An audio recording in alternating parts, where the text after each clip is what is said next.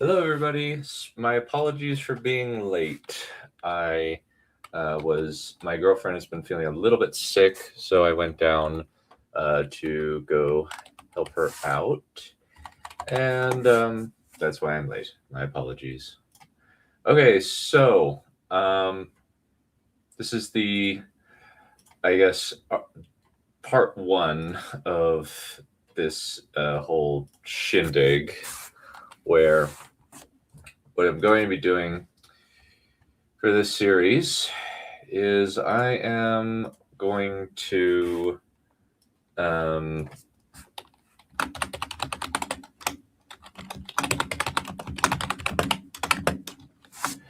and I'm going to go solo for the first bit, and then I am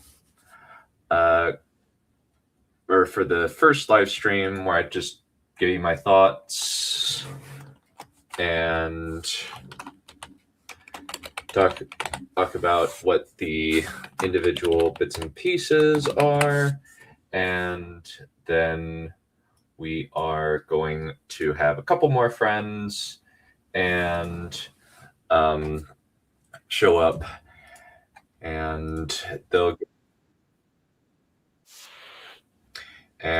then I'm gonna stream with Monsieur Boba Blackfly on it. It's kind of the idea, at least. But to kind of start things off, let me welcome some friends in the chat. All right. Howdy, Mr. Lore Seeker. Howdy. Thank you. Appreciate that. That's a very big compliment. I appreciate that. Howdy, Dylan. Always a pleasure. Nice to see you.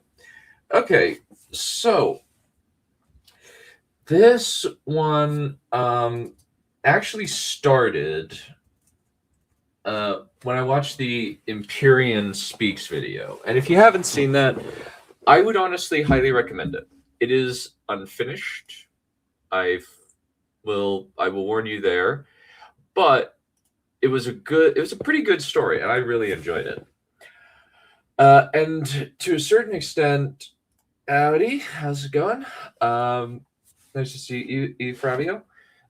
And feel free to ask me questions about the writing process, how things went, or talk about your favorite bits, and I will respond to you as I can. So, but the main things that I picked up from that was that he is raised by his mom, that he has dark hair, and that there's at one point in the story, in that one it's Maegor Royce rather than Artorias Targaryen, and I want to kind of differentiate them because it's a similar premise that we both went off of, but we went in very, very different directions. The thing that he does, that the Empyrean Speaks decided to do, was with Maegor Royce, was that he is a man who is trying to differentiate himself from his father, and he's kind of being pulled in two different directions. And at one point, he actually, it's more TV show focused than book focused. So one of the things that happens is, rather than, I'll answer this in a second. What happens is, in the show, when Daemon takes Rhaenyra, it's Maegor Royce who takes Rhaenyra, and they do kiss, and she falls in love with him, but he doesn't claim her maidenhead. He just takes her back. And then, just feeling really frustrated, he talks with Alicent, who's also frustrated, and they sleep together. But when Aemond One-Eye ends up being Maegor Royce's illegitimate son with Alicent. And the video ends before any kind of resolution is made, what the dance looks like or that sort of thing. Even though I would have liked to have a bit more of a description of like what the conflict would be with Maegor going up against his son. But that was kind of the inception where I was like, okay, let's make him a dark-haired Targaryen like a Royce. Let's give him, but rather than having him have a one night stand with Allison, let's make it so that there is some complicated feelings going on. I did have an idea of when he comes back, him and Allison hanging out, like being romantic with each other. I did have that idea, but then I was like, I don't think I want to do that, actually. I think that there's actually a better option, and we'll kind of get into the option I decided to go in, where the poor guy ultimately, through his own actions, kind of screws himself over. But to answer your question, Mr. Victor the Lore Seeker, I pulled it from Dark Souls, as well as from the film King Arthur, 2004 with Clive Owen. Howdy, Severin. Always a pleasure. Good to see you. And feel free to, and like I said, if you guys have any questions or have thoughts on a specific scene, I am happy to do it. We may be here for a while. I'm going to speed it up ever so slightly to about, let's go 1.40. I think should be good. Good night. We'll make part 2. If you enjoy deep dives into His wife's room, check out our sister channels, Half-Blood Theorist and Dark Theorist. Links are in the description. Daemon stands outside his wife's room, leaning against the wall. Hopefully, it would be his son with Valyrian blood. How's But kind of in the... Oh, thank you. That was not mine, but I'd like to watch it to see. But yes, it was written by one of our top guys. I'm really proud of him. But one of the things that I wanted to do here is I actually didn't write this from the beginning. I actually wrote specific bits that I wanted of part 1 that I wanted to write first, and then I wrote in between those sections. The specific bits that I wrote first were the ending, the point where Artie leaves, and when Laena talks to Viserys. We almost hit it, actually. It's that's the standard one, is 4K, especially now that we've hit, the Three-Eyed Theorist has hit 67,000. But yeah, those are kind of keeping in mind that a lot of this is that functionally how this was written was I wrote those bits, and some pieces were originally just narration, and then I was like, this needs to have a gut punch and needs to have some setup beforehand, and so I changed it from narration to dialogue, and we'll get to those bits in a bit. And the main thing that I want to set up here is the fact that Daemon does it, just kind of illustrate what the relationship with Daemon is and Royce is, and then how that's going to affect their son. Targaryen must stand strong, and if they could have a son who could claim a dragon, then their position would be secure. Finally, the maester emerges and tells him that it's a boy. Unable to contain his excitement, Daemon runs in and sees that the baby has dark hair and brown eyes. Daemon stares down at the child, unable to restrain his disappointment. What the fuck is this? He's your son. We've done our duty. He doesn't look like me. How do I know he's mine? Because you're the only man I've been with. How touching. How can you prove that? Because I don't like men. I made an exception for you so that we could produce an heir. I feel oh so privileged. Aren't you going to even hold him? Daemon looks down at the boy for a moment, then grudgingly takes the baby and holds him. The child reaches towards his hair and tugs at it, causing him to snort and chuckle. Finally, he hands the child to Rhea and leaves. Just like his mother had with him, Daemon takes the child into the air the next day. The baby burbles the whole time happily. I was thinking we should name him Maegor. Fuck no. Artos is a better name. Maegor. Yeah, so that is meant to be a little in-joke of kind of one theorist to another, where he wanted to name him Maegor, and it's after, and the illegitimate, after the, kind of similar to how Empyrean Speaks named his character Artorias Royce. And so I was like, all right, let's kind of give a little tip of the hat. Let's go in a different direction, though. And the reason why, and so here we kind of have the setup of the family dynamic in a very quick and efficient way, where he doesn't even want to automatically want to hold the baby. And the baby is kind of ordinary. And that's kind of the key bit, is he does not look Valyrian. And that pisses him off. And there was actually a very good point in the comments that Daemon would hate his wife even more if she didn't give him a Targaryen-looking son. And I do have to say that the thumbnail that was used for this particular episode is pretty stinking awesome. Let me actually show it to you. Actually, let me show it to you. Like, that's the thing. I actually suggested it, where it's Daemon and Rhea with kind of Prince Caspian looking guy with Artorias from Dark Souls sword, which, let me pull that up.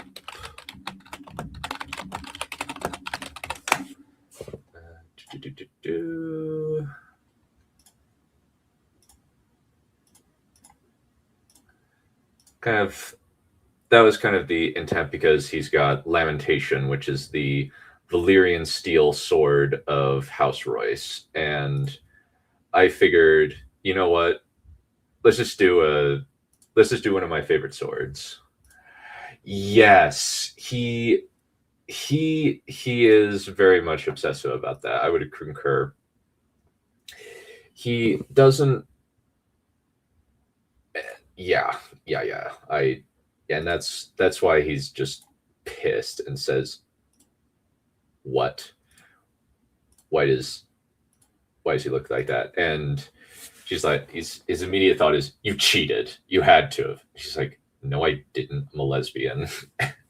Since it's never confirmed in the novels, but I'm like, that actually would make a lot of sense, because she does wear armor, and a lot of the time George kind of codes, at least some of the time George codes lesbians as kind of butch, with a few exceptions. But I was like, that would actually make a lot of sense if Rhea was a lesbian and just said,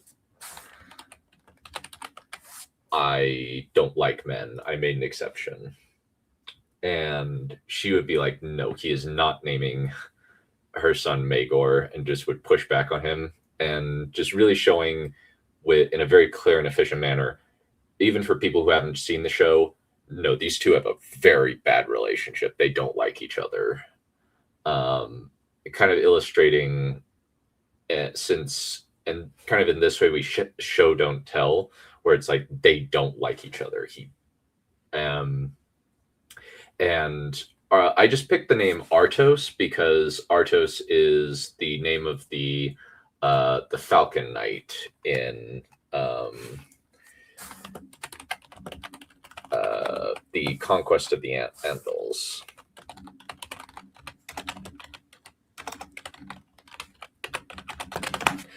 And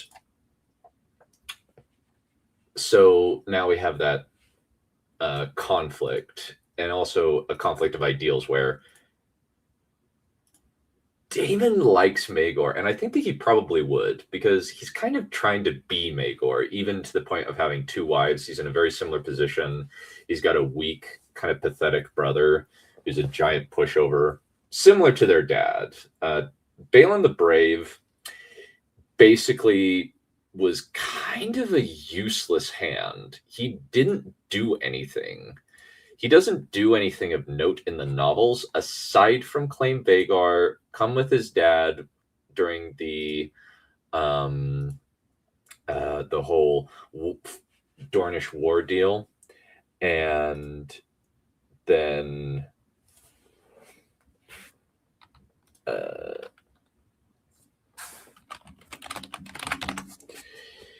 he just becomes hand and just lets the counselors run things, which they're probably fine with, where it's like, oh, he's a pushover. We'll just kind of do whatever we want. Yay. And so there's a lot of parallels there, even to the point where, yeah, in the realm practically ran itself. Yeah, because he was an efficient king. He wasn't a great king. Yeah, he's a terrible dad, especially to his girls. His sons turned out okay, and Alyssa, but the others, like Sarah, the fact that he had so many, I think, is the main problem. If Sarah was the only child, she might have turned out fine, but in the end, she was a rebel. But yeah. I was a tyrant and a monster. Maegor was strong and powerful. What he did was necessary to secure the longevity of my house. No, I will not have my son named for an animal like that. What about the compromise? I seem to remember reading about a dragon lord named Artorias. He was a great man in his time. Artorias?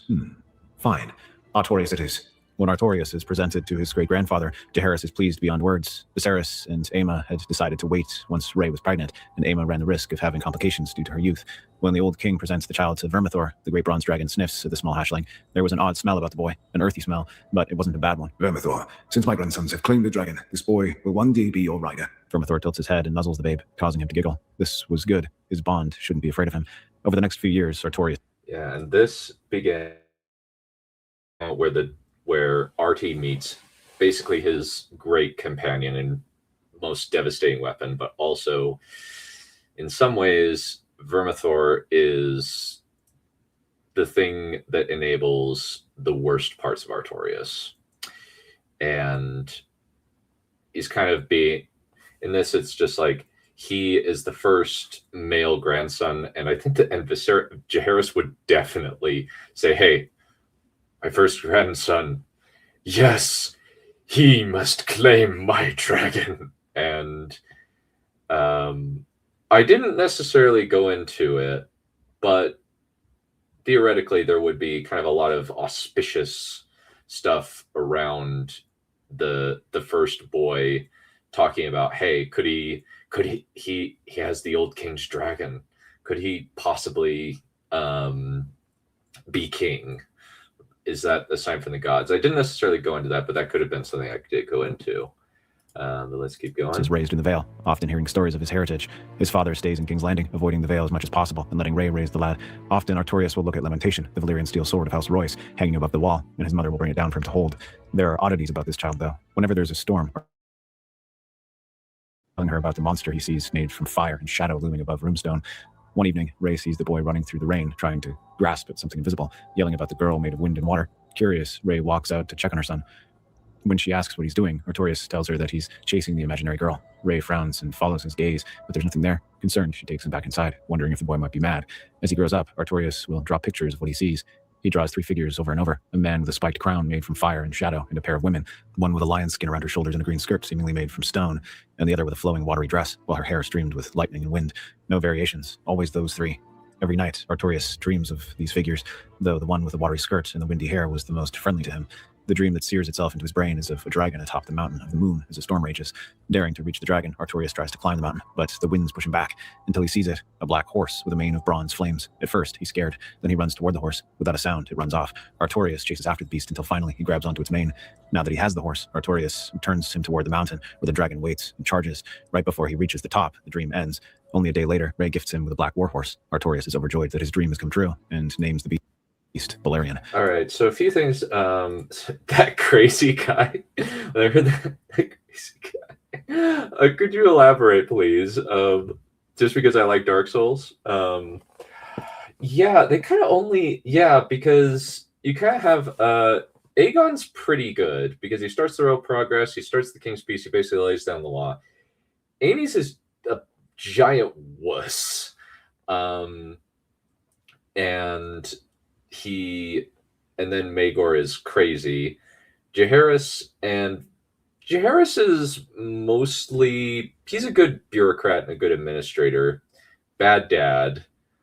He's terrible at diplomacy. Diplomacy is his major problem. As diplomacy was definitely Alysanne's domain, because she's very, very, very much a pretty good pretty good negotiator. Yeah, then Darren the Good is great. Aegon the Unworthy is terrible. And you do have Viserys II, who's basically runs the realm. He was king essentially during all of the follies of the realm. Howdy, Mr. D. Good to see you. Always a pleasure. Always a pleasure. Is your? Right. Let me see. All right. But as for kind of the setups we have here, what we are seeing is the beginning of RT's psychosis.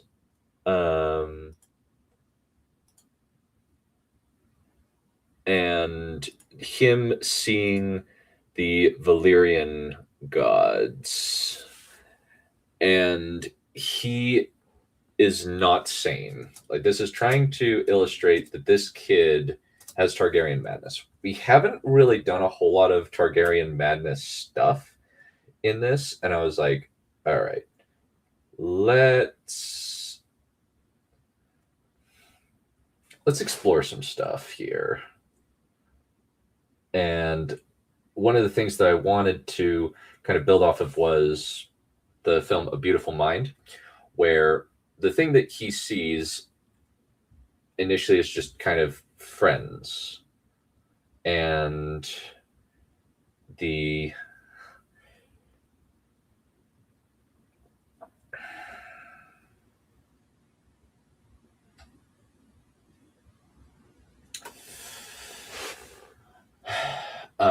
he's seeing the Valyrian gods, and we're going to see a bit of an annoyance in a bit where this actually legitimately pissed me off with a slight an editing mistake. I was like, okay, I'm a little bit pissed now. It was very, very annoying, but essentially they mixed up the images, and I'll show you later what the intention was for the images. And we'll kind of show you, but the main thing is we're establishing that he has psychosis and dragon dreams, and his schizophrenia is going, and his fantasy reality is going to slowly bleed into his actual reality. But it's not helped by the fact that he does have future sight, and the fact that he has schizophrenia kind of muddies the waters and makes him think that certain things that are real are not real. So let's keep going. Sometimes he'll visit the Eyrie to get to know Jane Eyre and her regent, Yorbert Royce. Though one day Artorias and Jane's cousin Arnold gets into a fight with the other boy when the other boy claims he should be the Lord of the Vale, not his cousin. Rhea and Yorbert have to pull Artorias off Arnold, though the younger boy has gotten the worst of the exchange since his side is covered with bruises and his face is puffy. Eventually, she decides it's time for... So this is just kind of a small little setup where this kid is very protective of his cousin, Jane Eyre, and kind of illustrating that Jane Eyre is his buddy. She's his friend, and he stands up for her, but he still gets his butt whooped, or at least gets more injured than than his opponent, even though he started it, and they have to pull him off.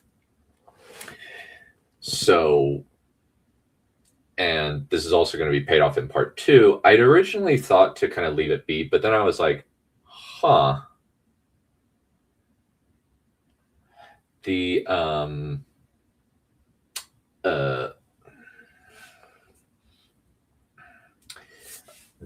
remembered that Jane Eyre's cousin Arnold rebelled not just once but twice. I was like, oh, I got to include that and got to set this up here, pay it off in part 2, because I had an image in my head for a longer scene of a parlay between Jane Eyre and Arnold where Artorias shows up, and I just went, I changed it quite a bit in order to make sure that we weren't doing as many voice changers to kill Boba. That's a good point. At least show Helena. Mental illness combined with dragon dreams requires her to retreat. Yeah, that's a good point, where he is projecting it outward, and in the end projects it outward onto onto a really terrible, his worst action. I'll leave it up to you whether the action at the end of part 1 or the action at the end of part 2 is the worst crime. But now we're kind of getting into kind of the contrast between we kind of are now getting him into King's Landing to have him meet his dad. And I probably could have King's Landing to meet his father. When he arrives, he keenly seeks him out and a bit of dialogue between them, but I was like, I kind of got to keep this somewhat reasonable. finds that he's in the office of the Master of Coin. Expression bored. Daemon looks up to see his son and frowns. Then he nods in recognition and greets him. The meeting is more awkward than Artorias would have hoped, seeing his father for the first time, but it's something at least. What's surprising to Artorias is his uncle, Viserys. The king immediately treats him with more warmth than Daemon, quickly ushering him to see his model of Old Valyria. As he looks at some of the models, Artorias points at a trio of statues in the center near the Anagrion. Ah, so those are the 3 gods of Valyria, or at least the greatest of them. The 3 dragons of Aegon's conquest were named after them, you know. Valerian, Lord of Fire and Shadow. Vhagar, the silent guardian of the mountains and plains. Pride is a damsel in distress. Could you kind of... I guess you could, but elaborate what you mean. I think that's an interesting thought, and I want you to expand on it. But yeah, it's very much Artorias. In the end, Artorias applies all the pressure on Otto Hightower and breaks him, and it's very much a. Otto tried to reach really high, but the problem was he assumed, kind of like Catelyn does, kind of like how Catelyn assumes that there's going to be some rationality behind Tywin, and Otto kind of assumes the same about Artorias, and doesn't realize that he's dealing with somebody who is actually insane. Yes, that's actually really okay. Yeah, that's actually a very good point. And then kind of I wanted to, with this show the difference between Artorias' treatment by Viserys and Daemon. David would be like, why don't you look like a Targaryen? And is just annoyed.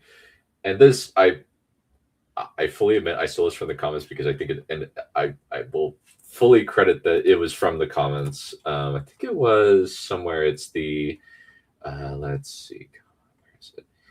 It's a really funny comment where where this person says, why don't you look more like a Targaryen? Viserys is like, want to see my Lego collection?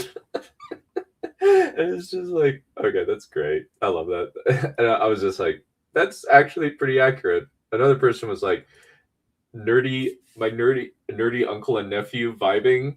I feel so seen.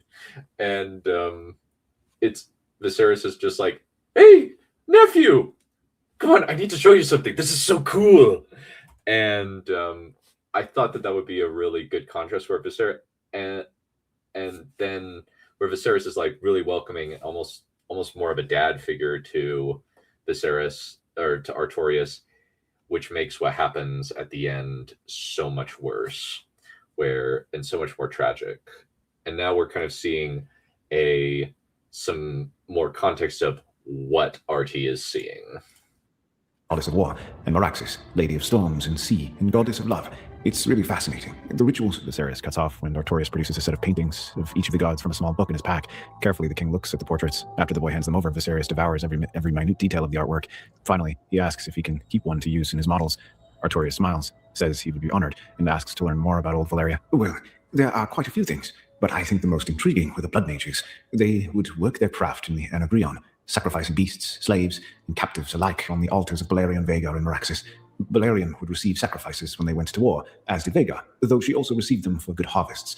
Meraxis would have war sacrifices, but she would also receive offerings from prospective lovers and Teneraners. Blood mages were powerful in their day. Some were able to create illusions and phantasms, and others could summon storms if enough sacrifices were made. There was one, Arcanus, who could conjure mirages so real people thought they could feel them. Another, Zerakan, created a storm that destroyed an enemy fleet in a maelstrom. Artorias listens intently to everything his uncle says, wondering if the gods of old Valyria were speaking to him. While he's there, he befriends his younger cousin Rhaenyra, often letting her climb on his back. Laenor also spends a great deal of time with Artorias, the two often sparring together. One person that catches Artorias' eye is a girl. Yeah, so before we go into the little bits and pieces there, what I wanted to talk about first is one of the things that I wanted to achieve with this particular this theory is that I really, really want this to have rewatch value. I don't want it to be just a one and done, you watch it and you never come back to it. What I wanted to achieve with this was the idea that this story allows you to come back and notice new things. And one of the things I wanted to do here is I am with this scene, watching it with the intent, knowing of what's going to happen with Artorias, with what happens at Old Town, and also what's going to happen later. This is kind of one of the critical points where we are getting the first hints of this. What he's going to do is blood magic, functionally. He is unwitting, but that is the point. We're also seeing the reveal of who he has been seeing. It's the Valyrian gods mixed in, and that's been mixed with his dragon dreams, and he thinks, oh, I've been chosen. And that's a scary thought when you think you've been chosen by God and that you have license from a deity to do what you want. And that's really, really scary when you have a man who kind of has an absolute grasp on the particulars of what's going, or has a solid moral conviction of what's going to happen. Yeah, I think he probably eventually did, but I think I think he would, because he forgives Daemon, and I think he would, but he'd even probably just silently do it. And it makes it tragic because they're friends. Like, Artorias is his buddy. He gets along with him. He likes him. And what I wanted to do with this is allow him to be a mentor and kind of explain things to the audience. One little bit of trivia. So the thing that I was struggling at found interesting with the Valyrian pantheon is that there is literally no information on them. It is basically just the three dragons of Aegon's conquest were named after the gods, and then Syrax is another Valyrian goddess. We have no idea who they are, what they're the goddess of. We don't know anything about the religion. We have basically nothing. So I was like, ooh, I got a canvas to paint on. So what I decided to do was, generally with cultures, the thing that is the most important and the thing that I just said, okay, what's important to the Valyrians? Okay, fire and shadow, kind of like R'hllor. So I was like, okay, Valyrian's the king of the gods, like Zeus, but he's a volcano god. He's fire and shadow, fire and smoke. And then we have Vhagar, who's the goddess of war, but she's also a callback to when the Valyrians were shepherds, and we'll kind of see some little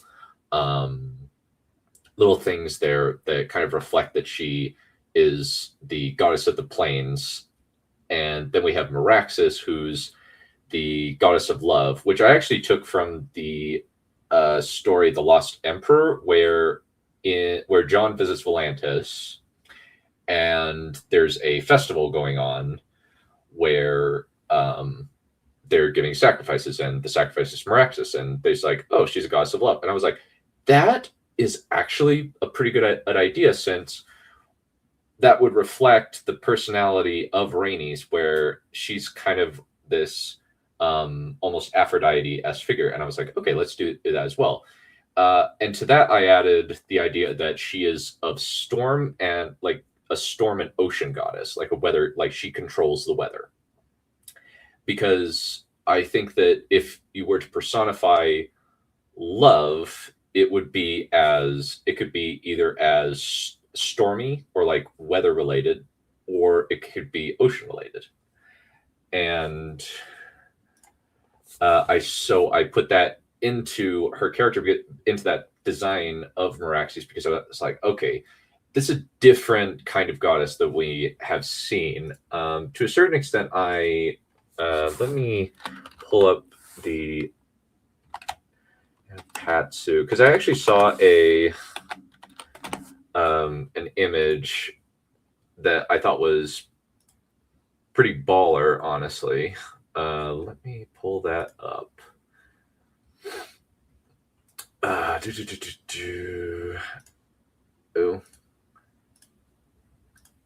Where kind of this is kind of a little bit of what I imagined, where she's kind of looking like this, though also there's kind of this element where I thought, okay, that's dope. There's also bits and pieces of some element where kind of like the clouds are her hair. Let me also pull up the Poseidon, because I like that one as well, where he still has some measure of redeeming quality. I think that's good. Yeah, harsh and unforgiving, but still revered. Yeah, isn't that kind of Greek mythology in a nutshell, really? And kind of. So that was kind of the idea there. And so that's kind of the setup for what RT is, and we're kind of getting some context, some exposition as to what's going to be going on. And now we kind of get into the bit where RT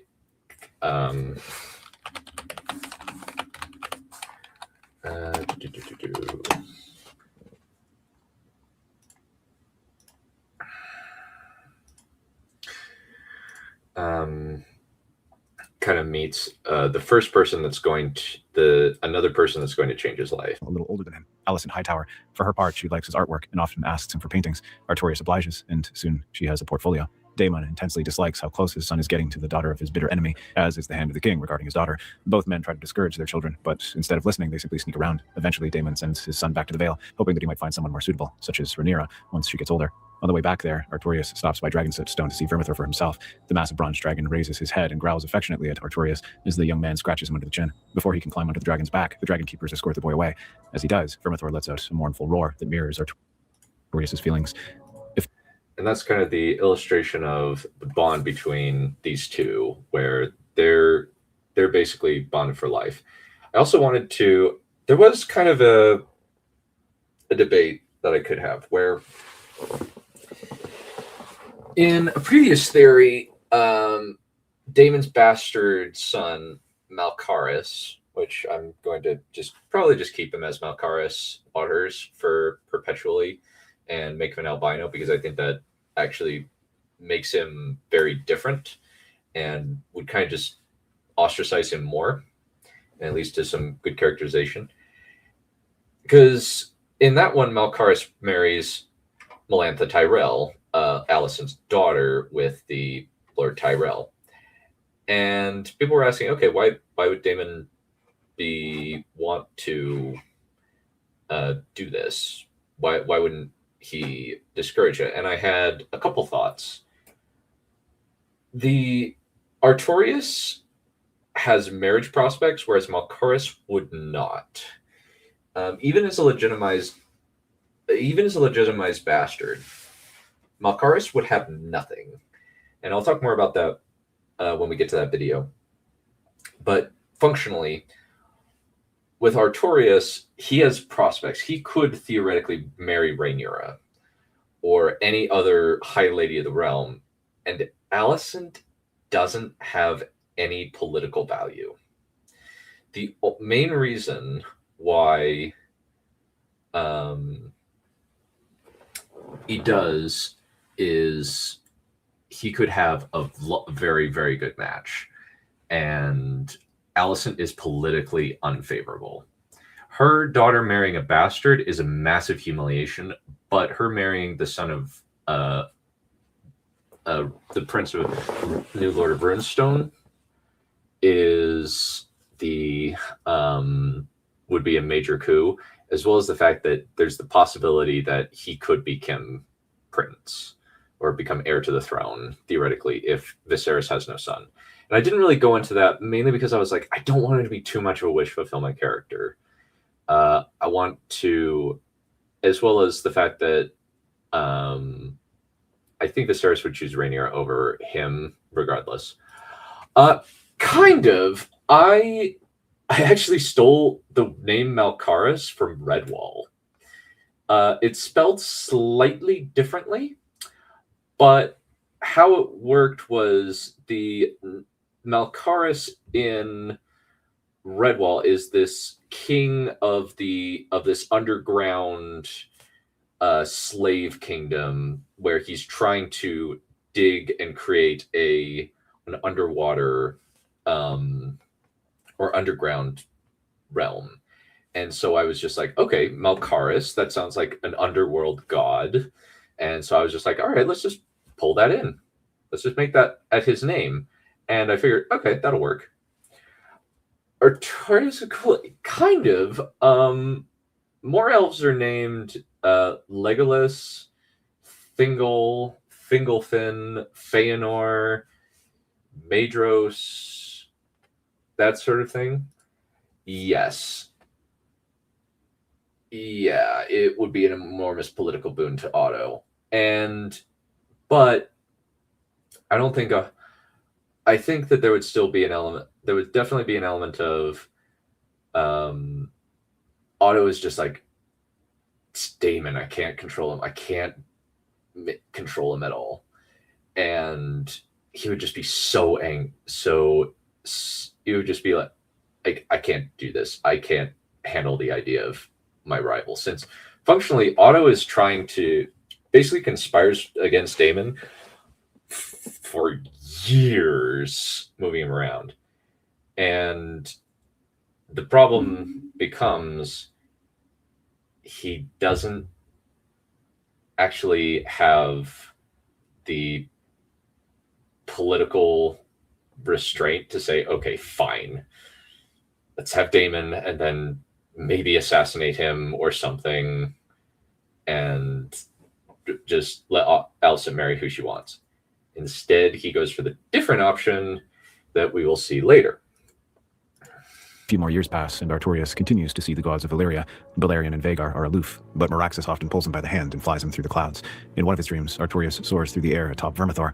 All around him, lightning blasted across the sky, but he felt no fear. Raising his hand, he caught one of the bolts in his hand and hurled it at a city below him. Fire blasted around the strike. Artorias raises a hand again and catches another bolt and casts it down toward the ground. You are the storm. When he wakes up, he's a normal man again, with a splitting headache. Groaning, he sits up and looks out. The dream had felt so real. He had been the storm. During a routine visit to the Eyrie, Jane Eyre. Yeah, I like those ideas. Soulsborne characters and what ifs. Yeah, Ornstein, Powder Kick. That would be cool. Sullivan join the faith. Yeah, that would be cool. Yeah, I'd definitely have to put that in. I'd like to put that in as an Easter egg, definitely.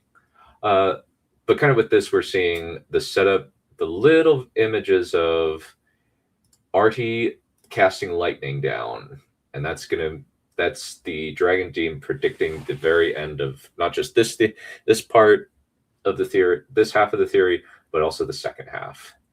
And I wanted to pull the line from Wheel of Time, where in the 8th book, Randall Thor hears a couple of times there's a storm coming, and his response is, "I am the storm."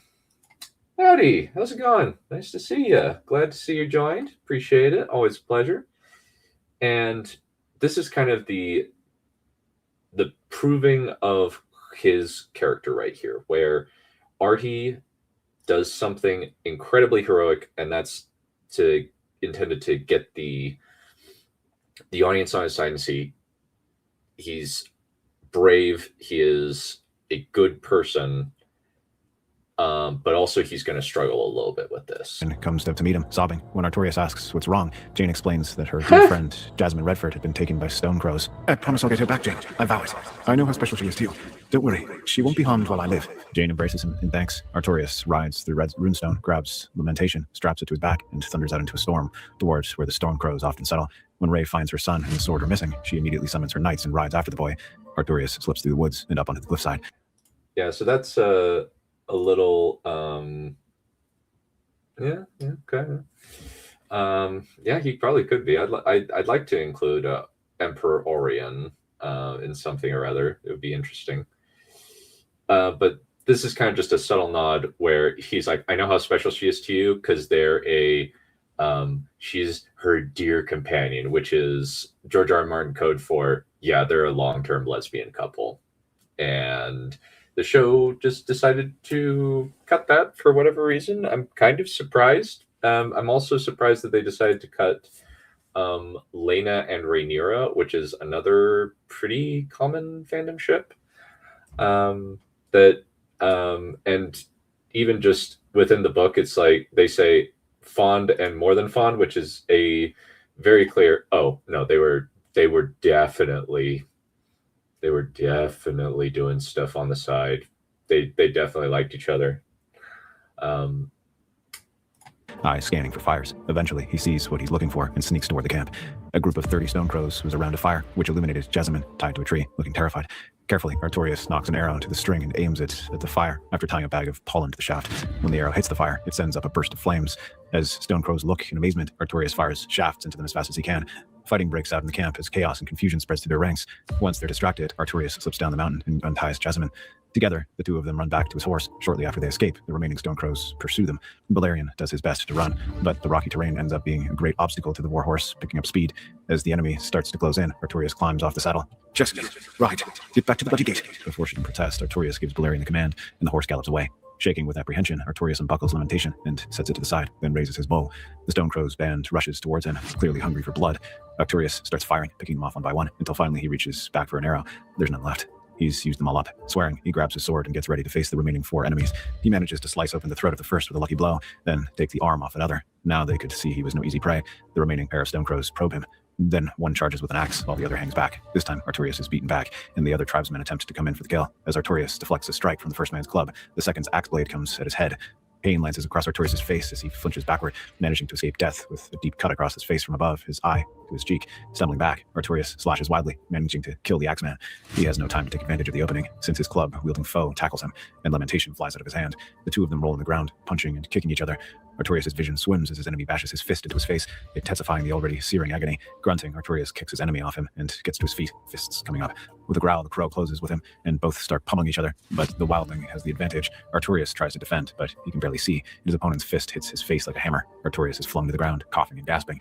Despite his distorted vision, Artorias sees them: Balerion, Vhagar, and Meraxes. The storm goddess reaches out and strokes his face, while Vhagar silently glares at him as if urging him to stand and fight. Struggling, Artorias tries to stand up, but the Stormcrow slams his foot into his side, sending him rolling again. Despite the... Yeah, so this one, it's very much a... this is meant to be a knockdown, drag-out fight, where I want it to be very visceral and almost have him be a hero in this moment, but he doesn't just beat them.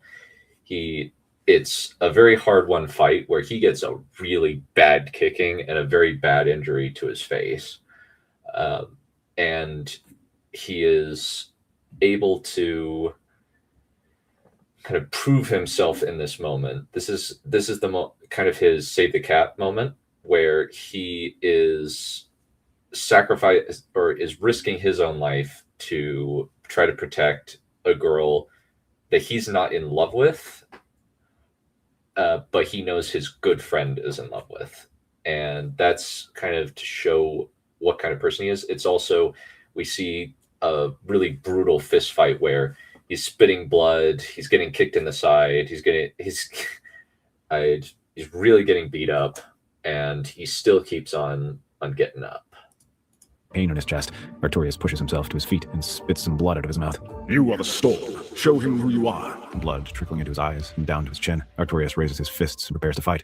As he does, a roar louder than a thunderclap precedes, a crash of breaking trees and screaming stones. The tribesman stares in horror as the gigantic bronze dragon looming behind the young prince illuminates by a flash of lightning. Growling, Vermithor blasts the Stormcrow with fire. Shaking in relief, Artorias stumbles towards Lamentation and picks it up, then makes a few attempts to sheathe the sword before finally succeeding. Vermithor dutifully lowers himself, then lets Artorias climb onto his back before flying off. After Rhea finds Jasmine and the girl tearfully explains that Artorias had stayed behind, she is about to gallop after her son until they see it. Vermithor glides down to them, a bloodied and battered rider on his back. Rhea cries out when she sees her son and hurriedly gets him off of the dragon to a maester. When he wakes up, Artorias' face still burns. Yeah, so at this, I wanted to show that the closeness that Artie and his mom have. And with this, she is like, she finds out he's gone along with the sword, she immediately goes after him. There's no hesitation. She's like, that's my son. And there's an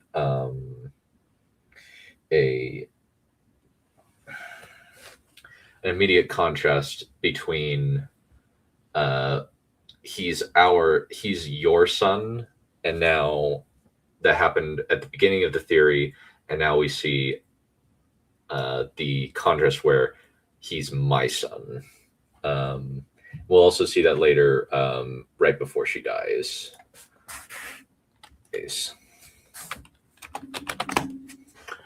Yeah, that's a good point. We don't like the fight scenes for how easily he kills people. We love how he's messed up by the fights. Yeah, it's the indomitable human spirit, you know. I think, and also with the pollen, where it shows that he's clever and is able to use something. Since that's one of the things that I thought was something I could pull from A Night of the Seven Kingdoms, where in order to get flashes of fire, they toss pollen in. And I was like, oh, if he just tosses some pollen, that could create a big explosion. And I definitely didn't want him to have Vermithor at this point. That would kind of destroy the tension. And so he goes in, shoots some pollen in, shoots them with arrows, and then after he runs out, there's kind of that oh crap moment. He has to use his sword, the sword of his ancestors. And one of the things that I really wanted to do with this is, since the Royces have a Valyrian steel sword during this time pit, I'm like, let's give him that, because it's a logical enough thing. I was kind of sad the Empyrean Speaks didn't give him a sword, because a Valyrian steel sword, because it's like, it's right there, a gift wrap for the heir of Runestone to have that sword. And so I just put it in that he has Lamentation. That's his that's basically his Excalibur, his Anduril, his Heron Mark sword that he carries with him. And magic, definitely. Burns with pain, and his sides are covered in dull aches. Groaning, he glances to the side and sees his mother sitting next to him. Mother, is Jessamine all right? Did she get to the Eyrie? She's all right, son. Lady Jane and her haven't left your side except for meals. I'm sorry about running off. I shouldn't. Shh. Yes, you shouldn't have. It was reckless and stupid, but I'm glad you did. I'm so proud of you, my boy. Artorias weakly reaches his hand toward her, which she takes. Swallowing, he glances at Lamentation, which Rhea takes and presses into his hand. You earned this, Artie. I've been waiting for the day when you would prove yourself worthy of bearing her, and now she's yours. Once he's recovered, Artorias... Yeah, and this is kind of the last conversation they're going to have for a while, where he leaves for 5 years after this, and he doesn't see his mom for a while. And she gives him the sword. He took it, and he did something really heroic with it. And there's actually a quote from Aragon, even though I actually really don't like that movie. I feel like it's not just a butchering of the Swords of Teal, it's also a bad movie, really lame and awful. But I was like, all right, let's pull in a thing fair. It was reckless and stupid, but I'm glad you did. And kind of just showing who Rhea is as a person and why she is such a a good influence on Artie and why he's turned out the way he has. Is knighted by his cousin Geralt for his bravery. When the news of his queen's latest pregnancy reaches him, Hey, Artorias buddy. takes Vermithor into Nice the sky to and see flies ya. to King's Landing. Always a pleasure. Rhaenyra cheers when her cousin drops from the sky atop his great dragon, while Daemon's eyebrows rise. Maybe the boy was his son after all. As soon as he dismounts, Rhaenyra is shocked at the vicious-looking scar across his face. When he tells her the full story, she is enthralled by the rescue. Alicent is also intrigued by this and finds herself admiring him even more than she had before. While walking in the garden, Alicent hesitantly touches the scar. Does it hurt? A little, but I would count it a worthy trait. It was very brave of you, Artie. I can't imagine how relieved Lady Redford must have been, knowing she wouldn't have to suffer captivity from those savages. I imagine that she was. She was especially happy to return to Lady Jane. So, why did you risk your life for her? Because she's my friend. Both of them are. Ah, I see. So there's no romantic intentions towards her? Artorias cups Alicent's cheek, then pulls her into a kiss. Alicent reciprocates and runs her fingers through his hair. When it's over, Artorias looks into her eyes. There's only one girl for me, and she's right here. Daemon observes the kiss and immediately... So there's a couple things going on here. That's an interesting point where, funny, if this universe's Bloodraven modeled himself after Artorias in his youth. What's going on? Basically, I am going on a bit of a journey with this, where first I'm going to give the writer's commentary, and it's going to be probably fairly long, so strap in, get some popcorn, because I'm going to be talking about a lot of the minutiae of the details of this particular theory, of what exactly went into it, what the writing process was, some of the inspirations, and how each piece builds onto each other. And let me kind of put I don't know how to put a poll up. But do you guys want me to be on camera or off camera? Well, let me put it this way. Do you guys demand that I be on camera? I'm okay with either. I just usually do off camera. But however you guys want it, most votes wins. But with this one, this scene is meant to convey a few things. It's meant to kind of say, okay, maybe we'll kind of do it just so I can gesture and you can kind of see. So what we have here is the point where Artorias is very firmly planting his maybe. I might do it. I'll pitch it. I'll ask Theorist if he'd be willing. But this is to show Artie is in love with Alicent. They're basically high school sweethearts. She's a couple of years older than him. She's 18. He's about 16. And he is like this is basically the equivalent of high school sweethearts, and Rhaenyra is a little bit younger than them, and so that's why I'm like, she wouldn't be in Artorias' affection, and I felt like that would be something that would be something that would make things a little bit different, because it would kind of, the easy choice would be to make him Rhaenyra's love interest, kind of similar to how in the Empyrean Speaks video did it. And I was like, I don't want to go in that direction necessarily. I feel like it would be more interesting if we kind of had a bit where he is trying to achieve something and then it's his prize pulled away. Maybe. I have a problem where I am limited to a certain number of hours per month. I mean, maybe I will get the actual non-free version where I can get unlimited hours, and that might help.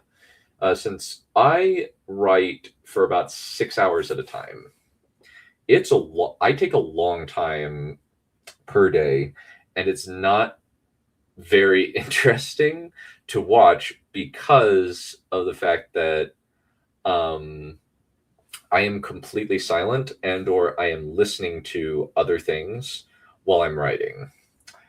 I see.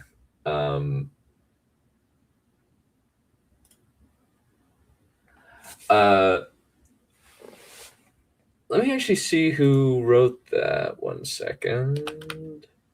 So that was not me, and I haven't seen that one yet. But that is pretty. I'm happy that it turned out so good. Let me pull it up. Who was the writer for that one? Really quick.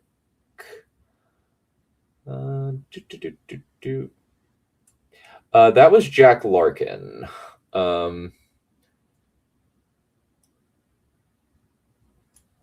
He's a really, really good. He's a really talented writer. I really like how he does things. And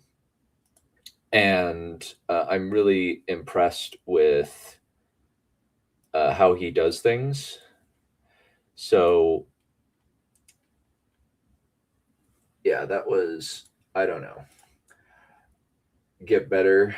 Would have liked to get better over time. I did kind of consider, one of the things that I did consider before I introduced Lena Valerian into the mix of getting over Allison Hightower was I thought of him going, when he goes back, he goes out with Allison, and after they go back, they actually are intimate for the first time, and it's meant to be kind of a cute moment.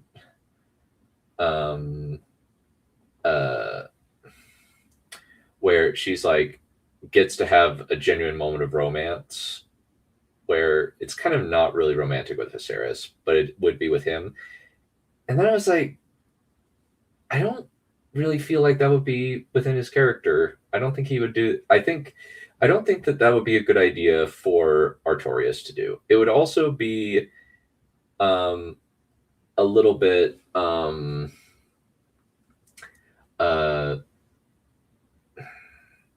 shall we say, too much like the Empyrean Speaks, which, since that was such a good twist that he did, I was really tempted to do it.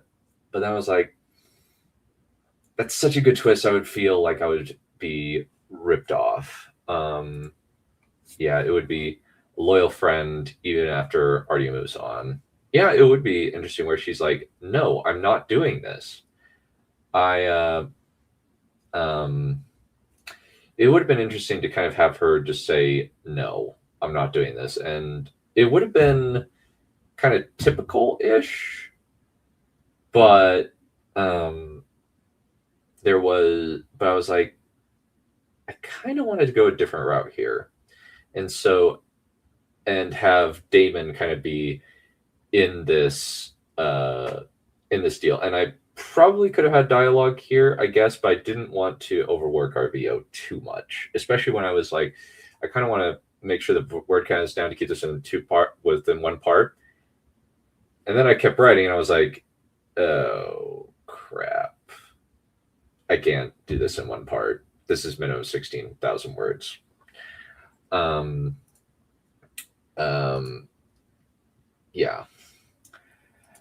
Yeah, I didn't want to do. I was like, that's such a good idea. I can't do that. And also, I was like, that is going to spiral out of control really quickly, because if he's with another lady, that's going to eventually come out. Also, the dance, that's going to make the dance a lot more complicated, because I'm going to have to do all of the things within the dance. And I just don't have the word count for that. And so I had to think of ways to condense it and sit down so that it's within a manageable time frame.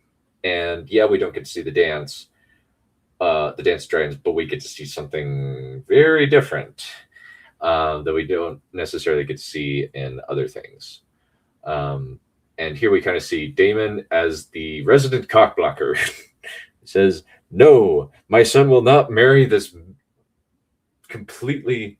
I have, actually. He's been on a couple. We did the video on a live stream on the Jon and Tyrion road trip video, where they explore Westeros and then go to Essos. Admittedly, it was decided to have them go to Essos because I was like, I'm a little bit bored of Westeros. There's not really much. I could have probably expanded more, but I was like, you know what? I kind of want to just go to Valyria on a treasure hunt. That sounds fun. We also did one on Boba's last night on Boba's Predator scripts and Predator. What if Palpatine had Predators rather than Order 66? At least starts thinking of a way to head things off. When he approaches Viserys about a possible match between Artorias and Rhaenyra, the king is initially open to it, but Otto interjects. To answer that question, I don't even own that. No, my game of choice is actually Space Marine 2. I really love Space Marine 2. I also really like Elden Ring and the Souls games. I would let me see other games. I got since I have the deluxe pass, I have the Doom: The Dark Ages DLC, which I need to play. I also need to play a few expansions. I also really like Mortal Kombat. I actually played Mortal Kombat with my girlfriend, and she claims that she beats me. All right, so if I wasn't limited by word count, I would have a lot. I would not do a lot of the summarize these as narration.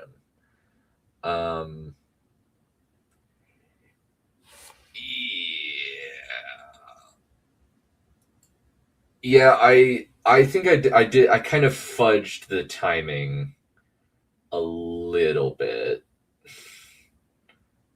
I fudged the time a little bit by making them shifting things a little bit later. Yeah, I fudged things just a tad. Please forgive me. Honorable Viserys and Brolic. Oh, sorry. So you had to make him John 2.0. Interesting. Okay. Yeah, I made a bit of a mistake in the timing. Yeah, that was kind of a mistake. Let's just say it happened a little bit later. I know Charles likes these. I'll have to ask him. He's very much the guy behind the scenes, but I could ask him. I've asked him to say, hey, could we do live streams on the Three-Eyed Theorist channel? I think it would be cool. And I'd be down to be the host, chat with Boba, do some fun stuff there. But I'd love to do that. But yeah, other things that I would do differently, I think the main thing is that I would have more dialogue. I would have each pivotal scene, each scene have dialogue. But like this scene in particular, I think that would have been great to have the conversation with Otto, Daemon, and Viserys, where he's saying, no, you are not. I think marrying the heir to the throne to the son of Lord Fleabomb is a mistake, and he just gets held off. Yeah, Q&A. Yeah, I'd love to do that. Yeah, that would be cool. Yeah, but let's keep going. And offers his concerns that it would be better for the princess to marry someone who might offer more support. Besides, a princess married to the son of Lord Fleabottom would be a laughingstock. Furious at being stymied, Daemon attempts an alternative route. Corlys and Rhaenys say they'll consider a match between his son and Laena, though they would like to wait and let her meet the lad. They don't say it, but they're also holding out hope that if Aemma's child is a boy, they can wed their daughter to the new crown prince. Still, it would be wise to entertain it. When Laena arrives, she's immediately interested in the scarred dragon rider, wanting to hear his stories of fighting in the Vale and how he claimed Vermithor. Artorias is a bit bemused by the attention, but he accepts it. Finally, the tournament comes, and Artorias and... Okay, let me pause. Okay. I guess I could try. We could try doing that. Maybe I do kind of want to keep this going at a good pace. A lot of this is there's a lot of details that I want to go over. One thing that I did forget to mention earlier is in the conversation with Alicent and Artorias, she is a little bit jealous and a little bit possessive. She is, when she's asking, hey, do you like Lady Redford? Is that where you rescued her? And he's like, no, she's just my friend. And she's like, well, then why'd you risk her life? And and he just immediately just says, you're the only girl for me. And I think it would, in another life, they would have been relatively happy together. But there are little pieces of Alicent's less savory characteristics that I put in there. There's also a little bit where Artorias draws paintings for her, but she doesn't really give him any in exchange. So it's kind of an unbalanced relationship where he's kind of giving, but she's not really giving that much in return. And like it says, she has a large portfolio. And a little is kind of an understatement. A little possessive. Yeah, she's very, very possessive. She's like, I like you. But she doesn't really want to say that she likes him before he says he likes her. And there's kind of those little things. And we'll see a little bit of a contrast with the other character that kind of comes into Artie's life by comparison. Daemon both enter the lists. Before Artorias can ask for Alicent's favor, someone else approaches him and asks him to wear hers, Lena Valerian. Caught in a dilemma, Artorias glances at Alicent, who gives him a nod and touches her lips once. Breathing out slowly, he bows in his saddle toward the young lady. I would be honored to wear your favor, Lady Lena. Beaming with happiness, Lena ties a blue scarf sewn with seahorses onto the prince's arm. Daemon nods towards Rhaenys and Corlys, who return the gesture and observe the proceedings. The tournament goes well. Both Daemon and... All right, so this bit is a very critical juncture in Artorias' life, where Daemon decides to go for Corlys and Rhaenys and puts Lena in front of him, even though Lena is about 4 years younger, which I admit probably a mistake, but I was like, let's kind of keep it, let's just, we can kind of play a little bit around here. But she gives him her favor, and it's kind of courtly type thing where it's like she likes him, and also I think that Lena would be like, oh my gosh, it's Prince Caspian. He is so handsome. And he's a knight and he's got a dragon. He's a knight and he's got a dragon. And he has this wicked looking scar. And she would be like, yeah, I like him. Can I please marry him? And she would probably like 12-year-old girl on basically the senior jock who just happens to be a nice kid.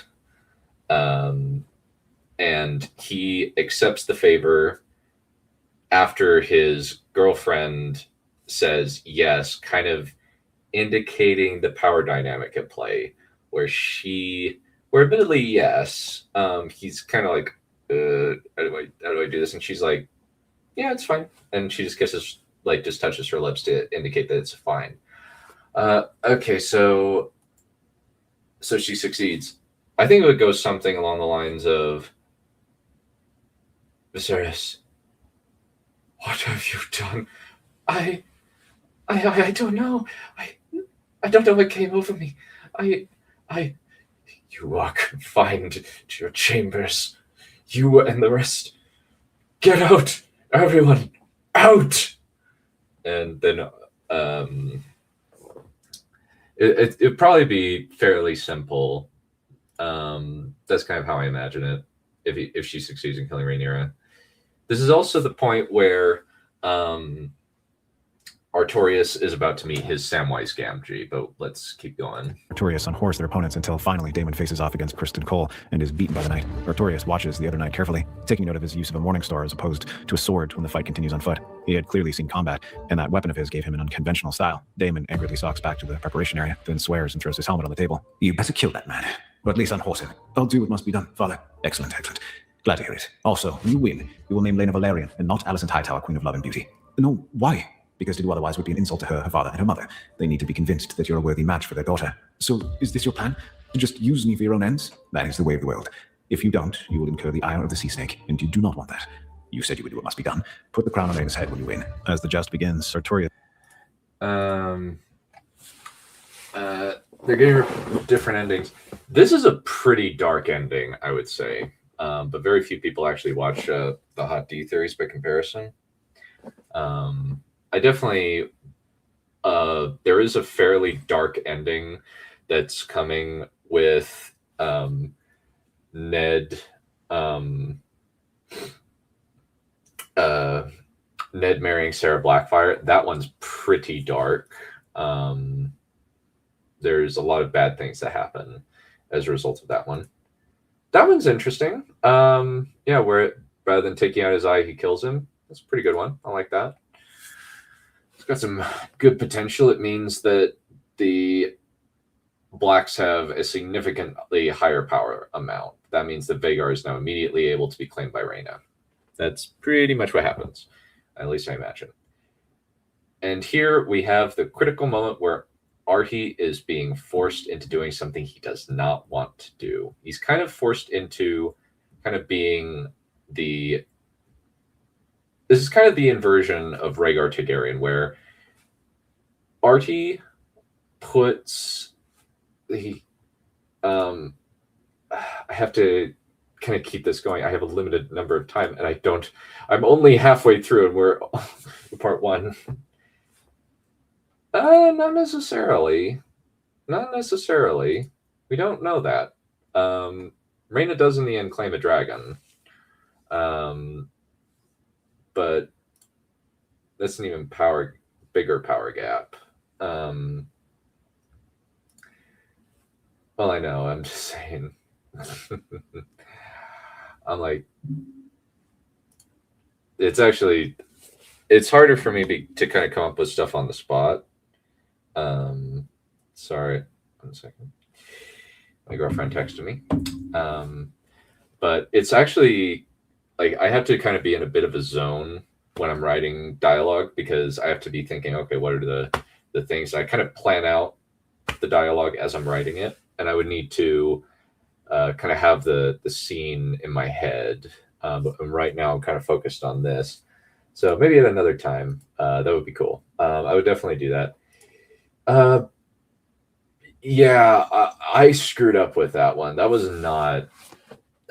I did a very poor job of justifying it. I improved upon it with the Daemon successfully assassinating Aemond, where we have the Greens get out of the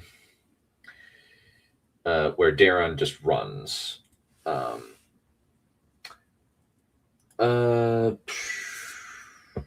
Misha says they can either try and this. What if the opposite? That theory is actually written and will come out soon, and we will visit Yin in that theory. It was definitely... Well, I feel like I did not logically justify Daemon winning as good as I should have, and they kind of won relatively easily, and that just was like...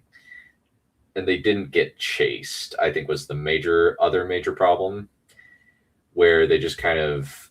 I think that having Helena be alive was a bad decision. I have actually. We've done a few Game of Thrones fixing, or at least video reactions to specifically Gezon IRL, because his take on Game of Thrones season 8 is awful, and he is a complete idiot. And I'm very glad. And I'm admittedly kind of sad that the idiot isn't posting videos, because that could be a really funny bit. Yeah, I think Charles, our Mr. Theorist, was like, Rainey's part 1 and 2 didn't really perform well. This performed significantly better. 100K subscribers, and we will do that. 100K subscribers. I'll even do that. I'll just... Well, actually, no. I want to get all of them. But 100K subscribers, and we will do that. That's the aim. But yeah, it had been a 2-parter. Could have given me... I could have also cut out some stuff, but the idea that I kind of wanted to go with is the Blue Fire Rebellion, because I really like that concept of Daron basically becoming the Blackfires. But the problem is that didn't. The problem was he should have run way farther. Give us dreams. Well, partially the interesting thing is Dream of Spring is a lot easier than Winds of Winter, because Winds of Winter is the time where you have to kill off so many people. And just because it has become unmanageable, it is just a crazy expansion, and just so many people need to just die. But that's kind of the deal there. And kind of getting back to this scene, what we have here is the kind of the point where it's almost a reverse of what Rhaegar Targaryen does, where the girl that he loves, and then the girl that he needs to put the crown on. And I do. I have actually. That's what I have done. That's literally what this channel is about. If you want to take a look at my back catalog, we've done live reactions and analysis of the writing in crap like the Wheel of Time, the Wheel of Time TV show, which I hate with a fiery passion. We did streams on House of the Dragon. We did streams on the Transformers movies. We did stuff on the Star Wars sequels, prequels, and the OT. But yeah, this is basically the point of my channel. I've been doing this for years now, for 6 years at this point, ever since COVID.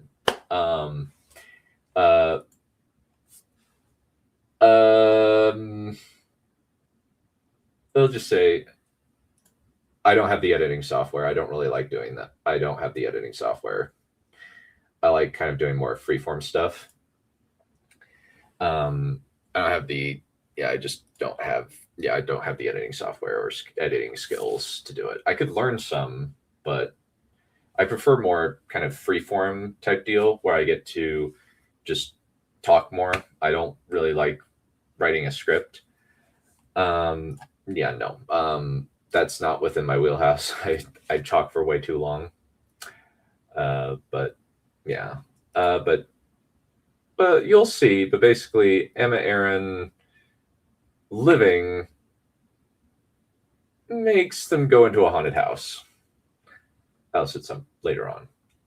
But then there's the this scene where Artie is being told to do something by his dad, and he says, I'll do it, must be done.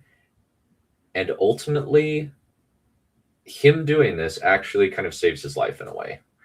And him doing this, if he had done this to Alicent, he would have destroyed himself. It's kind of trending, and it's just I don't have the editing skills. I don't know how to edit. I probably could learn to edit, but I'm just like, I don't necessarily like doing that. But just I like being able to interact with you guys. So I may just record like shorter commentaries, and just kind of toss them out. But the idea is that I don't. Do you think I'm made of money? I can't do that. I can't do that. Yeah, this is ironically one of the few times where he's happy. Yeah, because he's saying there's this girl, and also this is kind of something that is actually very nice to Lena and would probably really build her, because build her confidence, because she's 12, and just having somebody say you are the lady in the room and make her the lady of the hour would actually be a really big confidence boost to her, and would very much endear her to Artorias if he were to win. And there's also kind of elements of Daemon's pettiness where he says, beat that man, and or at least kill that man, or at least in horror. Yeah. Oh man. Now we're on both endings. Thinks that he might just lose on purpose, but his pride overcomes such thoughts. Lena watches with rapt attention as the two men collide. Then, I'll on second have to pass, keep going. she jumps out of her seat and runs to the banister when Artorias is nearly thrown from his saddle. After he and Sir Criston break 5 lances, Artorias finds himself laughing with happiness at the thrill of such a challenge. Criston himself finds himself reciprocating. After the 7th, Artorias and Sir Criston dismount and face each other on foot. The Bronze Prince and the Marcher Knight fight mightily against each other, even after Artorias knocks Criston's Morningstar out of his hand and forces him to switch to his sword. Finally, after the two men fight to a stalemate, Artorias raises his sword. Sir Criston, you fight well. It's clear that we're evenly matched. Which say we share the victory and the purse. 3/10 to me and 7 to you, and I get to name the Queen of Love and Beauty. Criston stares at him, clearly unable to believe his ears, and then he eagerly accepts. Smiling, Artorias raises Sir Criston's arm above their heads to the cheering crowd, even though it wasn't what they would have. And this is the point where Mr. Yeah, ironic. And this is kind of the point where Artorias finds his Samwise Gamgee, though this Samwise Gamgee gets a little bit of a less happy ending than the other, as we'll see later. But this is just kind of the, hey, showing that RT is like, okay, let's have a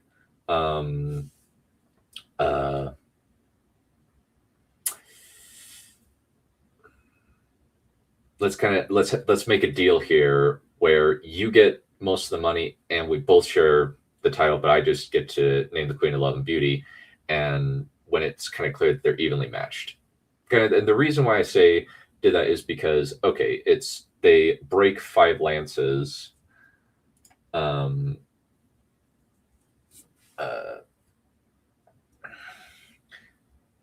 each other, and then 7, because I was like, okay, let's have a really epic feat of jousting here where these two guys are evenly matched, and finally they fight to a standstill, and then they just like, hey, let's have a deal that benefits the less good knight, and then or the less higher born, and that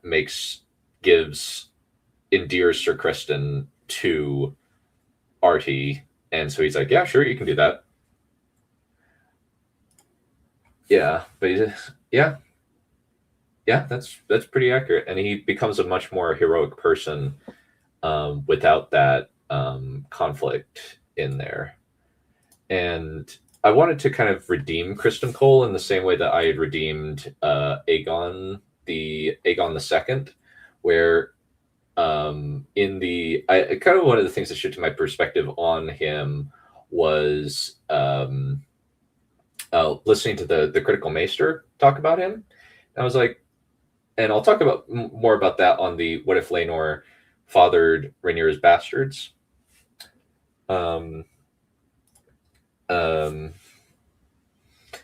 Because I really liked how I wrote Aegon as this reluctant hero, kind of similar to Matt Cawthon, where he even says at multiple points, I'm no bloody hero. And so that's what he's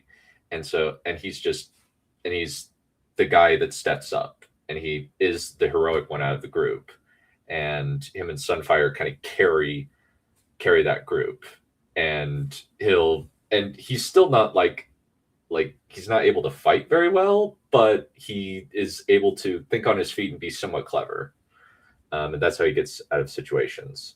I feel like the Aegon II that I have written is the GOAT. That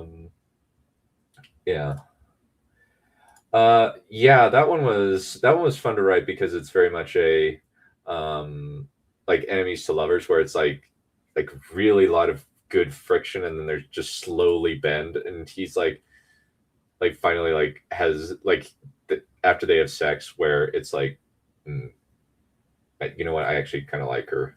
Dang it. Others will be heroes in our name. That's actually interesting. Okay. Yeah, that's good. Okay. Others will be heroes in our name. Okay. Huh. All right. Yeah, that's a good point. Okay, I like that.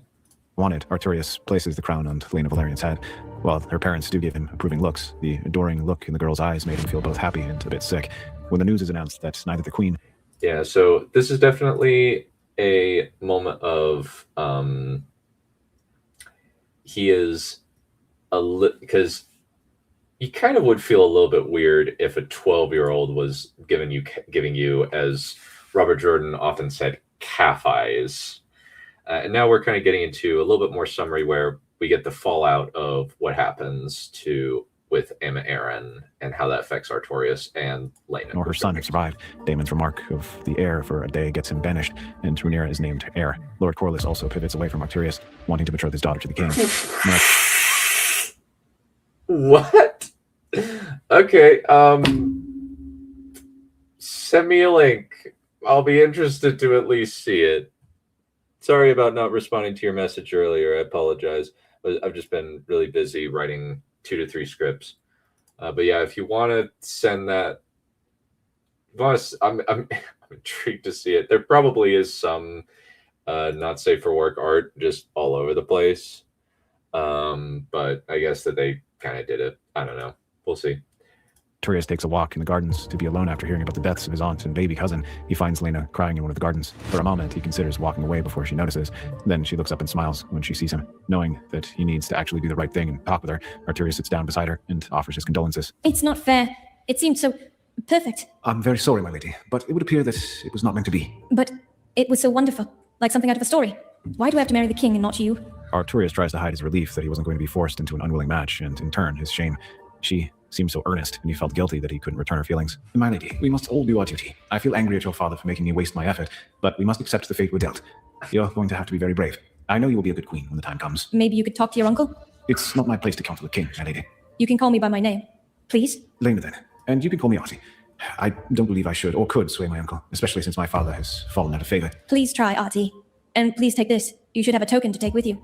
Lena undoes her necklace and offers it to him. Guilt churns in his stomach as he looks down at it. Lena, I can't... How to not shake off a girl. Yeah, kind of. He's very much like trying to be nice and trying to be encouraging, but the problem is he's being incredibly kind to this girl that he sees is heartbroken. That she's like, I have to marry this old guy when Prince Caspian was promised to me? Sod off. That is so not fair. And there's kind of a little bit of Sansa in there where like because Sansa's pretty typical. And I think that Lena would kind of be similar. 100%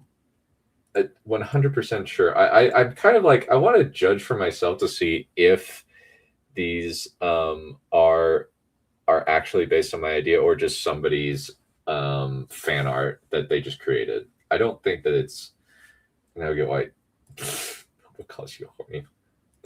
A little bit, yeah. Well, I'm just interested to I'm like, how do you know it could just be anybody? Since the Aegon X Rhaenyra, there's probably not safe for work fan art of every single ship on the planet. I know for sure that Naomi Makes Heart has done stuff of Lena and Rhaenyra, bunch of Rhaenyra and Daemon, and at least and Daemon Blackfire and Rohan of Tyrosh, and quite a few things. But yeah, in this scene, he is trying to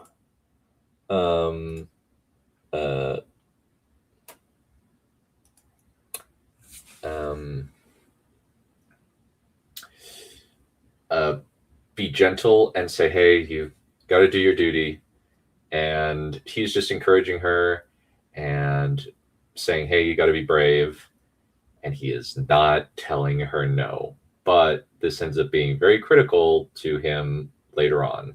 And she's like, hey, could you please just tell him? And he's like, it's not my place. And then she gives him a necklace. And this is kind of the key points, kind of a little hint that this is going to be our OTP for this particular particular theory.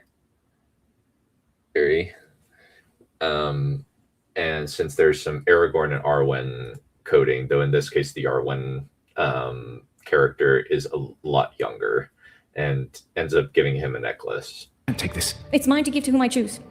And I choose you, Artie. There is no more gallant and kind prince in the world. Please, it is a gift. Keep it.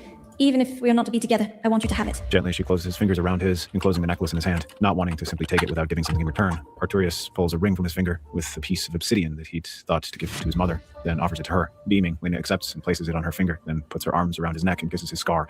However, after he escorts her to her room, the smile fades as she runs to her bed so she can resume sobbing. For hours. Yeah, so yeah, he's essentially being, please take the hand, and it's absolutely sucking it, throwing it. Yes, that's a very good summary. And he is just, this poor guy is a kind of an idiot. And I kind of wanted him to be kind of that typical teenage boy who's like, does not know how to tell a girl no, does not know how to say no, and break up with a girl, like just say, hey, yeah, sorry.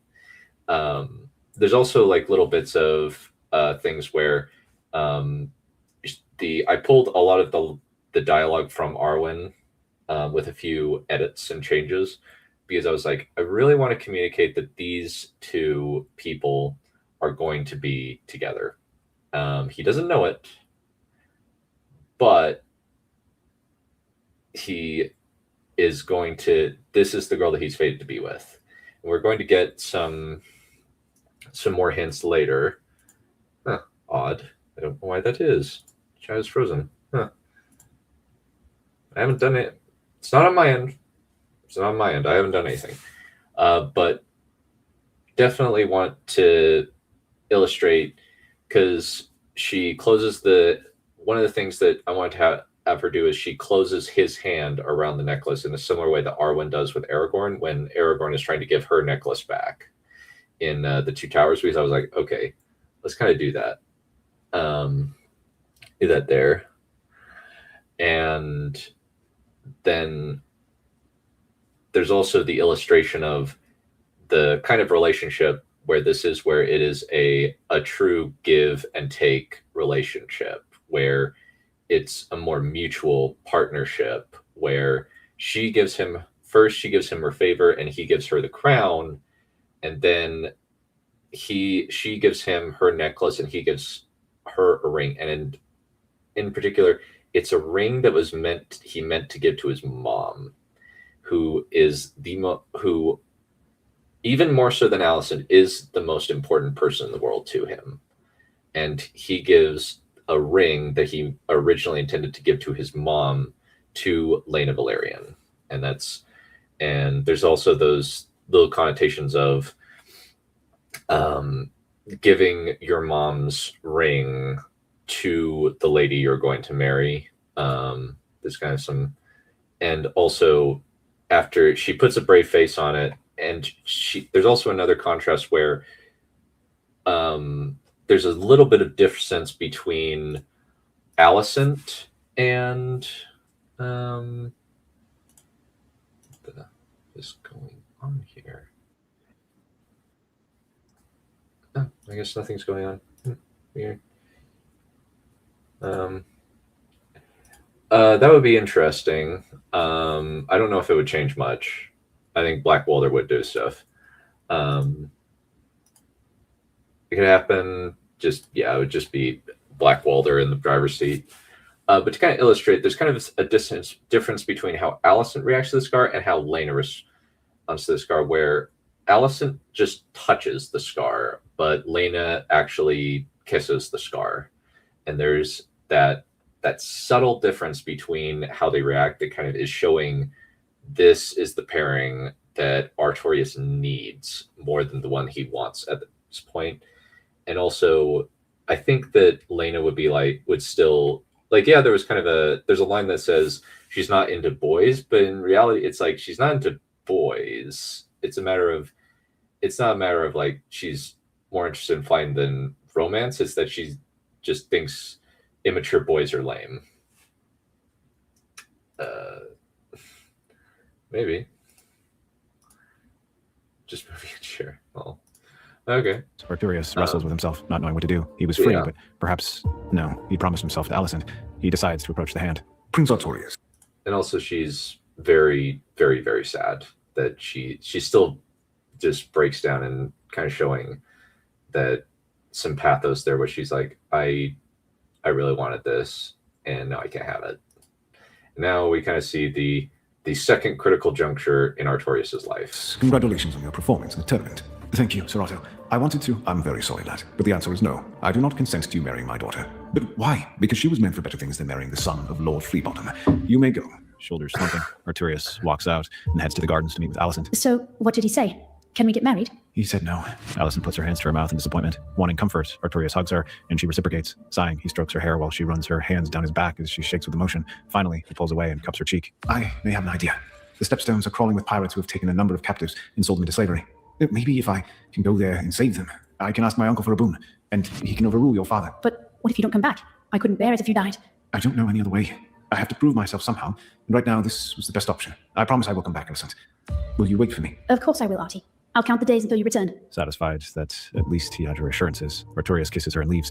As he rides toward the dragon pit, Yeah, so this is the what can you change? Depends on you mean the air for a day incident?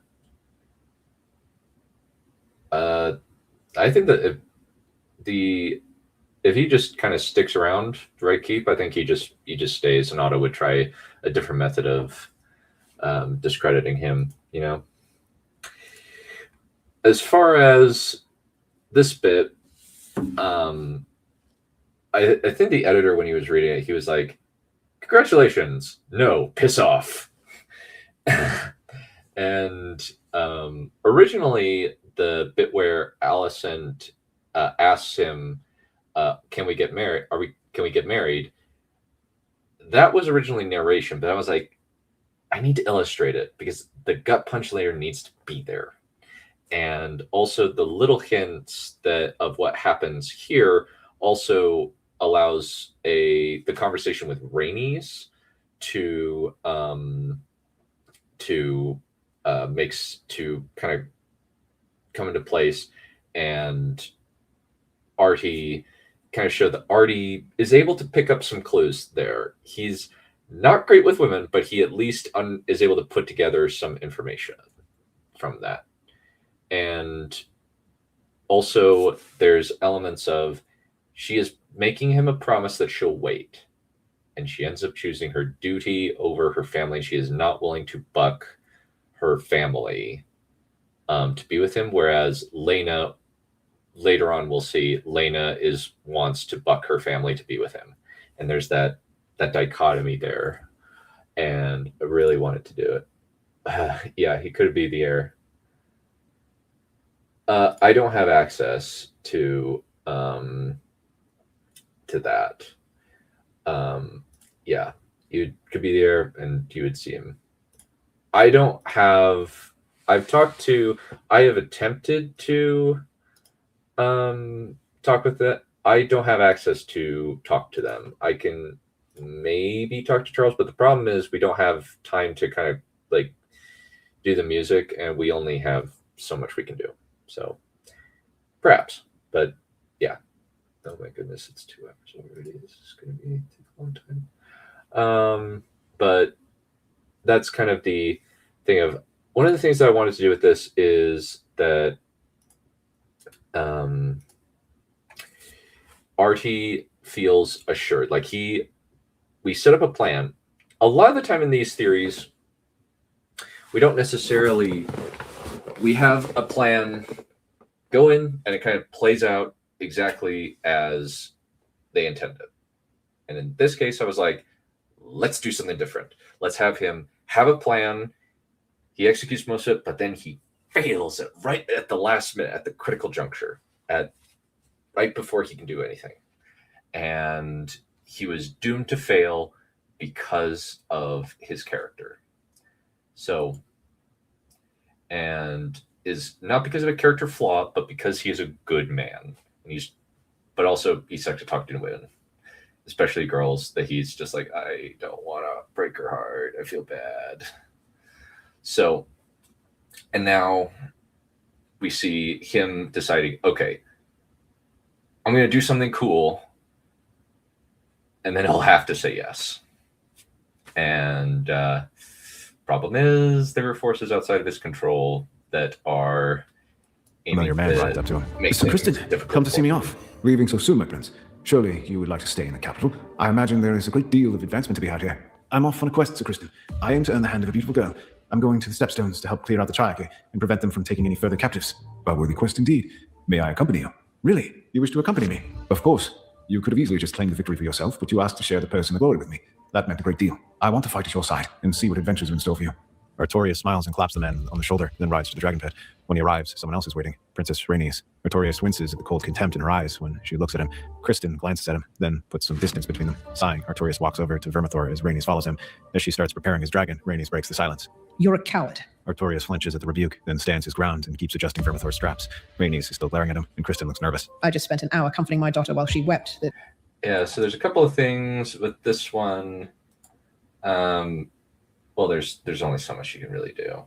Yeah, there's a lot of different red wedding scenarios. Yeah, but with this one, we kind of see the Samwise Gamgee, the Robin to Batman, the true blue ride or die companion coming together with our hero to go off. And we also see a second hurdle where Mama Bear, or Mama Dragon in this case, says, "You made my daughter sad, you bastard." And oh man, that's okay. Maybe that'd be hard to justify. But yeah, she is, and she just says, "You're a coward." She's like, "You're running away," and like just really laying into him, because that's kind of what a mom, really protected, indecisive. Yeah, it's not healthy. Granted, they get better later, but yeah, she is definitely saying, "You're a coward. You couldn't actually tell her no." And now she's leaving. Yeah, and so she's definitely being the mama bear, and also she's kind of pointing out a lot of his character flaws, and we'll see more of that later. she can't marry you. What thoughts have you put into her head? Blame your overambitious husband and my vindictive, grasping father. This was their doing. I only did as I was bid, and it seems that fate made fools of us all. So where do you go now? Run back to Runestone and let my daughter weep bitter tears that she'll never get to be with you while you play soldier fighting the hill tribes? No, I'm going to the Stepstones. I imagine that your husband would be happy to have the help when he attacks. I've heard the whispers from him gathering troops, and this allows your daughter to be queen as you desire. Otto Hightower wants his daughter to wed someone, and it might be the king. If you can subvert his plans, Lena will be queen. Rhaenys tilts her head, then nods in approval. Casually, she offers her hand toward Artorias, who accepts it. When Artorias and Kristen arrive in Driftmark, Yeah, so at this bit, we kind of see Artorias kind of putting together the information that he has and just saying, okay, I know my position. The only person likely higher is either that's unmarried currently is my uncle. And that would create a, that creates an interesting. Alice says, doesn't go his way, he runs. Artorias says, yeah, that's actually a good point. Yeah, he's running towards something and trying to do something, but yeah, he runs to Runestone, to the Stepstones, and ultimately to Old Town. And the destruction that happens there is quite spectacular. It's a very, very tragic moment in the story, as my good friend Count Balerion would say. And ultimately, it's showing that he's intelligent, but also she's saying, run back to Runestone and play soldier. And we'll also see it later when he's kind of grown up a little bit and is kind of being more responsible, I guess, from Alicent. And it really cuts him deep there too, since functionally it is kind of playing soldier, really fighting against the hill tribes. It's not as, they are dangerous, but it's not really warfare. It's guerrilla warfare. And especially since he has a dragon, he could very easily clear them out. He could clear them out. If they came out, he could clear them out very easily. And so the nice thing is from here, we're kind of going to be just kind of... Daemon is there to greet them. After some planning, the army sets off toward the Stepstones, though the Sea Snake remains to try and solidify the match between his daughter and the king. Vermithor and the fleet of ships commanded by Laenor sail under the cover of night toward one of the smaller islands, while Daemon and Vaemon attack Bloodstone and the larger islands. After discovering where the captives are, Artorias and Kristen infiltrate the enemy fort and rescue the prisoners. The storm rapidly gathers above them, waves smashing the ships against the shore. Artorias looks up and sees Meraxis in the clouds, gazing down at him with a look of curiosity on her face. There was a familiarity to her face now that he couldn't quite place. It wasn't Alicent or Rhaenyra, and it certainly wasn't his mother. He would have to think about it later, as the pirates... As I put in the video, yes, actually. So let me actually Okay, so in the Wiki of Ice and Fire, he's fighting for 9 years, actually. That's how long it takes.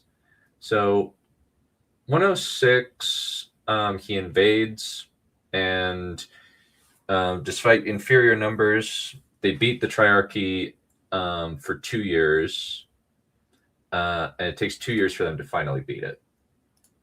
Yeah, it takes a long time. Okay.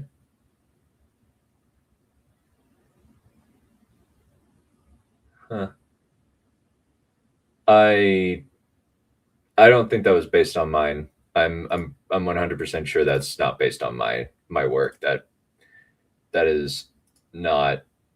I think that's somebody else. I think that's somebody else's idea, because the idea that I had is not that Aegon is on top of her, it's that she's on top of him, getting him to climax. But yeah, it's Daemon by 109, he controlled up at 2, and the Triarchy launches a counterattack after 4 years, and supported by Dornish allies. Fighting continued when he withdrew the court for 6 months. He struggled to defend the Stepstones against the Triarchy and their allies. And so, yeah. Fair, I guess, but I very much doubt it. My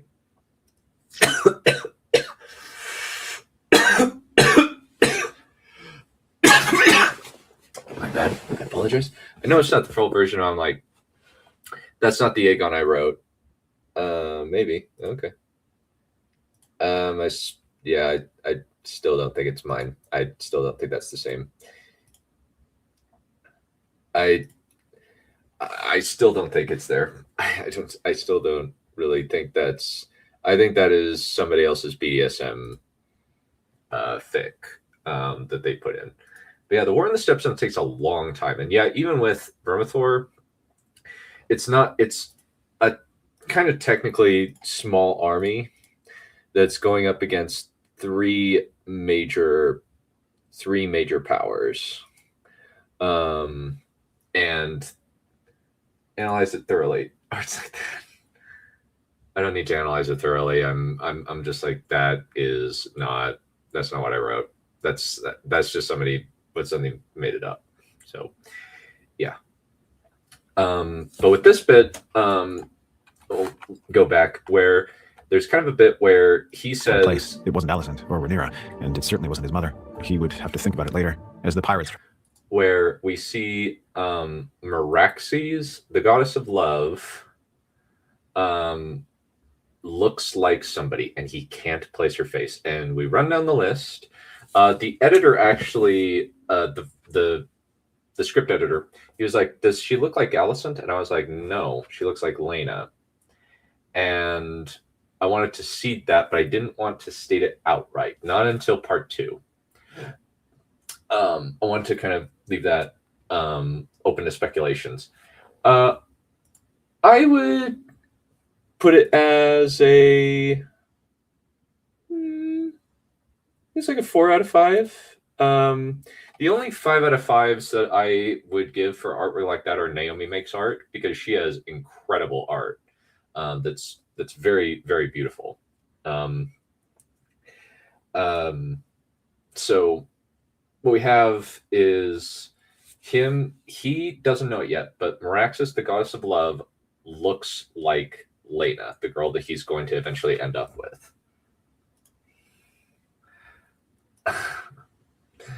Yeah. Sorry, I can't show it. If I did, YouTube would ban me or demonetize this. But yeah. And he just runs down the list, but the thing that he doesn't say is he doesn't mention that she looks a little bit like Lena. And that's deliberate, where he just goes down the list and he eliminates the options, but there is one option that is left off that list that is very, very, very, very critical. Try to swarm the fortress that had been their prisoner pen. Artorias and Kristen hold the line against all comers. Soon, a pile of mangled bodies surround the two warriors. Already tired from the fighting, Artorias leans on lamentation, the bronze leather-wrapped hilt drenched in pirate blood. Above them, Meraxis reaches into the sky and catches a streak of lightning. Then she hurls the bolt down. Artorias pushes Kristen down as the lightning falls among the pirates, killing several where they stood. At that moment, Vermithor roars and flies into the field, blasting their enemies with fire. Artorias stares as the outline of Balerion appears in the fires and starts swinging his sword through the pirates. Fire spreading over them. Kristen doesn't seem to notice either of the gods, but Artorias continues to stare. Finally, after the people are escorted onto the ships, Artorias leaps onto Vermithor's back and unleashes the Bronze Fury's wrath on the pirates. After weeks of fighting, Daemon finally corners the crab feeder and slays him. After Daemon is crowned king of the Stepstones, Artorias starts planning with Kristen on how to bring the captives back. Anxious to join them are Sir Laenor and Joffrey Lonmouth, and the four of them become close compatriots. Yeah, so at this one, we're just kind of showing Artorias. He's just seeing them. And these are almost like he is kind of cutting and pasting over stuff that is going on. That he's putting the gods on top of stuff. Or layering it on. And now we're going to get the point where Artorias's actions prior to this moment end up destroying his goals. Your Grace, it would be a great honor to join our houses. I would give you many children of pure Valerian blood so that we might strengthen the royal line and the realm. Is that what your father told you to say? What did your mother tell you? That I wouldn't have to bed you until I turned 14. As Viserys looks down at the girl, his stomach twists. Then he notices that her fingers were digging into her palms, and she seemed to be caressing a small obsidian capped ring on her finger. Curious, he bends down to look at her in the eyes. My lady, what's bothering you? I feel that your heart is less in this than mine is. Your Grace, I must do my duty. You didn't answer my question. It's bad manners to dissemble before your king. I love someone else, Your Grace. Your nephew, Artorias. He was so gallant, and he made me feel like a princess when he wore my favor in the joust and named me Queen of Love and Beauty. I don't think I could really be happy with anyone but him. I cannot continue in good conscience. You should be free to follow your heart, my lady. I shall arrange the betrothal myself if you would like. Do you know if he would return from the Stepstone soon? If the boy doesn't, I shall issue him a royal command. He can't possibly refuse me. If you wish the boy to be yours, he shall be. I promise. Lena impulsively hugs Viserys around his waist, just like how Rhaenyra had before Aemond had died. Viserys gently pats her on the back, then lets her run off back to the castle. A few days later... Yeah, so at this point, yeah, it is meant to be a little bit gross. But the thing is, by her asking, she destroys his plans and solidifies Viserys's decision that he was wavering on, even though, and I thought that it would be, actually it's a big problem because Rhaenyra is 8 when her mom dies. Maybe Viserys commits suicide. That means that Daemon becomes king, and automatically. And that would be very interesting. I like the ripple effects. Maybe he'll take a second wife. Still, Daemon gets to be king. Otto's gone. That's Corlys Valyrian's likely going to be hand, and Daemon is likely going to take Mysaria as his second wife. But basically, because Artorias didn't cut things off, the fact that the 12-year-old can't keep a straight face and she's very much infatuated with this guy, he ends up making it, the little setup of his plans are broken. and then we kind of see the fallout. A series of messages arrive at the stepstones. One is grave news that Mysaria has miscarried. The other two bear letters addressed to Artorias, one sealed with blue wax and a seahorse, the other a green tower. Artorias eagerly opens the green tower. His face slowly falls. Artorias, I'm sorry to write you this letter, but we cannot be together. My duty to my house requires me to marry your uncle. You'll always have a piece of my heart, but you will need to find someone else. This is goodbye. Artorias sags and runs his hand over his scar, then walks over to the window, looking out into the storm. In the distance, Vermithor lets out an anguished roar. Carefully, he folds the letter and places it in his private chest, then fearfully opens the other one. The first line, "My dearest love," makes his heart sink, and he shoves the letter into the box. Artorias locks the box and puts it under the bed. When He's putting his problems under, he's running from his problems and putting them under the table. And functionally, this is the slight payoff of you should be free to follow your heart, and Viserys accidentally screws up. Blaina and Viserys screw up Artorias' plans. And it kind of shows he was doomed from the start. It's because it kind of shows also that there are people outside of his control that have interiority of their own and lives of their own, and the choices they make affects them. And we also kind of see kind of the band of bros here, the Stepstone Brotherhood, as I christened it in part 2. But the main thing is Alicent just casually Dear Johns him. After she promised to wait for him, she Dear Johns him. And that's meant to be like the heartbreaking moment of this bit. Comes down, so Kristen claps him on the shoulder as Laenor and Joffrey come up. Come on, Artie. What was in the letters? Those, nothing. Just a letter from a friend in Old Town telling me about getting married. And what about... Yeah, he's obfuscating. He's lying. But there's a hint of truth to it, where it's a friend in Old Town telling about getting married. And his bros are just like, don't get the contest because they don't know what's going on. The lady waiting for you back in Seven Kingdoms was from her. I saw my family seal on the letter. Come on, Artie, cough it up. Tell us. Artorias fobs them off with excuses and walks away to find his father. Daemon sits staring at the fire, chin on one hand, while the other caresses Dark Sister. You should go to see her. She's likely in pain and needs someone to be there. Yeah, it's coldness reads like a coping mechanism. Yeah, I think that's a good point, where it's like she still has some feelings toward him, but she's having to repress a lot of things. We also this also illustrates the fact that this scene's also meant to illustrate the fact that care about Mysaria? Because my mother raised me well. Honestly, yes, she did. Well, you take care of things while I'm gone. Of course, that was the plan. You're not going to get out of this. I saw the seal on the letter. I know Lord Corlys. So long as I'm guarding the Stepstones, I have responsibilities that I cannot shirk to go up to Driftmark. Clever lad. I will be back from Pentos within a fortnight. Daemon puts his hand on Artorias' shoulder and squeezes. Artorias takes his place at his father's chair and stares into the fire. The war in the Stepstones drag. Yeah, so with this one,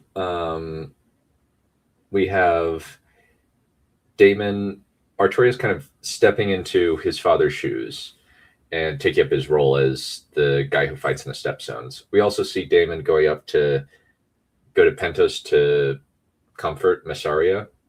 Since the weird thing is Mysaria goes to Lys, and it's just like, I don't know if George really thought about that because of the war in the Stepstones that happens. And then she somehow goes to Westeros, and it's just like, that actually does not make a whole lot of sense, George. It would be better if she went to Pentos. And also the idea that Artie is deliberately staying in the Stepstones to try to get away from his problems.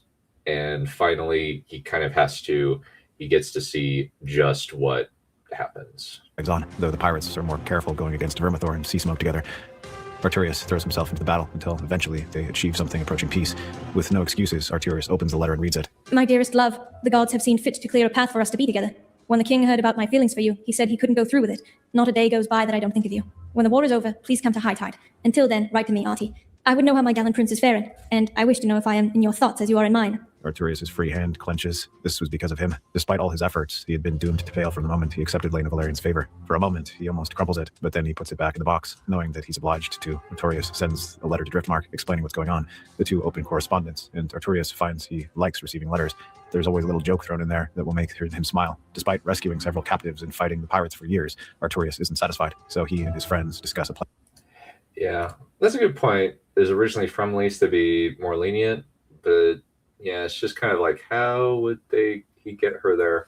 I don't know. But Brute Force her back. Yeah, because she just kind of shows up at Blood and Cheese with no intervening anything at all. But with this, it's just the illustration of the coldness, where Lalison refers to him by his full name, whereas they're only going to do show. They're not going to do books unless it is an OC. I'm honestly like, not. I don't need to fight that battle. Maybe if it pops off, we'll do how this affects the Night of the Sand Kingdoms and/or GOT. I think that'd be interesting. But the idea that we're kind of going with here is that she wants to kind of engage with him, know how he's doing,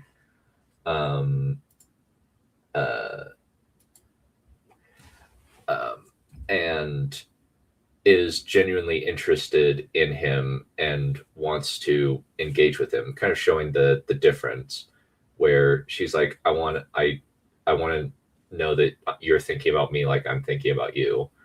And it's meant to be like there's this yearning there where she really wants to be with this guy. And Artie's kind of burying himself in work, really. And he's trying to rescue the captives. He's able to do it relatively successfully, ransoms them back to their families, but he's still not satisfied. And so he decides to do something a little bit more dangerous. To get the Westerosi slaves out. Together, they don a set of disguises and sneak into the cities, using coin they'd commandeered from the pirates throughout the past years to purchase them. Slowly but surely, they ferry them back to the mainland and back to their families, who are happy to repay the prince for returning the captives. However, a few nobles hang onto their Westerosi pillow slaves with an iron grip. With no alternatives, Artorias and the others decide to take a dangerous course of action. Under the cover of night, they break into the houses and kill the slave owners, then usher the captives out. Unfortunately, the alarm is raised, and the guards rush to grab them. Seeing that they run the risk of being captured, Sir Criston draws his sword. Go on. I'll hold them off. Criston, no. We can still escape. No, Artie. I'm happy to give my life to save these people. You gave me this opportunity. Go win your lady, just like we always talked about. Artorias tries to go to his friend, but Laenor and Joffrey grab his arms and force him to leave. They manage to escape as more guards close in on the lone night. Several guards fall to Sir Criston's sword and mace, but finally they overwhelm him. As he dies, Criston Cole wears a smile on his face. The Mirish throw the body out of the city, and Artorias recovers it. Shaking with grief, Artorias holds his friend's corpse and cries. When he returns to Bloodstone, he has Criston's body burned in Vermithor's fires as a gesture of respect for his friend, and sends the ashes to House Cole, along with a full accounting of the deeds and heroism. He wanted to tell someone. Artorias sends a letter to Driftmark to tell Lena of everything that had gone on, how much losing Criston hurt. When Lena reads the letter, she immediately packs her bags and prepares. Yeah, so this bit, there's a couple key things where Artorias loses his Samwise Gamgee, the guy that's been his best buddy, his buddy through a whole lot of things, and that death is going to affect him for the rest of this story. And we see Artorias just deeply affected by it. And also there's a bit of Criston saying, go home and win your lady, just like we always talked about. He doesn't know that Artorias doesn't tell anybody that he lost his girl. And yet Criston stays, and that weighs on him because he didn't tell Criston. Criston went to his grave thinking that Artie was still on his quest, and he stuck around. And that creates a lot of guilt for him, where he understands.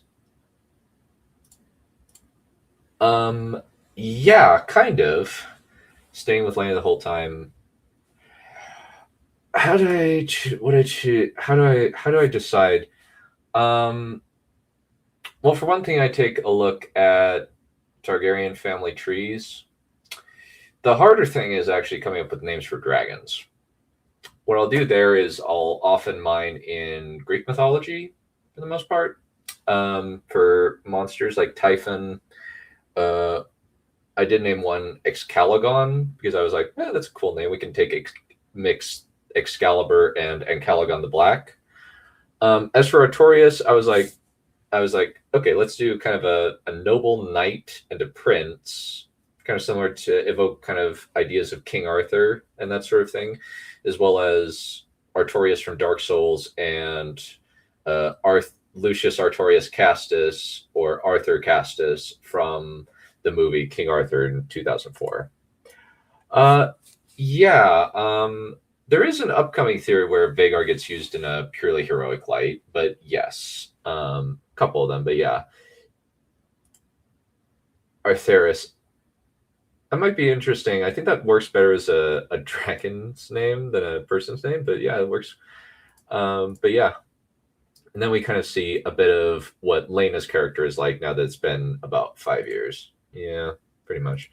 Like Tyrannus. I really like the name Tyrannus, honestly. But yeah. To fly down to the stepstones. Before she can go, her mother gets in the way. Where exactly are you going? I'm going to the stepstones. He's in pain, and I need to be there for him. Lena, no. If you go to him, he'll run, just like last time. I think you should give some serious thought to a different match. Face set in a flat expression, Lena lets her pack slip to the floor and folds her arms as she meets her mother's imperious gaze. No. No.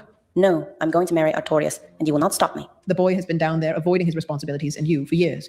Oh, he's written to you, but he's just humoring you. He doesn't actually love you. Maybe, but I at least need to be there for him. I love him, Mother. He treated me as a princess at the tournament, and he was kind to me when you decided to end any talk of betrothal between us, so I could be shipped off to the king. This time I decide my fate, and my fate is tied with his. You're going to sneak out of Driftmark and go down there, whatever I say, aren't you? Casually, Lena. Yeah, so what I wanted to do here is kind of illustrate that since originally I didn't really have this as a scene where I just had Rhaenys just come down to the stepstones. Then I was like, no, Artie would kind of reach out to his pen pal essentially, and say, hey, I'm in a bad place. My best friend is dead, and I'm in a bad state. And she would be like, me go, she's like, I'm gonna go get my man. I'm gonna help him. Yeah, we see concern for her well-being, I suppose. Yeah, especially since Corlys Velaryon, it's played off, it's written as it's this amazing love story that he went to the end of the earth. The problem is he's 21 years older than her and tried to marry her aunt. It's freaking weird. It's like, George, what are you trying to do here? But yeah, it's Rhaenys being her mom and saying, hey, what if he doesn't? And she's like, no, I want to be with him. I don't care. And okay, cool. I'll have to look into that. I know their History of Westeros has a number of cool names for their patrons and just comes up with a few names. Maybe I'll reference a few of those. But we kind of see that moment at the tournament has deeply affected her, and now she's like gonna be active. Oh yeah, he's messed up. Yeah, that one was. Yeah, that. Yeah. Reaches into her pocket and hands Rhaenys a paper. Curious, Rhaenys accepts the letter and raises her eyebrows. My cousin actually wrote a letter asking Artorias to come home and marry you. Damn, I never would have thought. As I said, I want to be with him. And if the war is delaying him from coming, then I will go down there and I will end the war so that he can come home. Fine. I'll fly to Bloodstone and tell the stupid boy to do his duty and to come home. Let me take this letter with me. Hopefully it will convince him to see reason. Wait for me to return, please. Lena initially looks stubborn. And with this, we see her kind of, as we see, looking out for him. But we also see Viserys is actually making good on his promise. He's saying, and like, I think that they would have a pretty good-ish relationship without the whole marriage alliance thing over them. And she would be like, hey, can you help? He hasn't come back. And he's like, yeah, okay, sure. I'll write out a command. Sure. and he would totally do it. Okay, for that one,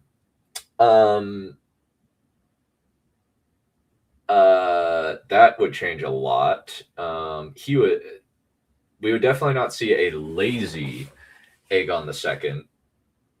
We would keep streaming every day. I don't know if I'll stream every day. I have limits. Maybe I will actually dip into it, because it's that and my other subscriptions do take up. It's not free. Westeros. I considered it. I considered having him develop silver hair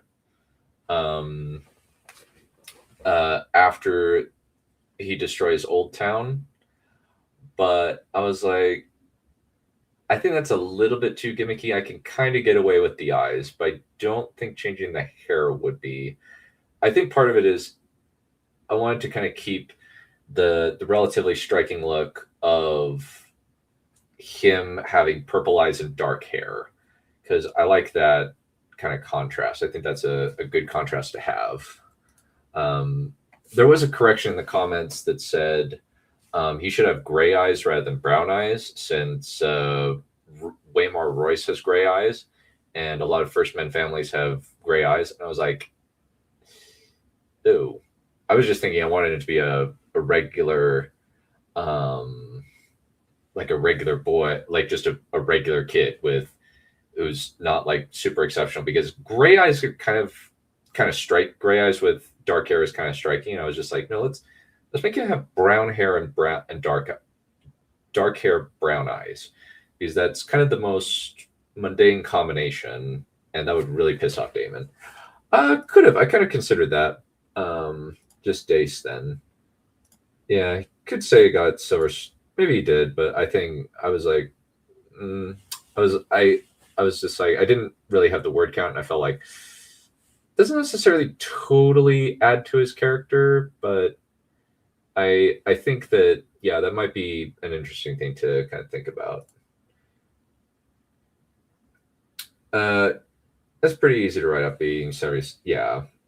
And that's why I kind of say, like, yeah, First Men families are brown and gray, and the Royces, I think, have probably intermarried with the Starks a few times to get some, the eyes thing, yeah.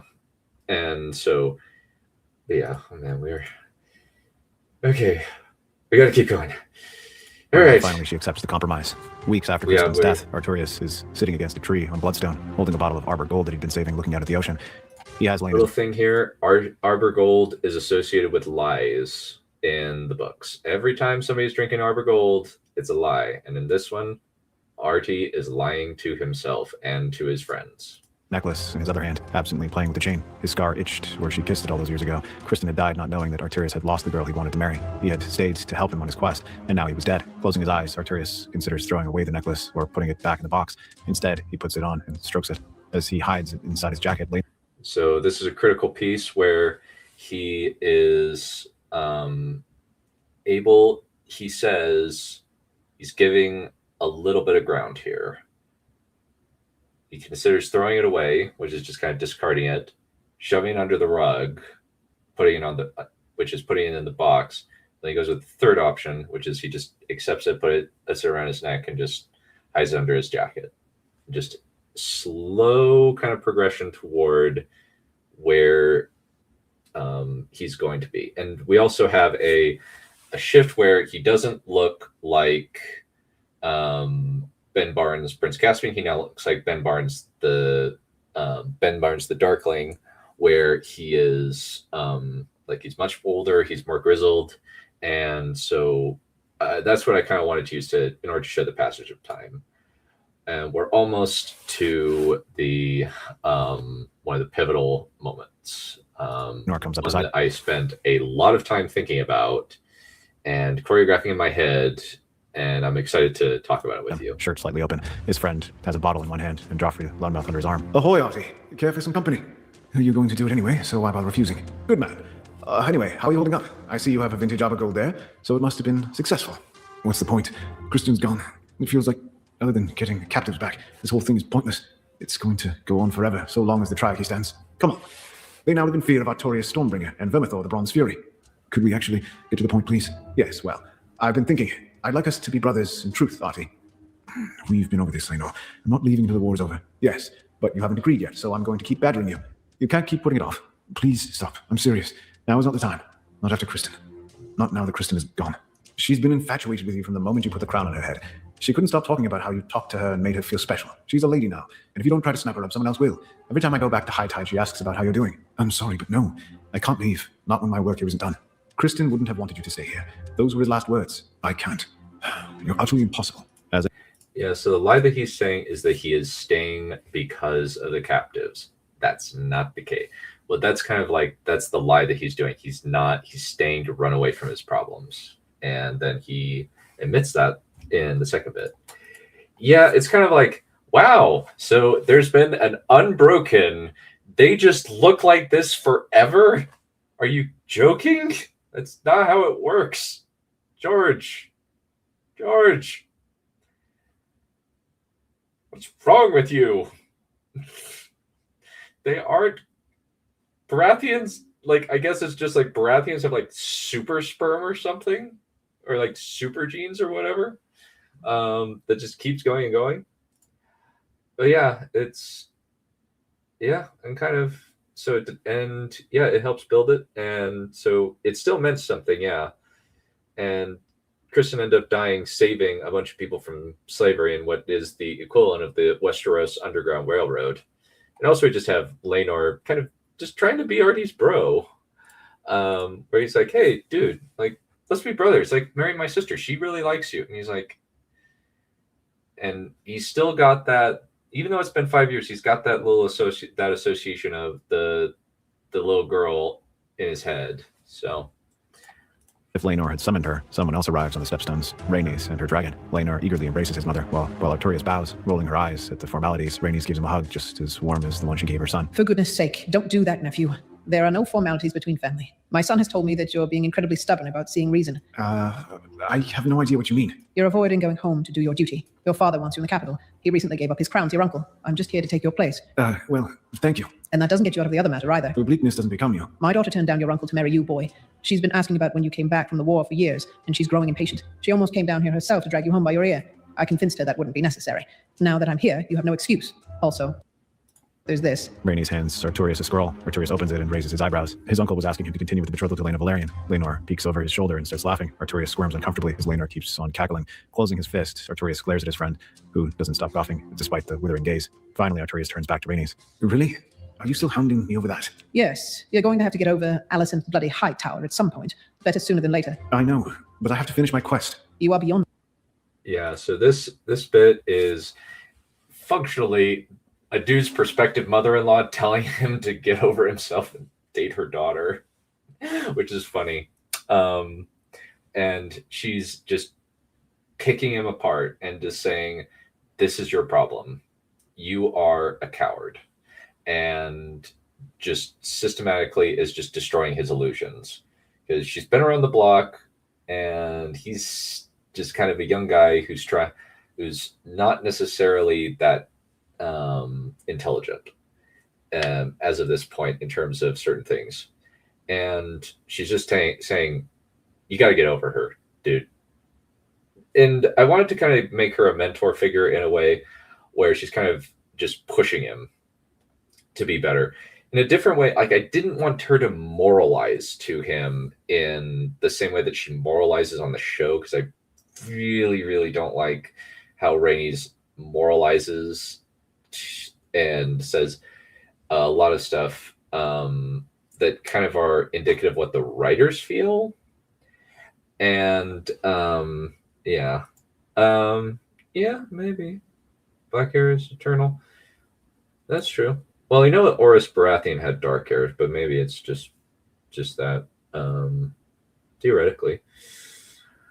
And this is kind of the final blow to Artie's ego right here. Obvious. Stop lying to yourself. If Alicent Hightower weren't your motivation, would you have come here? Artorias doesn't have an answer. He'd like to think that he would have, but would he really?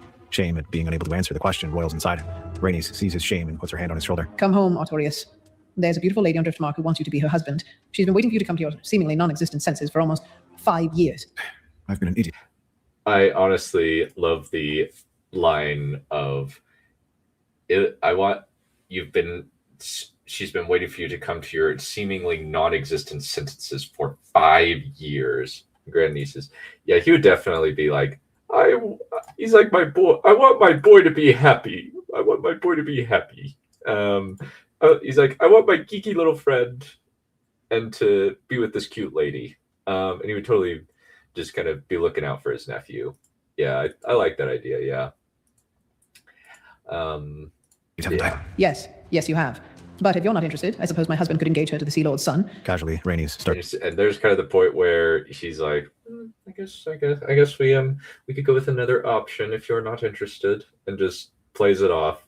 And I just kind of wanted to have that bit of dry humor where she's like just casually just examining her nails, and he's like, really, you're doing this? You're trying to bully me, aren't you? Examining her fingernails, as if Artorias has ceased to exist. Putting his hands on his hips, the young man looks from side to side, then back to Rhaenys, who is still engrossed in examining her nails with a playful gleam in her purple eyes. You're trying to bully me, aren't you? I don't know what you're talking about. I'm just letting you know she has options besides you, in a very pointed way. Perhaps, but there's still something I need to do first. Fine. Just remember your window of opportunity is closing fast, so you'd better get a move on. I need to get the rest of the slates. So, actually, that's a subtle Spy Kids reference for those who notice it. Your window of opportunity is closing fast, which admittedly, like, it's been used in multiple things, but I figured Spy Kids. But this is kind of I just kind of wanted to, Stan's got straight humor. Admittedly, this didn't, Rhaenys, yeah, I guess so. And Rhaenys doesn't really pass her line kind of doesn't go anywhere much, besides into, it does keep going in House Velaryon with Baela Targaryen. I do. Yeah, true. And now it's kind of this is the critical moment where Artorias reveal kind of decides to make a move, and it ends up being a very, very, very dark one. If I don't, I'll never forgive myself for not finishing. He is trying to do something good, but he gets pushed, and that push ends up breaking him. My quest. There were a few that wouldn't be bought. Perhaps the threat of a dragon will sway them. Shrugging in feigned unconcern, Rhaenys walks off. Glancing to the side at Vermithor, Artorias decides that he is to take matters into his own hands and actually carry out his plan. After pocketing his letter, Artorias mounts his dragon and ascends into the sky. As they climb, a storm rises to greet them. When Artorias arrives, he's met with an unnerving sight. A group of Westerosi hostages, one of them a 16-year-old girl strung up by her arms. Artorias halts and stares. The Lyseni Magister places a knife to the neck of the lady and looks up at him. I would suggest coming to terms, Stormbringer. If you attack, we start killing hostages. Besides, if you unleash your giant beast, they'll die anyway. Release them now. Do you think I'm stupid, Stormbringer? If we let them go, you'll turn the whole city to ash. No, you shall go back to the Stepstones, and we'll keep these. But to show we mean business... Artorias stares in horror as he drives the knife into his victim's belly. She lets out a scream and starts sobbing. The others thrash and begin to save them. Artorias shakes with both fury and horror at what he was seeing. He had to choose, end the war, or let these people live as human shields forever. Shaking, he turns and flies off into the storm. In the midst of the storm.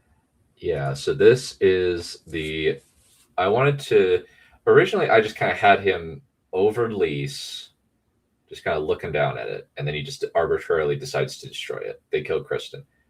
But I was like, that's not as good. That's not as much of a gut punch. That's not going to spur him. By having them kill a girl and just stab them in the stomach, which is a death that takes a while. It's not quick. When you get stabbed in the gut, it takes you, try all she can not to confess. It's all the same when I apply all the pressure. We actually will be getting some Thunderbringer references, even visually, to some of the animatics, and I'll highlight them as we go. So that's I was listening to Thunderbringer as I was writing, kind of planning and choreographing how to describe this scene, because this is the critical scene of part one, where, just a critical midpoint in the story, where this is the moment where Artorias stops being wishy-washy and goes for it. The problem is, because he goes for it, there are major consequences down the line. His sanity being the major casualty. Artorias and Vermithor hover above Lys, looking down at the city. It looked like an anthill from up here, rain flowing down his face. Artorias glances at the storm, drinking in the sight. It felt like he was at home, as if he had brought the storm. As he stares, 3 shapes seem to appear from the clouds. Artorias blinks and stares as a man and 2 women materialize. They were not human. They were too large, and they seemed to have scales growing over their arms and legs. The man was armored in a mix of fire and roiling shadow, bronze covering his frame as blood dripped from his greatsword, and the crown of spikes ringing his head. Almighty Balerion, the king of the Valerian pantheon. Next to him was the beautiful Meraxis, goddess of love, oceans, and storms, a pair of delicate pearl horns rising from her silver and blue hair, her blue dress not covering the azure scales running over her bare arms and left leg. Proud and stern Vagar, goddess of war, was a fearsome woman, armored in gold, a lion's skin around her shoulders, a pair of aggressive ram's horns curled on the side of her head, and a long spear in her hand. Laughing, Meraxis dances through the storm, lightning crackling around her. Yeah, so I am actually a little bit angry. They fixed it with part 2, but with part 1, I was like, no. I was like, before this, they had kind of ignored me. Sometimes it was kind of random. Sometimes they would take the artwork that I provided, because they had specifically said, if it's an OC, I would like some artwork or a picture or something. And I was like, all right, I'm happy to do that. And I provided. And they didn't do it. I was like, oh, come on. I was like, okay, fine. Like the first one that I thought of was actually, let me see. Because originally I'd done some looking around and I'd found a pretty solid looking image. I felt, at least. Specifically this one. And the freaking Balrog. It was originally not supposed to look totally like a Balrog. It was meant to look a little bit differently. I actually did provide an image, but this was the image that the image that I provided for Tana Merriweather. That was the original image. I was like, hey, here's this image. It looks great. Here you go. I ended up and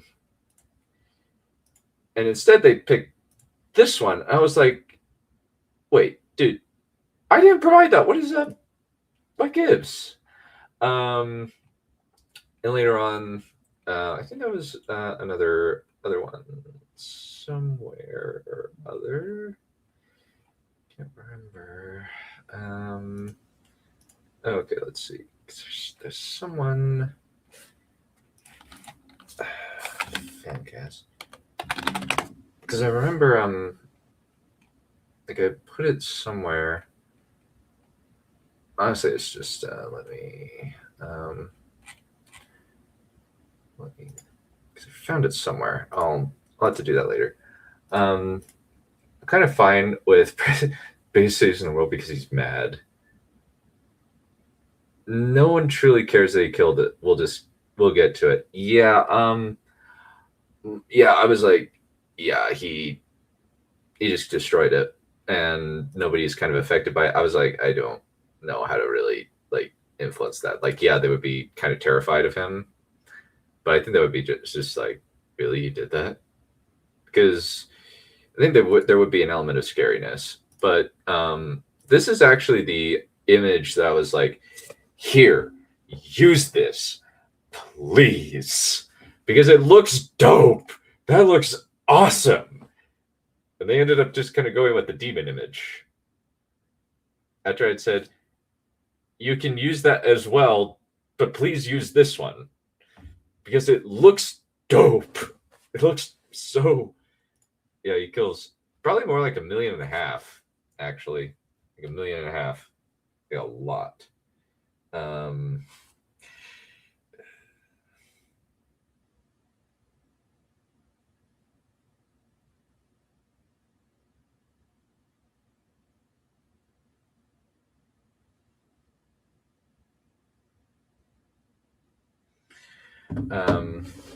But yeah, I didn't really know how to fully go along with it, other than they would be like worried about his sanity. But yeah, not people should fear. literally kill more than Tywin. Yeah, Austrian painter. Yeah, functionally he just destroyed it in a similar way. Though admittedly you kind of count it as it's war. I think that kind of the difference is these are people that have been enslaving Westeros. Os's people, they've been attacking their ship lines and have been a consistent thorn in the side of Westeros, and he ends the threat.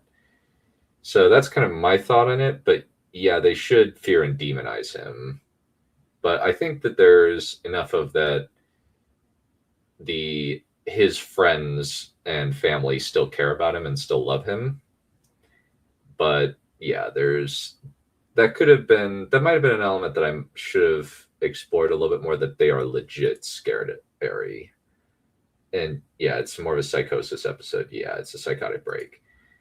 But the main thing that really, really, really pissed me off was actually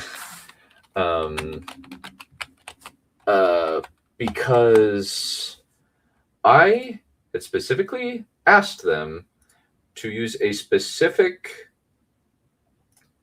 Oh yeah, their general population of they're xenophobic. Like they hate the Dornish. But the Dornish courage is a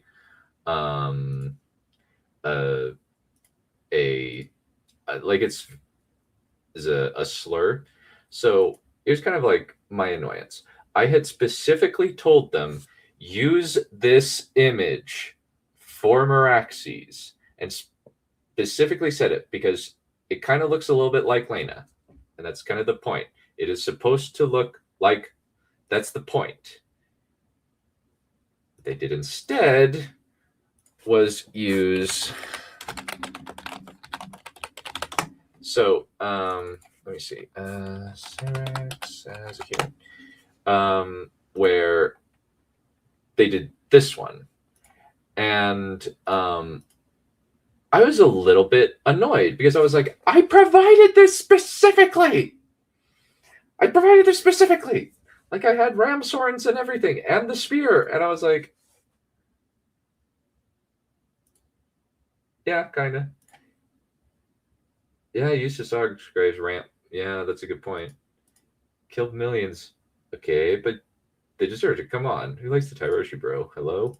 Yeah, I honestly think they would be like, this is war, because nobody really thinks of Aegon the Conqueror that way. I think they would be more scared if they're more scared of him after Old Town, because that's their own people. If it's just kind of people on the other side of the pond, they don't care, especially when they're slavers. But that's my little rant. I was like, I provided this image, I labeled it, and you used the wrong one. I was like, really? But yeah, I got pissed. While Vhagar and Balerion look down at Artorias, their expressions impassive, not knowing what to do or whether this was real or some trick of the mind. Artorias stares at the gods of his forefathers. Suddenly, Meraxes whirls around him, caressing his face with fingers like wind. Artorias reaches out to take her hand, but she laughs and flies away. As Artorias follows her flight, Balerion points his bloodied sword at Artorias. You are the storm. You are our champion. Cast your rage upon your enemies. Meraxes starts flitting around him, running her fingers over his arms, ruffling his clothes, and whispering in his ear. Smiling, the goddess flies around him as Vhagar levels her spear at the ground below them. Artorias follows the path of the weapon, seeing that it's pointed directly at Lys, as if she were passing judgment upon them. For a moment, Artorias is confused, then he realizes what they wanted to do. They deserve it. They killed Kristen. They're killing that girl. They did deserve it. They enslaved his people. They'd killed Kristen. They'd murdered the hostage, and would do the same to others. It was his duty not just to win this war, but to win every war thereafter.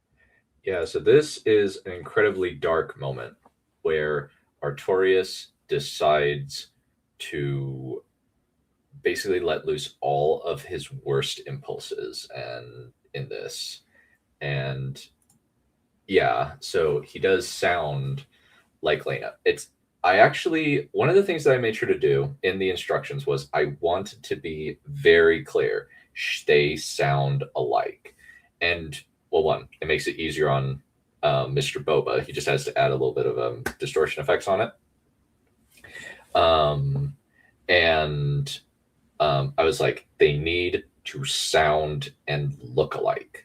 And the image that I provided, where it's kind of that blue image that they thankfully use in part 2 was not there in part 1. I was just like, oh, come on. But at least the voice is what's important. And I deliberately said, hey, Boba, use the same voice, because it's critical that they sound similar, or they sound the same, just a little bit distorted.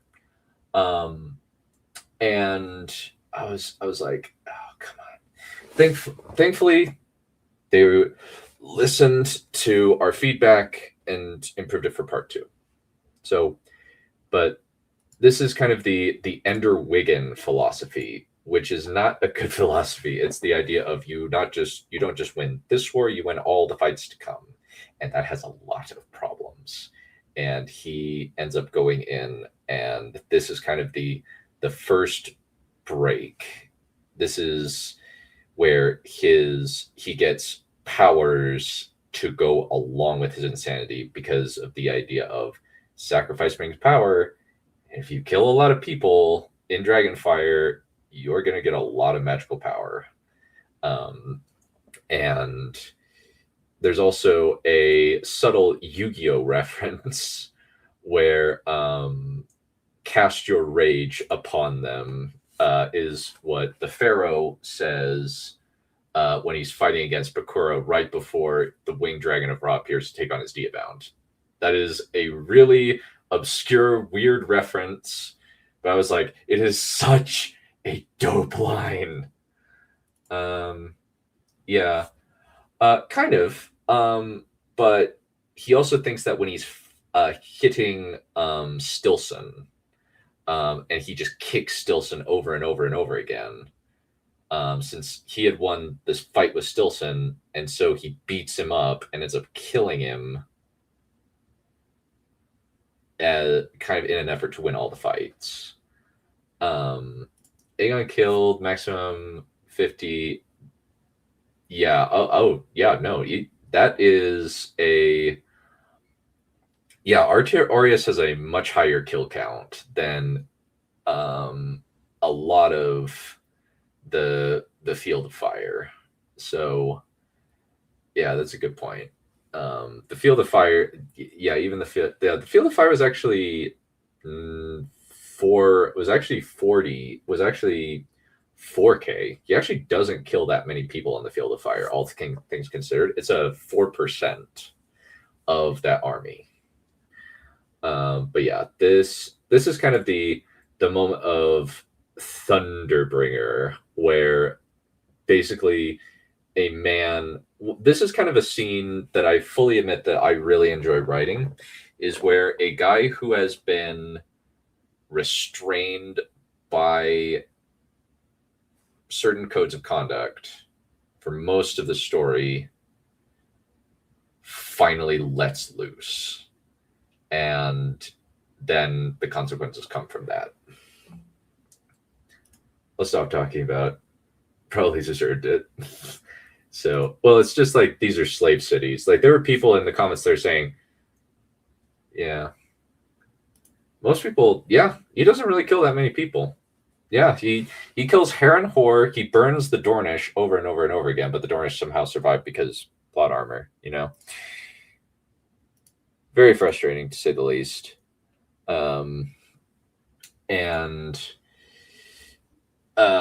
But yeah, Artie, this is the Thunderbringer. As I pointed out earlier, this is the Thunderbringer moment. This is where a man decides to toss the board, to, instead of sitting down to play the game, he stands up and hits his opponent right in the face instead of playing the game. And I find writing this kind of moment really gratifying. I did this in the 7th Dragonlord Annals book, and it was a moment where it was just a scene where this guy decides, I'm not just going to win this war, I'm going to win every war to come. And it ends up leading to his death later. But that is the bit. Yeah, the talk about Old Town, we'll talk about Old Town more when we get to that. But yeah, we're... The faces of the crying hostages spark in his mind as he glares downward. Can I Do I have the strength to do this? Memories of the hostages screaming, one in pain, the rest for salvation, blaze up. Artorias raises his hand, then closes his fist. At the moment, a bolt of lightning flashes behind his hand, almost as if he had caught the lightning in his fist, hand opening automatically. Yeah, I wanted to kind of do that bit where, let me actually share this little bit from Thunderbringer. Let's see. There's a bit in Thunderbringer animatic. Let me see. Right over here. Okay, it's this one. We'll also be sharing a little bit of stuff from this animatic where I really wanted to have this bit. We won't play the music, but functionally we have the images. I wanted it to kind of look a bit like this, where Hephaestus grabs it, but it's more, yeah, pure guerrilla fighters where they refuse to fight openly. Yeah, it's less blatant. Yeah, I think it's just the fact that they burned so many cities, and they should have eventually lost.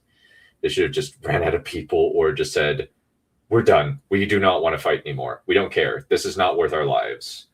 But it's mainly just that the Dornish keep on fighting, even when the Dornish have no code. It's like there's no reason for them to be loyal to Mary Martell enough to die for her like this. I that's honestly really dumb, and I think it's just George likes the Viet Cong. So this one was the original Thunderbringer. Was that terrifying God Games replies? Yeah, this one. Yeah, this is very much. I am bringing down the hammer of justice on them, and it's very much this is kind of the first stomping, but yeah, this is very much Thunderbringer, yeah. Artorias looks up at Balerion, Meraxes, and Vhagar. They were looking at him with expectation in their purple eyes. Balerion calm, Vhagar stern, Meraxes encouraging. Slowly, Artorias' eyes go back to his hand. I am the... And also there's kind of a little bit of associations with the three gods where you got Aegon, Rhaenys, and Visenya kind of being the Balerion, Vhagar, and Meraxes association. Storm. Reaffirm. And that's the critical point where he says, I am the storm. And he just accepts his role and he decides to go for it. And this is one of my best written pieces of action right here. His resolve, Artorias grips the saddle horns and gives the command. Vermithor roars and descends toward Lys in a rage. The hostages initially look up in hope. Then their hope turns to ash as the Bronze Fury bathes the ramparts in fire. The only one is the still dying girl, who cries out in relief as the fire obliterates her. The Lyseni scream in terror as Vermithor glides over their city. Great wings churning the wind. Vermithor hovers right above the center of the great city. For a moment, the great bronze dragon sucks in a long breath, then opens his jaw and lets loose a torrent of bronze flame into the city. The inferno slams into the central palace and spreads outward like a flood, bathing all of Lys in dragonfire as the flame. So with that one is actually a reference to this moment where he, you know how he goes over the he destroys the captives, and I put in a bit where the girl who was stabbed is glad that she gets a quick death, but the other ones are crying, and there's kind of a little bit of they were begging him to save them, and they first believe it's hope. They first believe that they have gotten some hope, and then he kills them. So that they can't be held over his head, and then he goes over the visual reference. Actually, was actually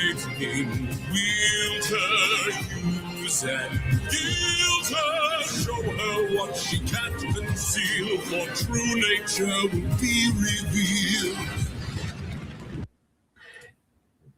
Yeah, blood for the blood god, skulls for the skull throne, let the triarchy burn. But yeah, and that was the visual reference where it's like this giant flying beast that is right above and then just throws its head down and just boom, just destroys it. And I really like that particular animatic. We'll get to another kind of visual. We'll have a few more visual references to Epic the Musical, not just Thunderbringer, but also Love in Paradise. There's actually a lot of Love in Paradise in the second half, but we'll keep going. Spread. Balerion appears in the midst of the flames and smoke as if Vermithor's breath. I also asked to the editors, please put in some Smaug stuff, because I was like, Smaug destroying Dale would be perfect here for the destruction of the three daughters. Brought him into the fight. Casually, the god swings his sword, the blade flowing with golden fire. All within are reduced to cinders in moments.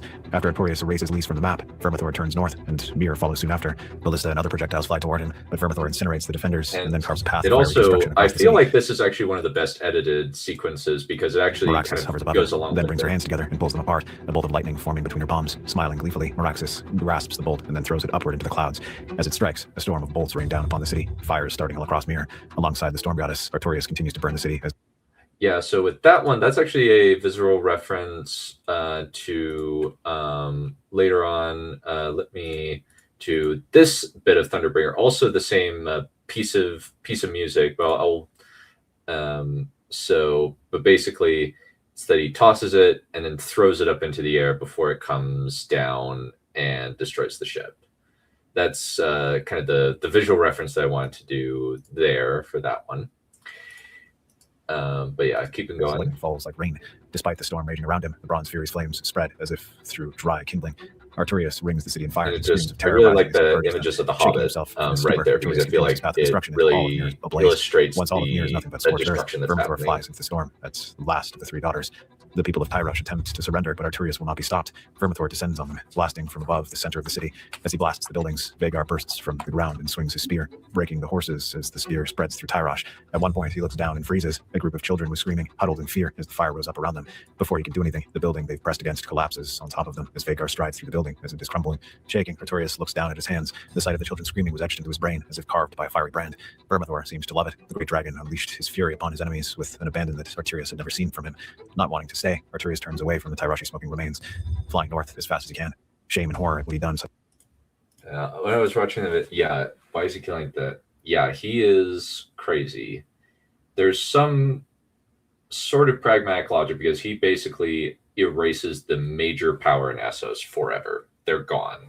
The Triarchy is no more, and they were originally like the major power, and that leaves Pentos and Volantis to go into the mix. And if I had more time, I would do more with exploring the effect that has, where Daemon would get a bigger role fighting against kind of going up against the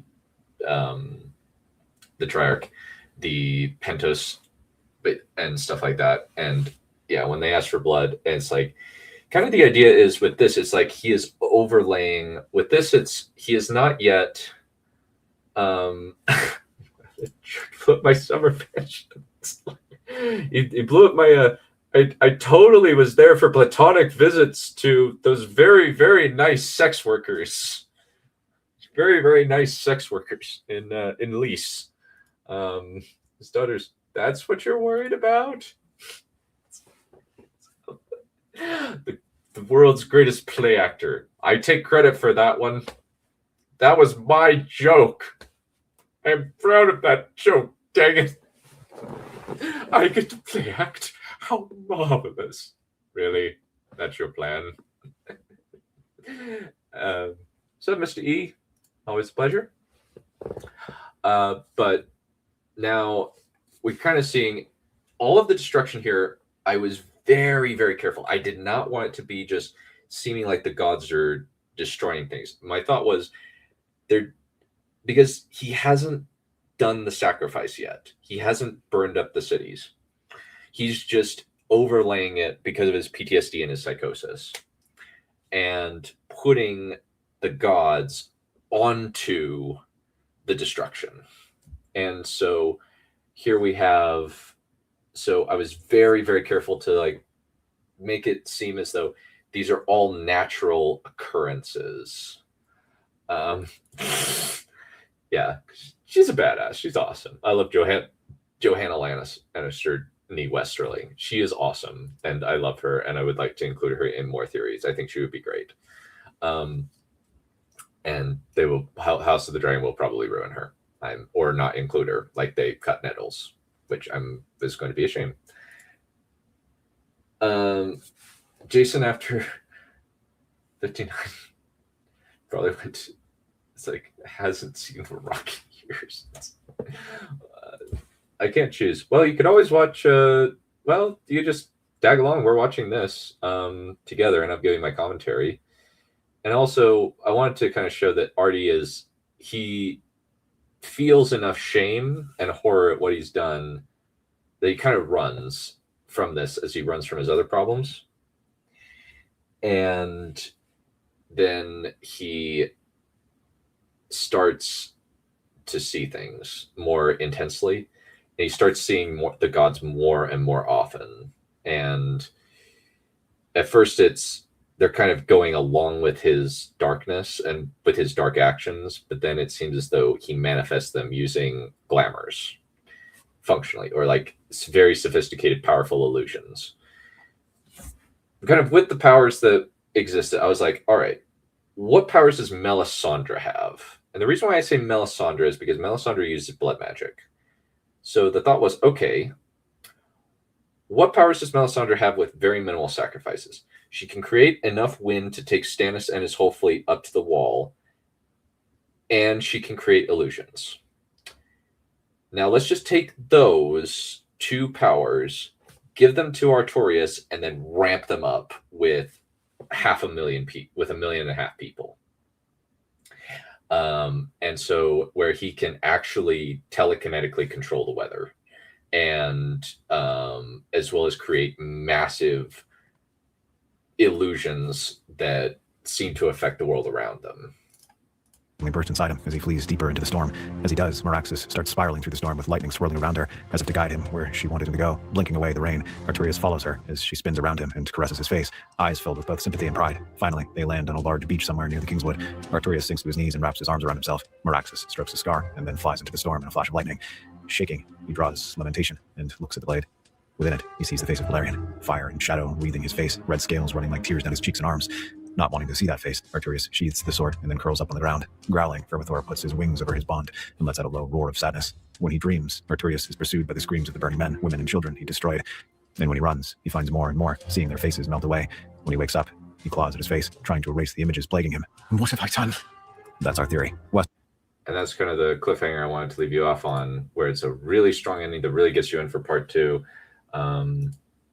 And it's also wanted to illustrate Meraxes is still his friend. Like he's been seeing Meraxes for years, and she's the closest to him. Like she's the friendliest, and she is kind of what Lena looks like. She even sounds like Lena, and that's why later on it feels like such betrayal.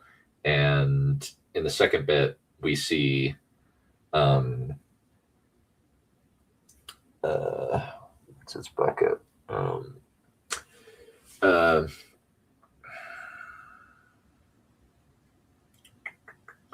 Meraxes egging him on and being the main one of the gods to try and pull him back. All right, so that was part 1. That took a lot longer than I anticipated. That was quite a while of talking. We did got a little sidetracked at points, but okay. Do you guys want me to keep going to do part 2? It might take us another couple hours or so. I might increase the speed ever so slightly. Let me see. All right, let's do 160.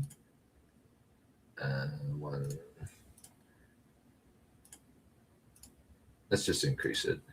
How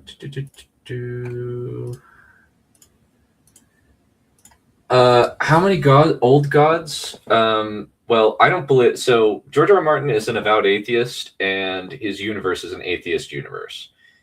The magic that exists in A Song of Ice and Fire, that is associated with the gods, is just magic. There is no higher power.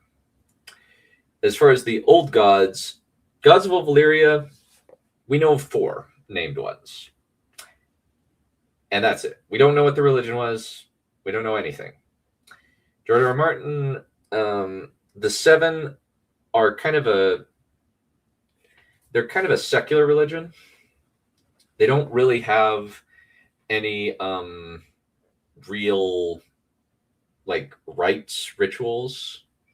As far as the old gods, they're the nameless. As far as the old gods of the forest, or the old gods of the north, they're just the old gods of the forest, and really they're the children of the forest, weirwood hive mind consciousness.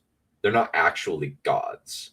They're worshipped in ancestor worship, similar to how the Chinese worship their ancestors by the children of the forest, and eventually that becomes the religion of the old gods that revere the weirwoods, and the game of telephone morphs it over time. But it's just revealed in Dance Dragons there's no such thing as the old gods. The old gods are the result of a game of telephone over several thousand years, because the children of the forest asked them, please stop killing the cutting down the weirwoods. Our ancestors live inside these, and they're like gods to us. And that religion eventually translated into what we see as the old god religion, where it's just kind of nothing. Like, there's no rituals, there's no rites around it. It's just like there's a old god wedding ceremonies, but there's no rites, there's no rituals, there's no priests. It's basically just like an amorphous paganism, really, with no strict tenets or anything. It's just they exist. They're nature gods, and there's nothing really they do. So, yeah. Okay. So we'll kind of have some bits here. I'll talk about a couple of lines that I cut, mainly for getting the word count down. But yeah, that's part one. Yeah, it's weird. They don't really go into it in the show, but Bloodraven goes into it in quite a bit of detail and explains how the children of the forest use animals to literally send each other's messages. Like with ravens, they right now send messages, but in the old times, the children of the forest would literally use ravens to talk to each other, like Mormont's raven does. So, yeah. Go deep dives into Harry Potter or Star Wars. Check out our sister channels. Half-Blood. So, in the chat, give me there's not very many people here, admittedly, but so people who are watching who would like me to continue to just do part 2 in one single go and get it done here and now. You guys interested in me doing that? Now where we just kind of go straight into part 2, and then we'll just have this as a super giant stream. I'll try to pick up the pace, but there's a lot to go into and a lot of like little details that I want to put in for you guys that hopefully you can pick up on a second watch, where ultimately my goal for this theory was to make it so that it's a theory where you can watch it over and over again and you pick up new things every single time. That's the point of it. I'll just keep going. Theorist and Dark Theorist. Links are in the description. Rhaenys watches Lys erupt in fire in the distance from her vantage point atop Bloodstone Castle. Laenor stares in amazement as the Bronze Fury's Inferno claims one of the greatest cities in the world. Casually, Rhaenys folds her arms and gives him a grim nod as 3 more spots on the horizon erupt in flames. Good to know we'll be keeping strong blood in the family. Yeah, let me down timing. Strange. One night. They aren't one close to each other. Maybe. Yeah. Dragback. Yeah, I guess they're. Yeah, maybe. Maybe it's just he does it till morning. Yeah, give it timing. Yeah. Let me actually look at the distances. Mir to Tyrosh distance. Okay, so Mir to Tyrosh is about 300 miles. Okay. Interesting. Okay. Distance flying.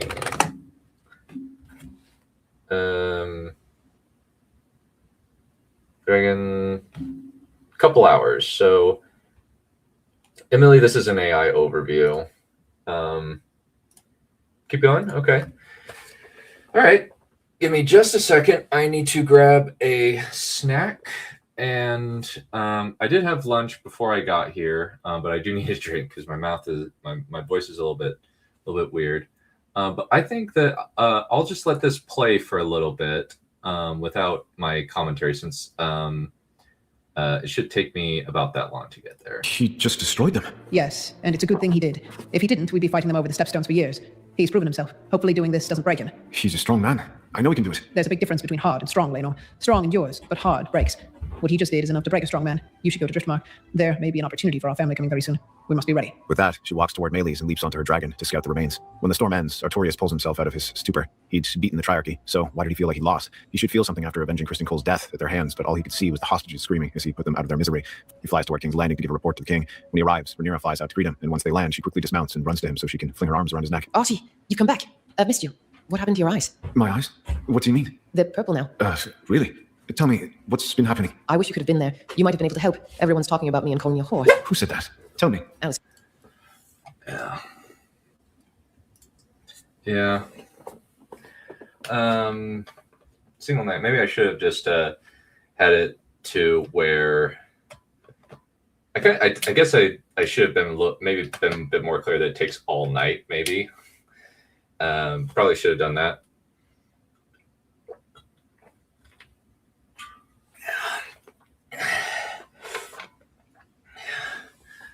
Okay. Oh wow, it's 3 a.m. Okay. Couple things. One, one of the things that I wanted to kind of illustrate, I was thinking about illustrating is that Rhaenys is a little bit bloodthirsty. Yeah, sounds good. Sounds good. Yeah, I'll keep going. Basically, how it works is I noticed she gleefully destroys the Hightower army in Fire and Blood. I was like, originally writing in what about you? And she's like, I enjoy this. It's the only way I feel powerful. But I decided to cut that because it was like, I should probably, I need to limit my word count and I need to cut stuff out. This is not critical. It can just go. And this is kind of a second moment where Artie loses part of himself. That was a day. I was thinking like it takes a while to get there. They just haven't talked. I kept it a bit ambiguous. But yeah. Yeah, that's fair. That was not made clear. But with this, it's illustrating, kind of showing the relationship that Rhaenyra and Artie have, where in the previous bit, we don't have them interact verbally, but we do see him letting her giving her piggyback rides and stuff like that. And he just lets her just jump on his back and kind of lets her run around. We also see setups with his friendship with Laenor coming together there as well. And also we see Rhaenyra talking with, listening to his story of how he rescued Jessamine Redfort and stuff like that. And so that's what we have. And we're kind of having that him come back and we're kind of establishing the relationship, but also we're seeing the magic or the sacrifice that he's done has had a physical effect on him, and now he has purple eyes because of the exposure to the magic. So, and now we kind of see what Alicent's true character is like, and since I wanted to kind of have Rhaenyra be a lot younger to keep the dynamic of Rhaenyra is bullied by Alicent, because here's the thing about the Rhaenyra-Alicent relationship in the books as opposed to the show. The show has them friends until the Kristen Cole incident. In the books, it's basically as soon as Aegon is born and Rhaenyra turns 12, she is or 10 or 12, she is targeted by Alicent, who says, and targeted by Alicent. And it's just like, that's indicative of bully. It's framed in Fire and Blood as there's two factions, the Princess Incest's faction and the Queen's faction. But it's like, That's not the case. So either George screwed up or it's a deliberate Maester screw up. I'm not sure which with Fire and Blood, because Fire and Blood is horrendously sloppy at many points. Like it, for example, it has multiple examples of teleporting mushroom that should have been either fact checked or whatever. There's also a ton of mistakes in terms of the chronology where it's like Gerardus is a Grand Maester, and then just so much confusion there.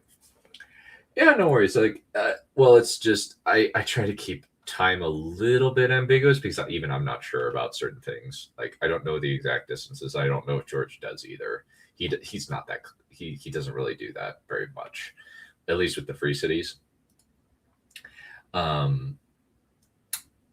So, but this is kind of, he is fundamentally, he's an aggressive protector, but he's still a protector, and kind of she would be saying, hey, I trust you, can you help me?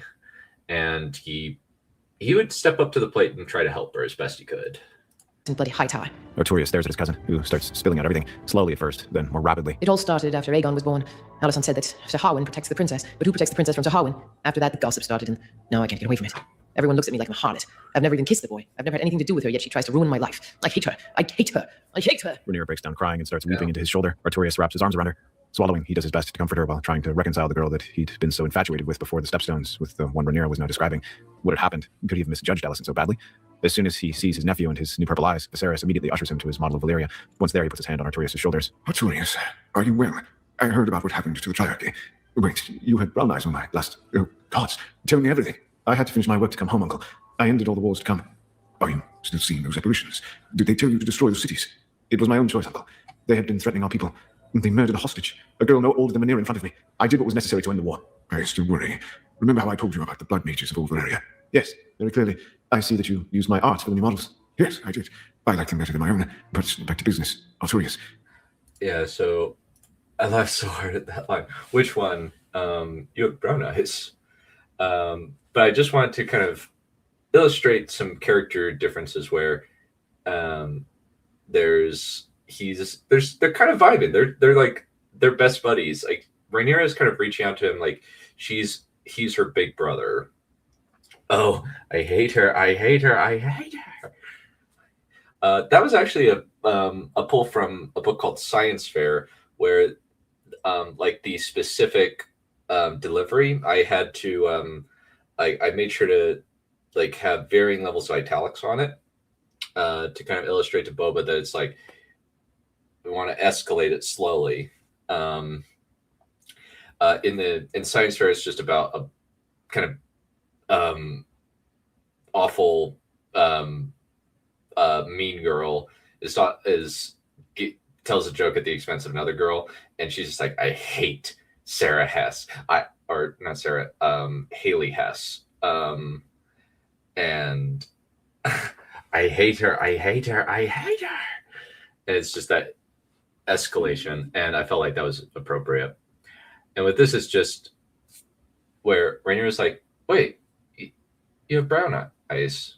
How come? And she's like, and a little bit, yeah. It's hard when it's like same letters or same last name, like literal same last name. Sarah Hess, Haley Hess, and it's like I do definitely dislike Sarah Hess.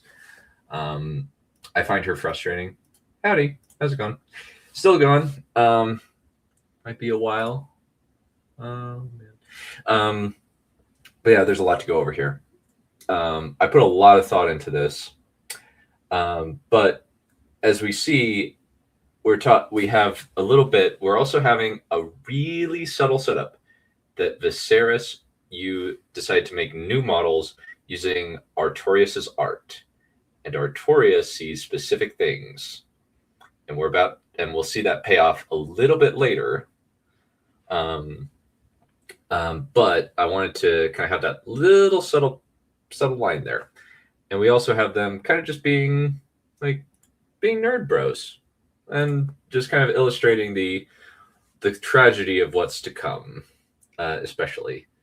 And I also wanted to kind of spell it out for the audience what exactly is happening, where this is what Artorias' fate is going to be, and why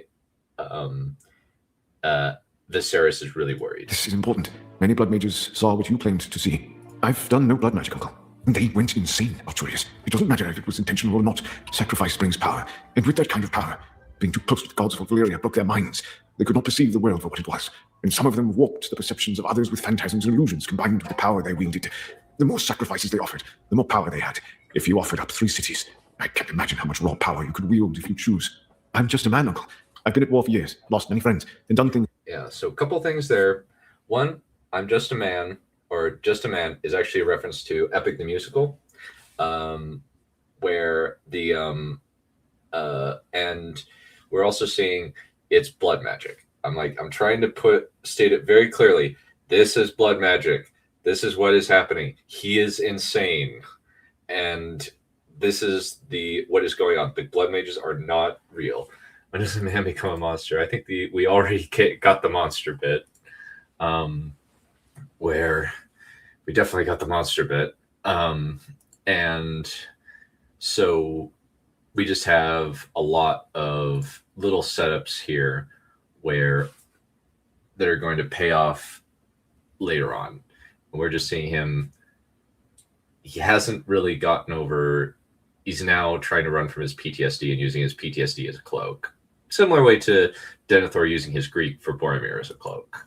That I'm ashamed of. I'll stay for a week or two, but then I need to go home to Runestone. If anything happens, please tell me. Oh, have you gone to High Tide yet? Lane of Valyria will be eager to see you. Please go as soon as you can. Don't make me issue you a royal command, lad. That girl has had her heart set on you, and I don't think you'll escape her when she hears you're back. I need time, Your Grace. I'm in no fit state to see her. Artorias embraces the king and heads off to confront Alicent. Yeah, so with this one, it's very. I kind of wanted him to be kind of that jokey, kind of, don't make me issue you a royal command, like fake stern. How do you come up with these references? Come up with these references every line? Well, it's just like part of it's just I just kind of do it. Like a lot of lines is like I just have watched a ton of movies. I've watched I've read a lot of books, so I've got a lot of lines in my head. And I also collect amusing lines. Like one of my favorites is favorite lines from the Wheel of Time is about to come up in an upcoming theory. And everybody looks at me as if I'm his least favorite brother-in-law looking to borrow money. But yeah, Ruth, it's very much the opposite where, yeah, the more ruthless he becomes, the worse his mental state gets until he cracks. And an atrocity. I'd be interested to kind of discuss with you guys whether Old Town or the Triarchy is worse. In terms of raw numbers, the Triarchy is worse, but there's a person that Artorias loves in Old Town. And there's also the Citadel to think about. But yeah, I just come up with a bunch of them. Like whenever a lot of the dialogue is original, but periodically I'll be thinking, okay, I like this line from something I've watched or read before. Kind of let me throw it in there. It works. And so just kind of pull a little bit out. So yeah, every day. Not quite every line, but often I'll just pull from stuff that I love, and I'll point that out. Alicent is cool toward him, barely paying him more than the most generic of courtesies. That hurts Artorias more than any insult. When he asks about it, she doesn't deny that she made the comment. How could you? I thought better of you. She's your stepdaughter. My son is the Trueborn heir, and I shall ensure his succession. If Rhaenyra's reputation is a casualty, then so be it. Why? This is despicable. She's innocent. I don't particularly care. My son's inheritance is at stake. Your view of things is simplistic. All that matters is that my son receives what is due to him. There's no real good or evil in this world. I don't know who you are anymore. I don't even know who I'm talking to. If that's the case, then you never loved me. Why don't you go home to Runestone, or keep playing at war in the Stepstones? Clearly you're happier there. With that, the queen walks away. Artorias stares. So repository of magic. I've never seen or Old Towns of Magic repository. I've mostly seen it as just kind of collection of knowledge. Yeah, in terms of scale, the Triarchy is worse. Repository of knowledge, I think, more than magic, where like that loss of all of that could really destabilize Westeros. scale, the Triarchy is worse because it's 3 cities of equivalent size that just get wiped out in a matter of minutes, or well, a matter of out in a single night. And with that one, I wanted to have the bit of kind of cliche line, but I think it works. Of you never love me of me. Yeah. Now don't have main ports. Yeah.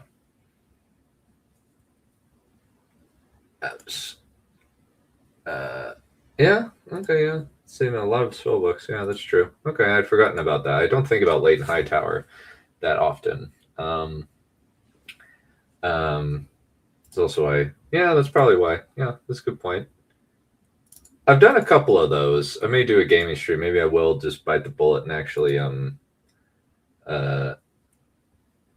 start paying for it. It's going to be frustrating because they really upped the price. I really liked it when they were just kind enough to do $10 a month, and then they upped it to $35. I was like, probably more like Doom the Dark Ages. I want to get through that. Space Marine 2 is also a friend, eco one of mine. This is what happens. Yeah, this is kind of the idea that Alicent has now kind of shifted over to the dark side, so to speak. She's fully wants to get her son on the throne. Oh yeah, that's actually, or overload, or for that matter, they can't buy food. Yeah, that's pretty good. That's a good point. The Triarchy were funding the pirates. I think Dorne would also sweep in. I didn't really have the time to really explore that, and since I wanted to kind of do other things, but yeah, there's a lot of implications for this, for this kind of going forward, and I there is an element of, we do solve it later when Daemon goes down there and basically just establishes full control over the area. But yeah, there would be a lot of problems with chaos down there. It would be interesting to kind of explore that. But I wanted to kind of keep with Artie and the Seven Kingdoms rather than kind of expanding to Essos and making the word count explode, because this is already almost, I had to cut, a lot of it was kind of shifting things down so that it was within manageable lengths, but then if I had done any of Daemon's story, it would have pushed it into the 12,000 word range, and we are not doing that. That's not okay. She would marry Rhaenyra, I imagine. Otto would be pushing for that. Yeah, that's what I thought. Yeah, that's about what I said. Yeah. But yeah, I'll do a chill stream one of these days. I may just have to bite the bullet and pay for it. Hopefully I can keep the things within. If I start to get near the 20-hour mark, by the end we'll do it. I'll have to buy it, yeah, for 10%. Okay. But this bit I wanted to illustrate There's after her, feeling like his world was shattering around him. Alicent goes back to her rooms, leans against the door. Seeing him look at her as if she were a monster hurt him more badly than she dared to admit. They had been in love, and then fate had pulled them apart, and now he would fight against her. Artorias sits in his room, resting his hands on lamentation.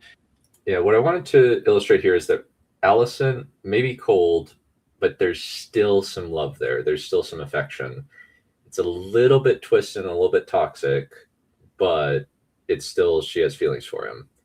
And we see Artorias there, and there's also like a little joke in there, a little joke in this that I think you'll find funny. But also with the conversation with Alicent, she says, why don't you go play soldier or playing at war in the Stepstones? Technically, it's not playing at war, but it still has the same rebuke in it that Rhaenys give Aegon. He hadn't known her. What would she be capable of if she were willing to do that to Rhaenyra? He needed to protect his cousin, and it would be from the girl he loved. It's what Kristen would have done.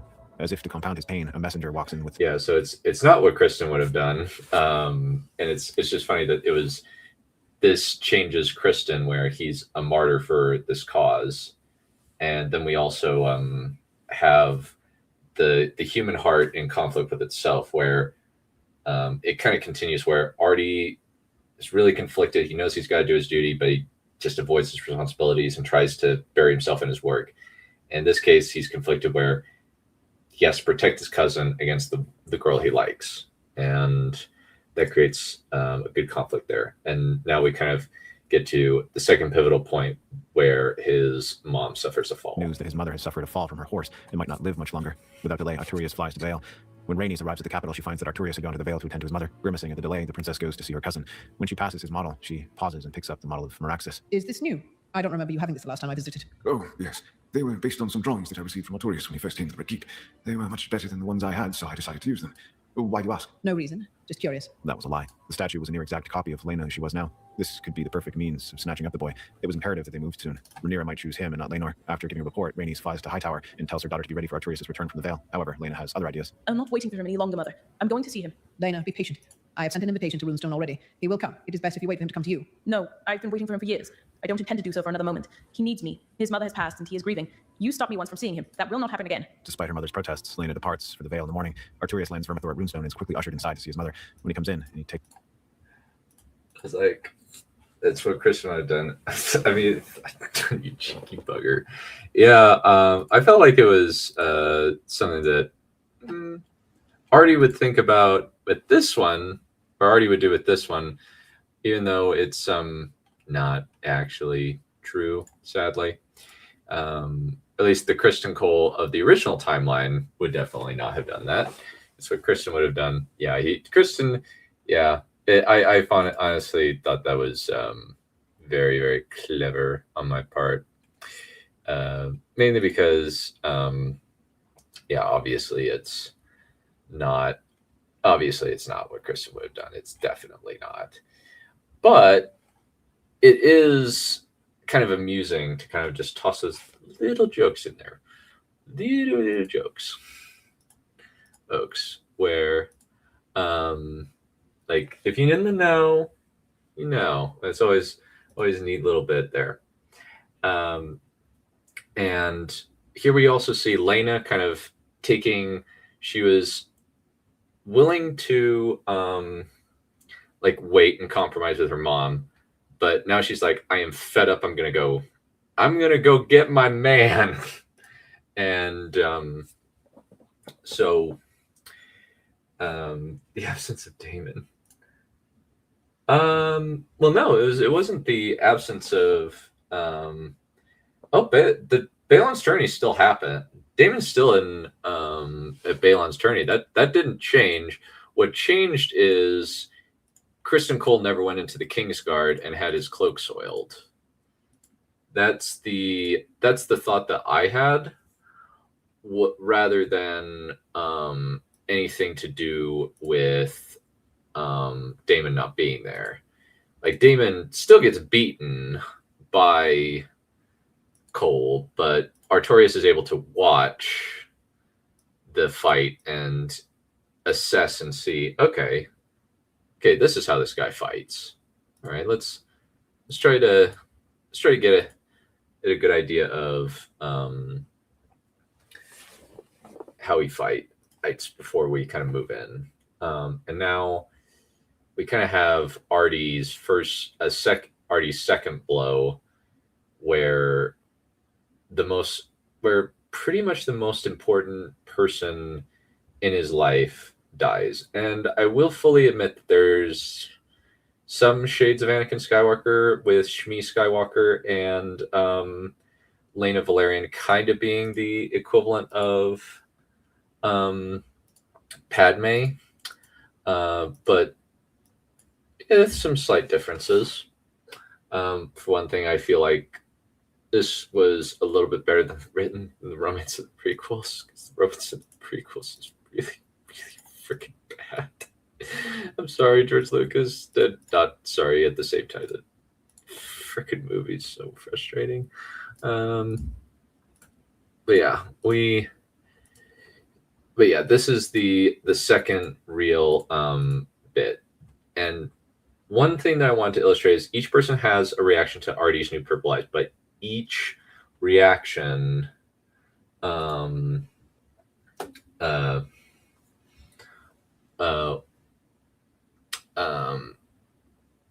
each person's reaction tells them something.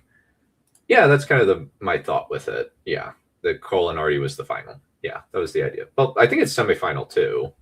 I actually haven't heard of conference finals. Maybe I'm weird, but yeah, I haven't thought of that. Her hand, Ray's eyes open, and she smiles. My boy. My brave boy. I'm so glad you came. And you've got a new pair of purple eyes. Your father will like that. I should have come sooner. I never should have left. You did well. I listened to every story of Artorias Stormbringer, the bronze prince of the Stepstones, freeing captives and slaying pirates. I've never been prouder of you, Artie. I've killed more than just pirates. I still hear their screams in my head. That is all battle, Artie. You are my son, and I will always be proud of the man you've become. I do want you to promise me something. Anything. Don't waste your chance with the Valerian girl. I've met with her and her mother while you were gone. All I was waiting on was your consent to the match. Don't live your life alone. I promise. Before he can finish, she closes her eyes. Artorias sags in his chair, shoulders shaking. Above him, the lightning intensifies as if in concordance with his grief. Shaking, he pulls her limp body into his arms and starts to cry. It was just like when Kristen died. He couldn't save her. Vermithor roars so loudly that everyone near him has to cover their ears. When Daemon arrives to pay his respects, he finds Artorias sitting beside his mother's tomb. Silently, the prince places a hand on his son's shoulder. When Artorias turns toward his father, Daemon flinches. Yeah, so at that bit, we see the little bit of see them reunite, and then she dies. And she tells him, "Hey, be happy with this good," and is kind of giving Lena her seal of approval, which I think, which in a lot of ways is one of the main things that I think Artie needed, because I think that having his mom's approval would be a big deal for him, and saying, "Hey, yeah, I need to actually gear up, because if my mom approved of this girl, that means that she's cool." And because of that kind of makes it a little bit tragic. And she also is like, "I love you." And she unconditionally loves her son and just says, "You are my son." And kind of further illustrating the difference where she unconditionally loves her son, where her son is one of the most important people to her. And she loves him unconditionally and is proud of him, though she doesn't know fully all of what's gone on in the Stepstones, because it hasn't reached her, and he doesn't quite have the heart to tell her about it. And now we kind of see Daemon's reaction to him. But another thing that I wanted to illustrate is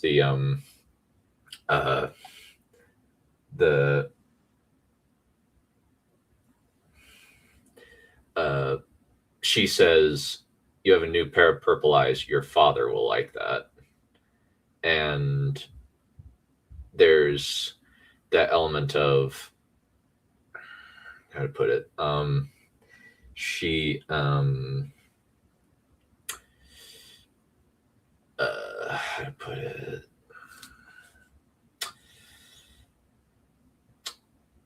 it's not really him, so to speak. He just says, yeah, this isn't necessarily his, like this, it doesn't really look like him, whereas his brown eyes were him. I guess maybe I don't follow the Super Bowl. I don't really like sports. I'm not a big sports guy. I never have been, sadly. But now we're kind of seeing, this was kind of my Daemon, and I actually added this when I was kind of expanding on the draft, as opposed to kind of like writing to kind of conserve word space. I, in the end, said, okay, I have to do, I need to have some kind of explanation for where Daemon is, and I need to have him have a reaction to his son, because if I don't do that, people are going to be asking, where is Daemon? It's almost like a "Where's Waldo?" deal, or "Where's Poochie?" And so I was like, all right, fine. Well, let's use this as our little bit of characterization here, and have him talk to his son at the. I did originally, one of the things that I kind of thought of doing was that I ended up scrapping, was that Daemon crosses the line and calls Rhea the bronze bitch in front of Artorias. And that would make him snap and want to kill his father. He wouldn't do it, but he would almost kill Daemon, because he's like, no, you do not get to say that. I ended up scrapping that idea because I was like, maybe, yeah. But yeah, I'm still gonna keep going. Yeah, no worries. Okay, we're making good time. Let's just try to get through this. I may have made some very bad mistakes. Okay, but we'll keep going. But yeah. Is when he sees his son's purple eyes.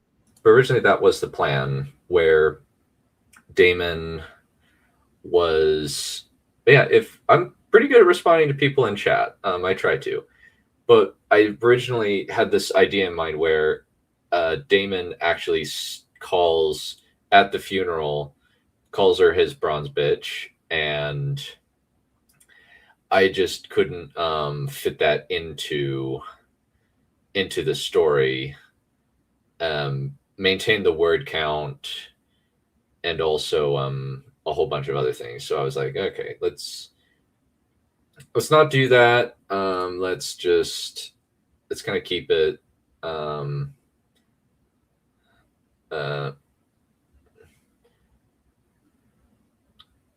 let's keep it a little bit more focused and just have him be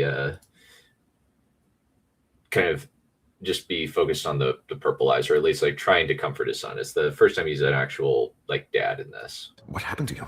Many things. What happened to your eyes? They went purple when I saw you last. Something has changed within me, Father. What happened with the triarchy? Is that what happened? So, subtle reference to Wicked. As you said, almost every line is a reference.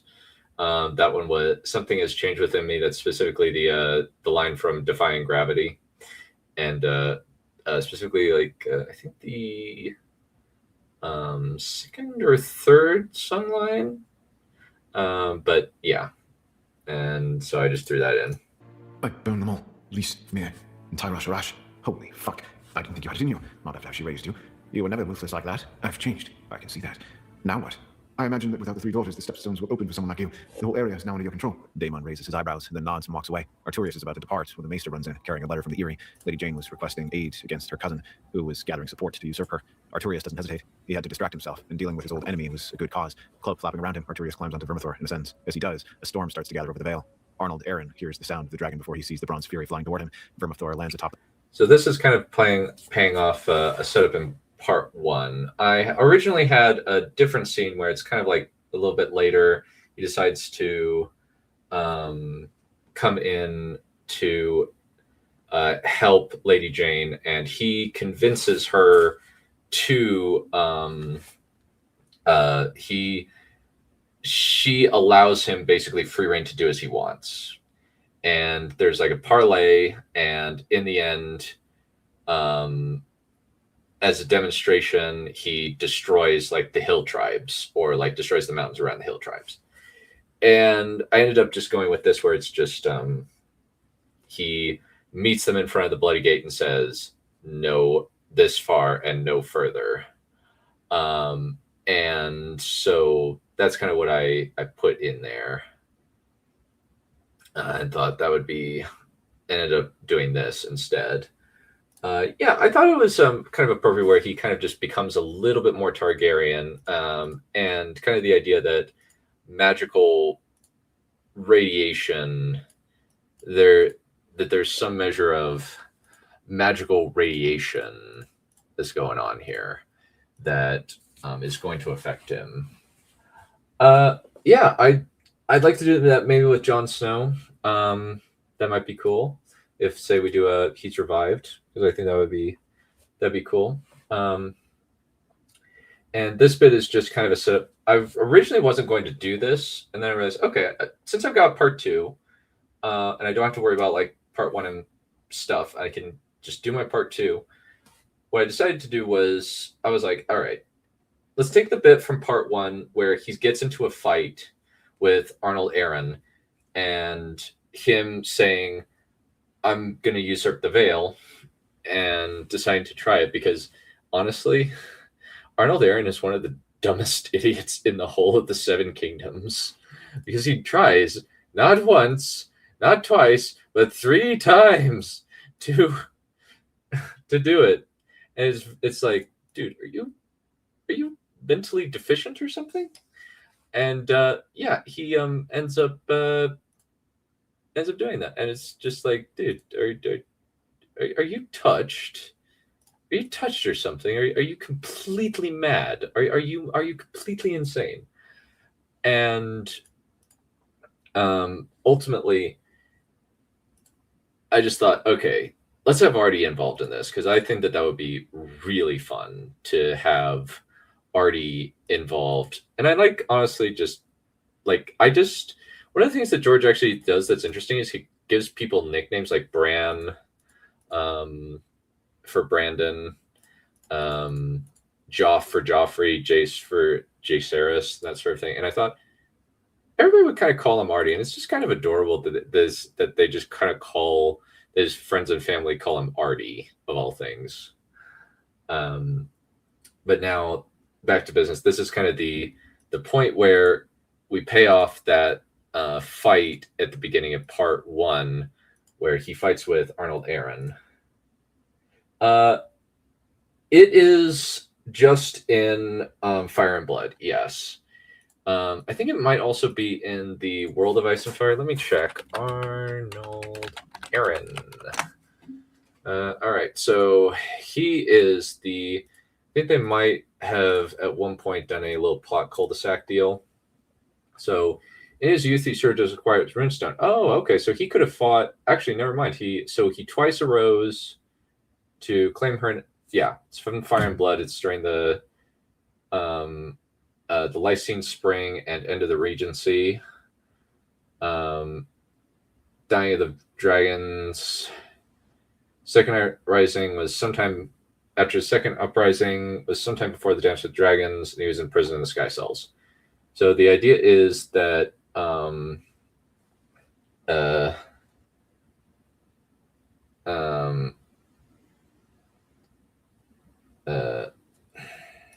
let's see.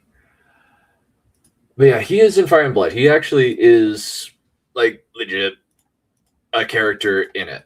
And I looked around and thought, okay, let's do that. But instead of going into one of the Sky Cells and having a whole lot there, he gets torched, as we're about to see.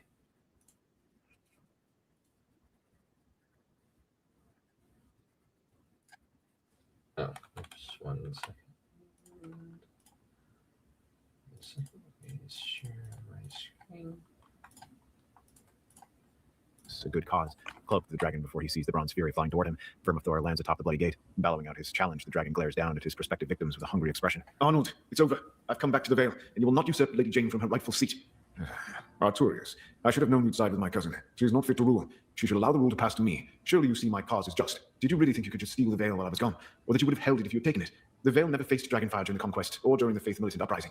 What do you say to a demonstration? Casually, he draws lamentation and points it at Arnold. Immediately, everyone backs away from the lordling, as if he had the pox. Realizing what was about to happen, Arnold drops to his knees and starts begging for mercy. Ignoring the other man's pleas, Artorias glances around the assembled lords. Lady Jane need not toil her hands with this pathetic wretch. Those of you who want... Kind of the thing is, I'm having to just take the events and turn them into an actual narrative is the thing. So I'm essentially, what I'm trying to do is just, most of this is original dialogue that I'm having to come up with. And ultimately I'm just saying, all right, let's just have a bit where we have the we kind of take the historical events, put this character in it in a way that makes sense logically. Like a couple of times I've used Cregan Stark taking back his birthright from his uncle, his usurping uncle, because I was like, let's do that. We can do that. That'd be cool. And so I just decided to put that in. And with this, it's just, let's have Artorias help with the usurpation, because, as I said earlier, Jane's his friend. And one of the things about Artorias is that he is a good person at heart, but he has a lot of demons inside of him, and those demons do end up getting the better of him. He didn't really, dude. Certain you see, yeah, it's mainly because he's like, he knows he can't argue, because he was like, she's not fit to rule, and he yeah, that was kind of the extent of his argument, where his argument was they're too soft to rule, and also I think he's also just desperate because he knows, he's like, I am so dead right now. I'm going for a Hail Mary here. Live, tie him up, and make sure to give plenty of room. You have until I reach the cloud cover. I suggest running home before I come down. Snarling hungrily, Vermithor spreads his wings and ascends toward the sky. Not wanting to anger the prince, the men grab Arnold and tie him up before fleeing. Arnold screams at them to let him go, falling on his side as he flails and tries to get at his bindings. Then Vermithor comes down from the clouds. Arnold's screams are silenced as the bronze dragon's flames devour him. Artorias lands near the corpse, then sighs and glances away. He was finished here. Now that he's done his duty, he could be alone with his dragon. After flying to the fingers, Artorias sets up camp. Once he's lit a fire and has some food cooking, he pulls out the letter from Alicent that he... Yeah, so originally, one of the things that I did when this was kind of in the script, kind of as the writing went on, I originally actually had this as a hard cut from the War in the Stepstones. Just immediately actually went to this, where she finds him just almost by chance, where Lena finds him right afterward, and most of this was kind of put in late during the writing stage. Since I had that bit written, then I was like, I need to do some expanding, and we need to have the death of Rhea Royce, and he used to be in a vulnerable state.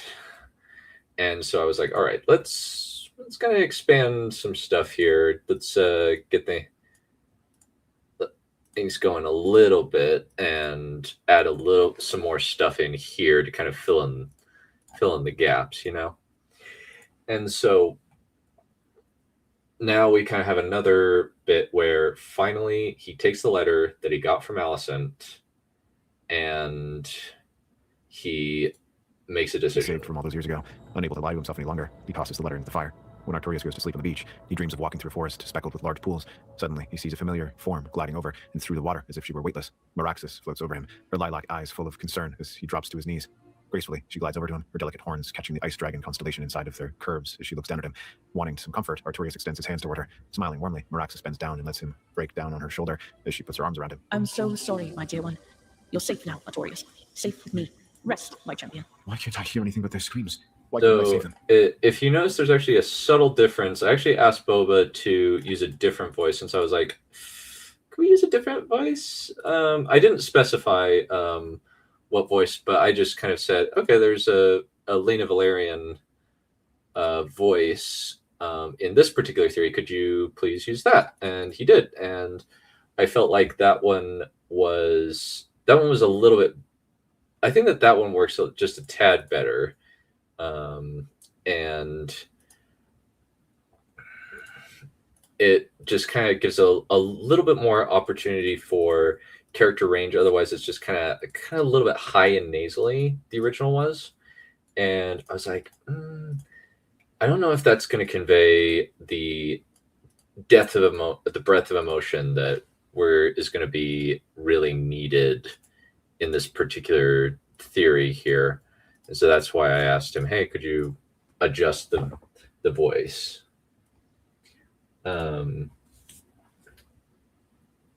Yeah, I didn't. Yeah, I could have for more important parts. I could have, yeah, but I was like, I don't know if like what important bits of the story are you considering? Because for my thought, I guess I probably could have made him a little bit more scared. Yeah.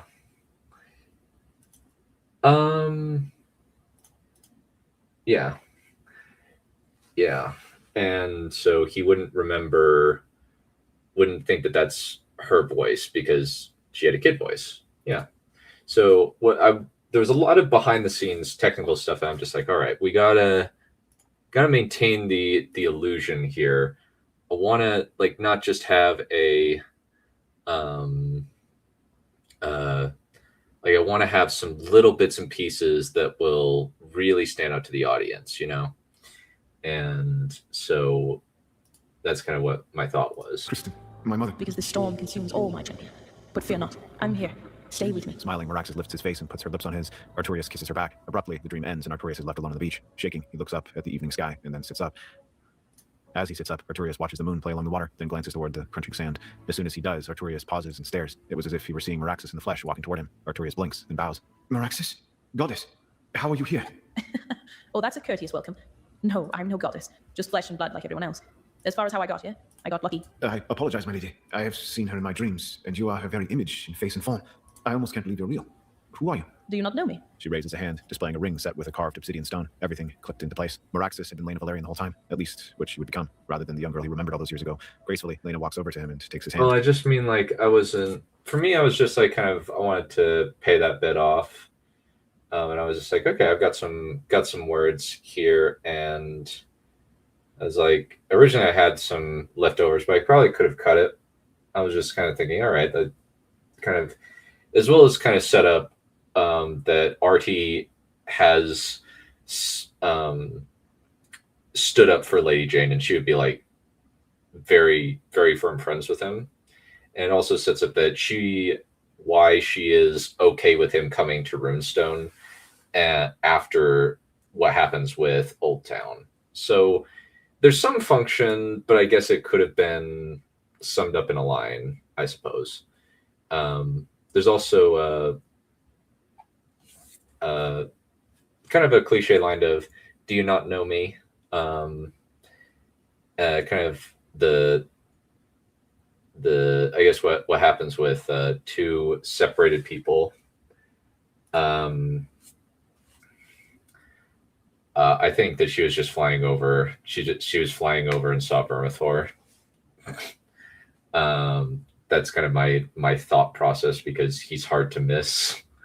And since Vermithor is pretty large, and the High Tide is actually a straight shot upward from straight shot north from, or a straight shot south from the fingers. So I was thinking, okay, she just kind of goes up north, and kind of as she turns, she sees Vermithor, and she's like, oh, and just kind of sneaks in and just kind of walks down. That was my thought, at least. Yeah, and so I originally kind of had her kind of waking him up. The veil is very big, but yeah, but sure. Yeah, and that's why I say I got lucky. I chose you that night in the gardens, remember? And it has never left my finger. Do you still have my gift? Artorias reaches into his shirt and pulls the necklace out. Smiling, Lena runs her fingers across the necklace and then strokes his scar. Artorias doesn't know what to think. What fate had brought him to this place with this woman who had been in his dreams since he was a child? Shaking, he places his hand on her face. Lena leans her forehead against his. The world seems to fall away, and the screams become a distant memory as their lips meet. As he pulls back, she tilts her head and strokes his face as he holds her around the waist. What happened to your eyes? I don't remember them being purple. I'm not sure. Ever since I defeated the Triad, my eyes changed. That's a shame. I liked your pretty brown eyes. They were kind and gentle. The ones you have now have a haunting quality. Thank you. That means more than you realize. So, how did you get here? Would you like me to get you to your horse? I have no need for a horse. Not when I have her. Smiling, she backs away and raises her arms theatrically as a roar even louder than Vermithor's splits the air. Shocked, Artorias looks up. Yeah, so one of the things I wanted to do here was kind of like keep the reveal of Vagar kind of a little bit to where it's like you get the reveal at the same time as Artorias, where it's like, as an audience, we know that Lena has Vagar, but Barty doesn't. And I kind of was like, let's kind of keep this in the background. Let's keep this a little bit, let's be a little bit coy about this. And so we have kind of a theatrical moment. Previous to this, we also have the, like how they're talking, where it's just, one thing is, I really wanted to reference the Count of Monte Cristo with the line where in the Count of Monte Cristo, when the two lovers are reunited after a long time apart, she holds up her hand and shows the little ring made out of string that she made to kind of show that this would be her ring, since he said that he couldn't afford one. And she shows it to him and says, it is, I told you that night on the rocks, remember, and it has never left my finger. And so I wanted to put that in there to kind of like really illustrate kind of the feelings that these two people have, as well as demonstrate her agency early on, where she's like, no, I'm going after him. I'm not going to stay and wait around for him. And then we also kind of see that she loves him for him before he got the purple eyes. He didn't need the purple eyes. And she's like, I liked your pretty brown eyes. They were kind and gentle. And the ones they have now are haunted, have a haunting quality, kind of because his eyes are now haunted by all of the bad things that he's done. And the poor guy ultimately is ultimately kind of broken, is the sad thing about it. Like, he ultimately has no refuge other than her. And kind of even the little motion there where she let me think. 1,000 yard stare. Yeah, a little bit. And what's my train of thought? What was I saying? I hate it when that happens. But she didn't need to.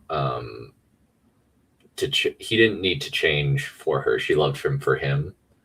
And there's also like a little bit of kind of, I guess, the blocking where she puts her hand on the necklace that she gave him in a similar way to how Arwen touches the even star in the Lord of the Rings. And I felt like that was a rather effective method of making it so that the like kind of illustrating via the blocking. And so that's kind of those are kind of the bits of the scene. There's also a little bit from Love in Paradise in two ways. In the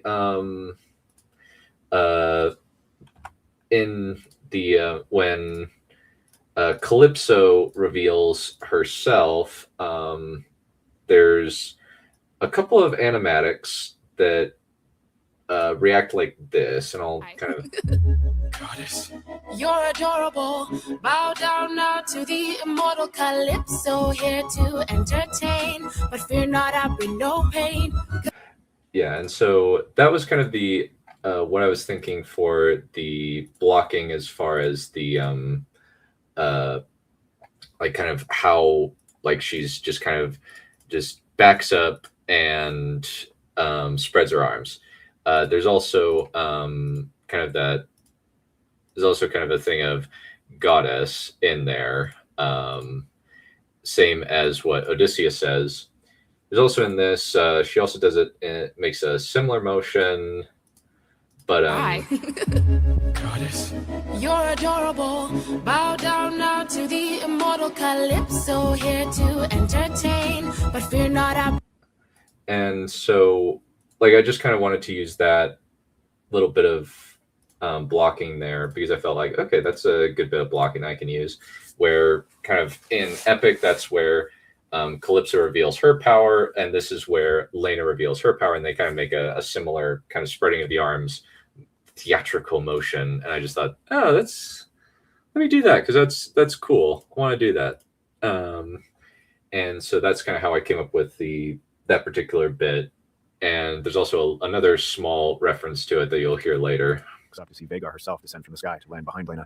Seeming very pleased with herself, Lena lets her arms fall to her sides and places her hands on her hips. Vermithor prowls over the rocks and roars in greeting. Artorias snorts a laugh. Are you competing with me or something? Well, yes. You inspired me to claim her. Care to race me to Runestone? There's a lot to talk about. You're a terrible letter writer, by the way. Very minimal details, except for the last one. Ah, yes. Sorry. Can I ask what was really happening down in the Stepstones? You stayed there for a long time. I wanted to come down and help you end things, but my mother kept stopping me. I was running away from my problems. From me? Not at first. I thought that you were going to marry my uncle, so I tried to marry the girl I'd known since I was a boy. When her father refused, I went to the Stepstones to prove myself. I thought rather foolishly that I could earn the king's favor, but then I got the news that she'd married the king. So you wanted to marry Alison Hightower, and my request spoiled your plans. Did you hate me? Was that why you took so long to respond? Not you. It wasn't your fault. I was mad at fate. That I'd done all this work, killed all those people, and it had been for nothing. Now that I've seen Alison's true character, I realized that I never knew her to begin with. But I feel that I know you. I'm sorry I ran. I was a coward and fool. I don't know how to say anything right now. You're adorable when you're flustered. There's nothing to think about.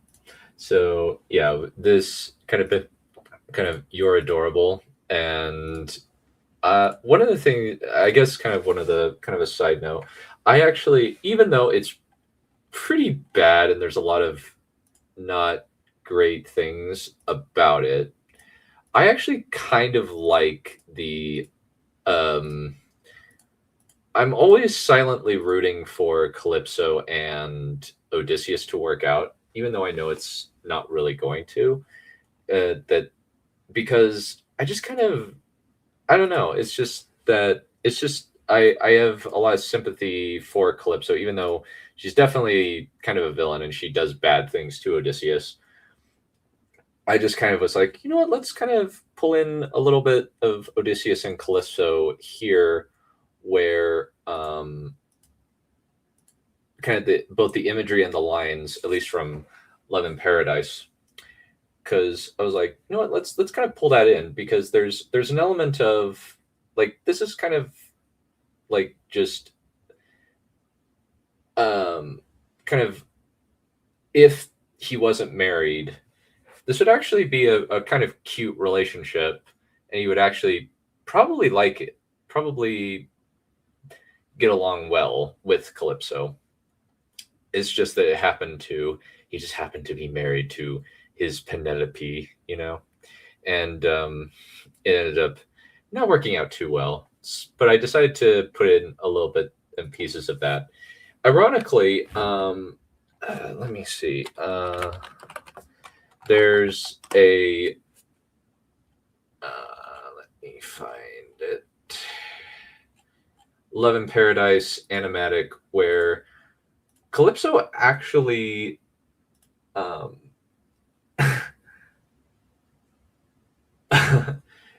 yeah, like I'm pulling from a lot of different things. There's actually neat little thing where they actually looks very, very similar to Lena Valerian, as depicted in the show, with kind of the fact that she has silver hair. And I was like, oh, let's kind of pull some of this bit in, and kind of pull some of this bit in, because I was like, oh, let's kind of pull that in, and just kind of throw in basically take a bunch of ingredients, toss it into a pot, chill along there, and then figure it out. And with this, it's very much, and I wanted to kind of illustrate, there's also, like, in this relationship, they're kind of pushing each other. Like he has inspired, like he kind of helped her, and now kind of there to make it so that she could basically kind of be on a level playing field, so that she wasn't his inferior. And it pushed her to kind of a realm of excellence, and showing that little bit of, they both kind of, he inspired her to be excellent, and she is his grounding influence that makes it so that he doesn't go completely insane. He goes fairly insane, but he doesn't go completely insane. And what I wanted to do here was just kind of create a relationship. And also, he's honest with her and just says, hey, yeah, I was running from my problems. I was a dick. I wanted to do this, and it's just to show that she accepts him. Like, she understands it. And there kind of goes through a similar thing where they both had their hearts broken. She had a shorter heartbreak than him, but mainly because he just didn't process it well. Poor guy. And it probably is a good thing that he took so long, because now because admittedly, like, she's not 12 anymore. That would have been I think that if he hadn't stayed, if he had stuck around, it would have been really weird. I enjoy writing a few promo. Yeah, it's so much different. Yeah, enjoy the world building, but it's nothing like this. What are some differences that you notice between my thought process and yours that have stood out to you? I'm interested to kind of continue that conversation while you're doing that. I'll keep going. But yeah, it's just, I wanted to kind of have the purpose that I had here was that I needed to just kind of illustrate that this is kind of a love that was meant to happen, as well as, like, he's been dreaming of her and just her. He doesn't dream about Alicent ever. He dreams about this girl. And it was kind of something that's almost fated to be, but also in the end, he chooses to be with her. He isn't forced into it. He realizes, oh, this girl is actually very good for me, and I want to be with her. And from there, he has that kind of epiphany where he fully realizes, oh, this is what I've been wanting the whole time. And then he does it. So that's kind of the main thing that I wanted to accomplish with this bit right here. And just to illustrate, yeah, she gets it. She gets him, and she's willing to kind of accept it. And she does kind of say, hey, did you hate me? And he's like, no, I didn't hate you. And he's quick to try and recover. And he's just saying, yeah, I had a high school sweetheart before you. I really liked her, but it didn't work out. And I stupidly tried to get her back, but it didn't quite work as I had hoped. And poor guy. And she just kind of says, I get it. I'm not angry. But she does kind of stand on business and ask business. Forgive. You didn't have to tell me, but you did. It's hard to have your heart broken like that. I felt the same way when I thought I was going to marry your uncle, not you. Your pain lasted for much longer, but you don't have to be alone anymore. I love you, Artorias. Do you love me? I've had a girl in my dreams for many years. I thought she was the goddess Meraxis, but now I see she was you all along. I do love you, Lena Valerian, and if you'll accept me, I would be honored to marry you. Artorias takes her hand and squeezes it, in which she returns. Then she kisses him again before running to Vhagar. Smiling for the first time in what felt like a long time, Artorias walks over to his dragon. Vermithor and Vhagar take to the sky and fly toward Runestone. As Vhagar starts picking up momentum, Artorias sees Meraxis flying around Vermithor. He knows now he could distinguish her from Lena by the horns on her head and the lack of a ring. Smiling, she blows him a kiss, then swirls under Vermithor's wing and becomes a gust of wind. Vermithor surges forward, roaring past Vhagar toward Runestone. When they land, Lena laughs as she climbs off her dragon and walks over to him. Smiling, Artorias puts his arm around Lena's waist and walks her inside. Over the next few days, he tells her everything, his strange visions. Yeah, and this is kind of just to illustrate that they are going to be partners. Like, she is going to be he's not going to keep any secrets from her. And I wanted to illustrate the kind of that trust that these two have for each other, that he has for her. That he lets her in on all of, like, the bad, or what's been going on with him. Yeah, okay, that's cool. I like that. Geographical knowledge for physical stuff, some magical stuff. Okay, nice. Some stuff. Okay. Smart stuff. I like that. All right, that's cool. I like that. Some smart art stuff. I like that. I'm kind of similar. I'm mostly historical stuff.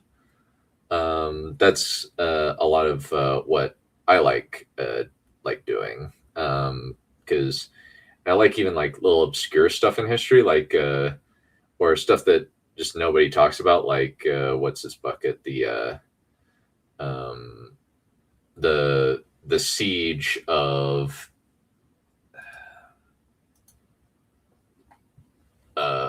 Alenia, I think it is. Let me see. Vercingetorix. Let's see. Vercingetorix. What did he do? Let me see. So, Verni, let me see.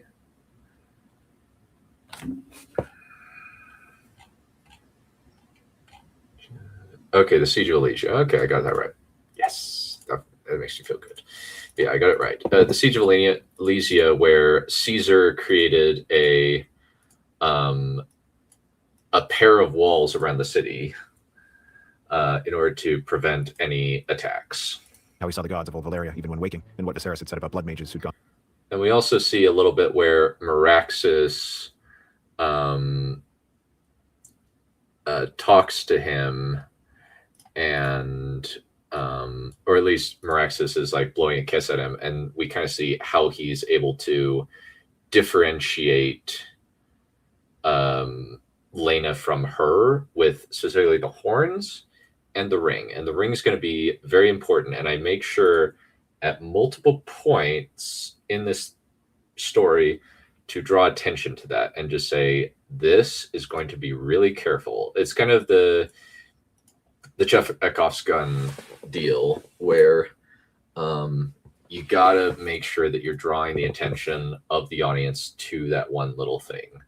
And I wanted to just make sure that that was on the minds of the audience. Insane after seeing such apparitions. Lena listens and then tells him about all that had gone on while he was at war, how she'd claimed Vhagar, how she wanted to fight at his side, but she hadn't been old enough for that. A few days later, they're married. That night, Artorias dreams about destroying the Triarchy. He sees all the horrors and hears all the screams, smells, all the acrid stenches that come with such wanton death. Shaking, he sits up in bed next to Lena, then swallows in relief when he sees her. Not wanting to disturb her, Artorias walks out into the storm. It still made him feel strangely powerful, despite the memories. Above Runestone, the gods stand amongst... We were also seeing a little bit of magic where Artorias, it's not intentional. If it was intentional, he would be a little bit overpowered, but because it's unintentional, where it's just he's using a little bit of wind, just a little bit of wind to pick up Vermithor and outpace his lady.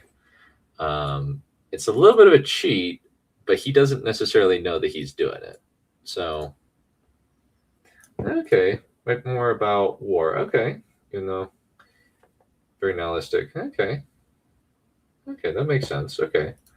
I like more kind of dark, violent stuff when I write too, though I've kind of, with this, it's like, seems as though a lot of it is built around kind of giving people a happy ending. It's kind of hard to give a bad ending when certain prompts are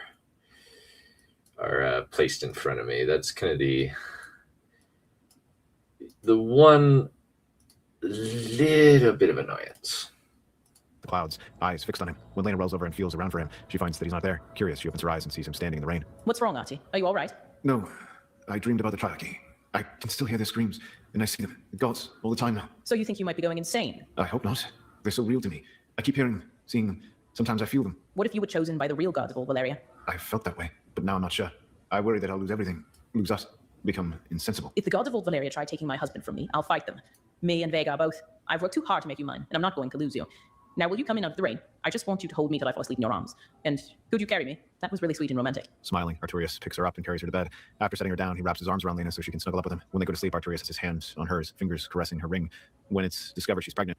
Yeah, so note the ring. The ring is going to be very important, and I wanted to draw attention to that.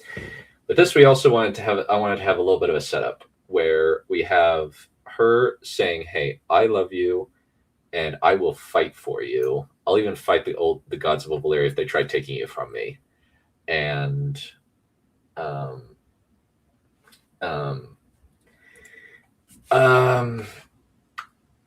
I think that him dying actually would be merciful. The reason being, I was thinking, yeah, he gets to live, but the problem is he is trapped in a prison of his own mind where he barely knows what reality is. And he is going to be tortured by what he's done for the rest of his life.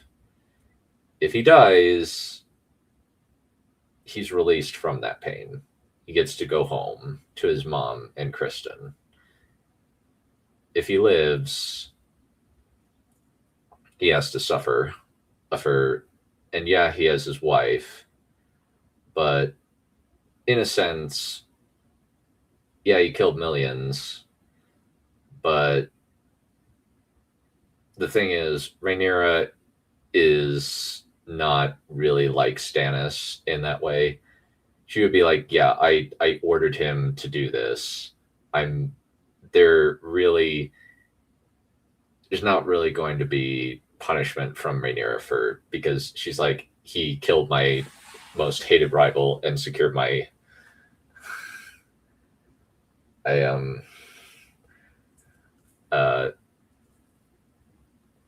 my hated rival and the one opposition.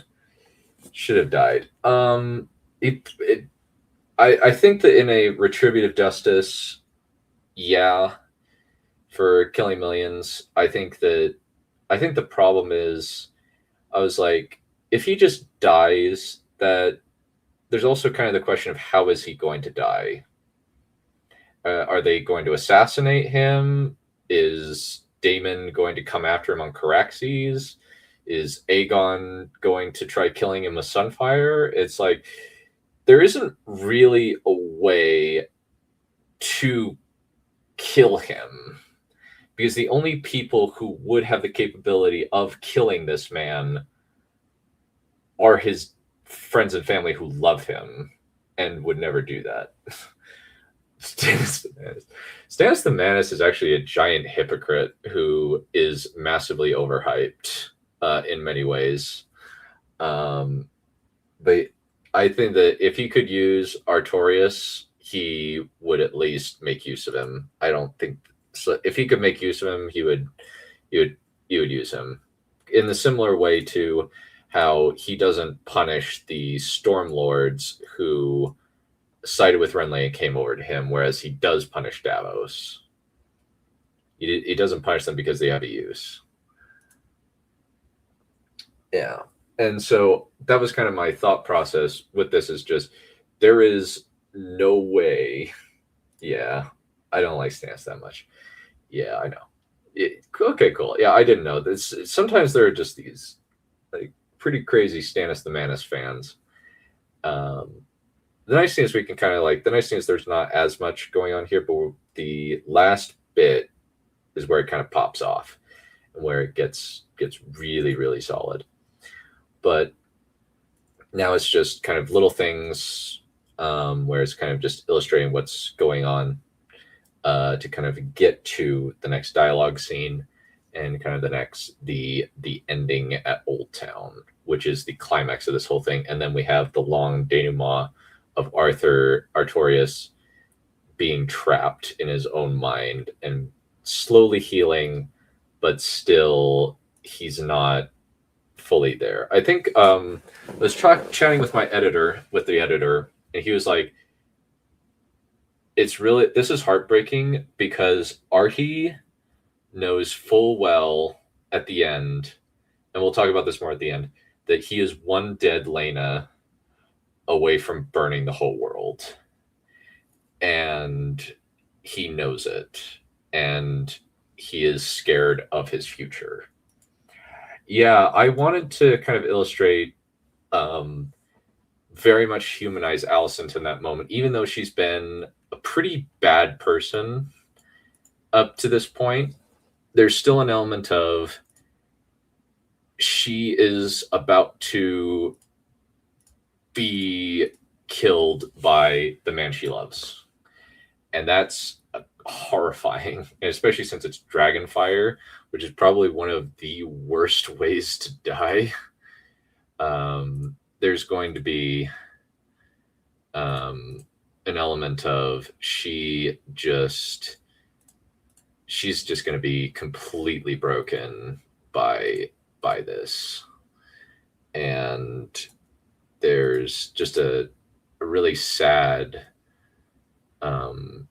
element of tragedy to this whole thing, where she could have been with this boy, but because of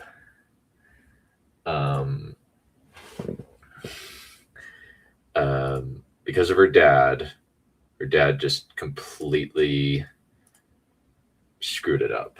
The Old Town sequence was even better. Thank you. I appreciate that. I spent a lot of time visually thinking about it, and there were actually bits and pieces in that I wanted to put in. For example, we'll see in a bit, but specifically like Meraxes slamming her fist through the waves, and creating a thing of horses. And I was like, I very much wanted to use the Neil Illustrator bit. And so I think that it very much illustrates, okay, this is something really, really visually spectacular, and because I could picture it fairly easily in my head as well. And I wanted to make sure that the audience was able to picture it, because I spent a lot of time listening to Thunderbringer by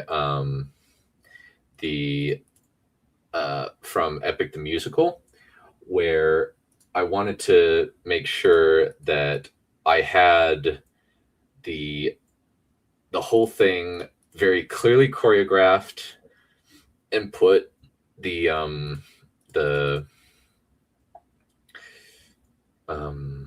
to put it, make sure that I had the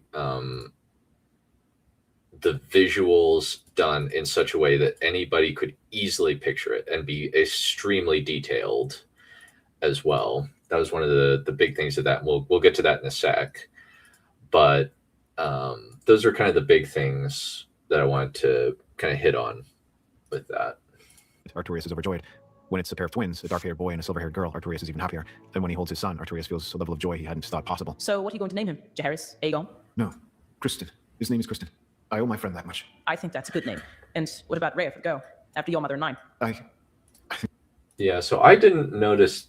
I was like, oh, wait. Kind of in a similar way to, you know how in Batman v Superman, there's kind of that moment of, why did you say that name?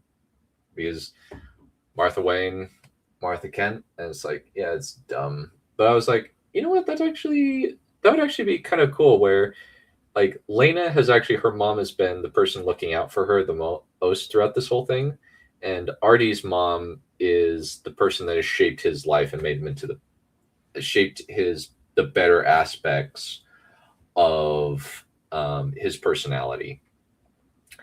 And he has and when Lena understands him so well that she says, hey, let's name our daughter after the two women that have influenced our lives. And he's like, yeah, I love that. That's a good name for her. A name fit for a princess when it comes time for the wedding. Yeah. And admittedly, that was kind of one of the things that I took from Empyrean Talks. Admittedly, there was kind of more of a subplot where he wanted to kind of streamline the dance and just go to the dance. I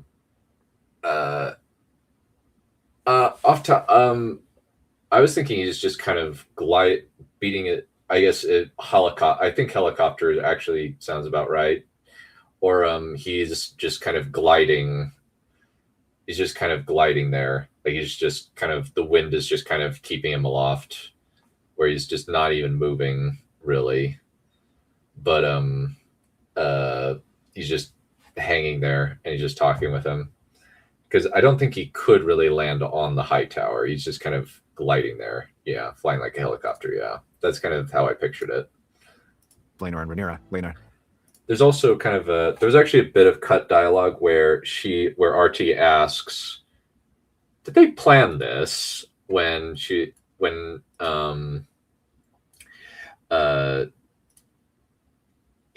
when they get the invitation, he's like, did they plan this?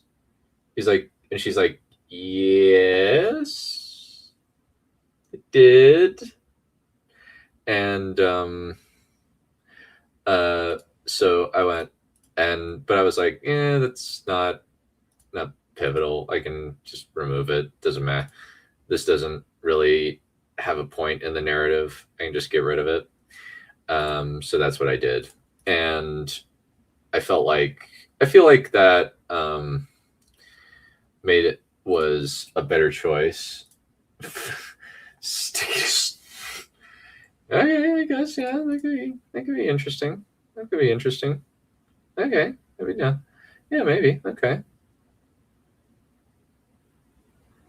Okay, that'd be interesting. Okay. All right. That's a good point. Okay, I like that.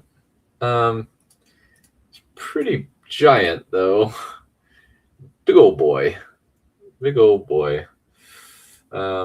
And he was like, yeah, I'm kind of, and then he just says, yeah, I'm okay that this was planned because I really do care about you. And so there's that that bit there.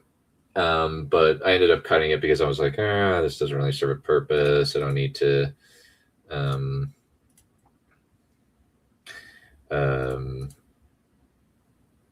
have this bit in there really. I can just cut it, save room for other things. Things that, since I was like, this doesn't really need to be there, and I just cut it. So. And Artorias fly to King's Landing. Artorias embraces both Laenor and Joffrey, followed by Rhaenys and Corlys. He feels so happy that finally he can just spend time with his friends and family. All eyes in the court flick to Artorias and Laena when they enter the Great Hall. Alicent's nails dig into her palms as she enters with the Valerian girl on his arm. When Artorias is announced as Lord of Runestone and Prince of the Stepstones, his mouth tightens slightly. Laena strokes his arm comfortingly, knowing that the loss of his mother is still sore. During the feast, Artorias stands next to Laenor and Joffrey as they make conversation. The Stepstone Brotherhood, together again. Glad to see you. Never expected you to settle down. Well, you know my father and my mother. Hard to refuse them when they talk about duty and all that. I'm honestly surprised. You and Joffrey are far too adorable together. Piss off. Yeah, so this is kind of a running joke where it's like, yeah, Artorias has got a pretty good gaydar since he was raised by lesbians, or at the very least raised around lesbians. And so he's like, yeah, I know. I know.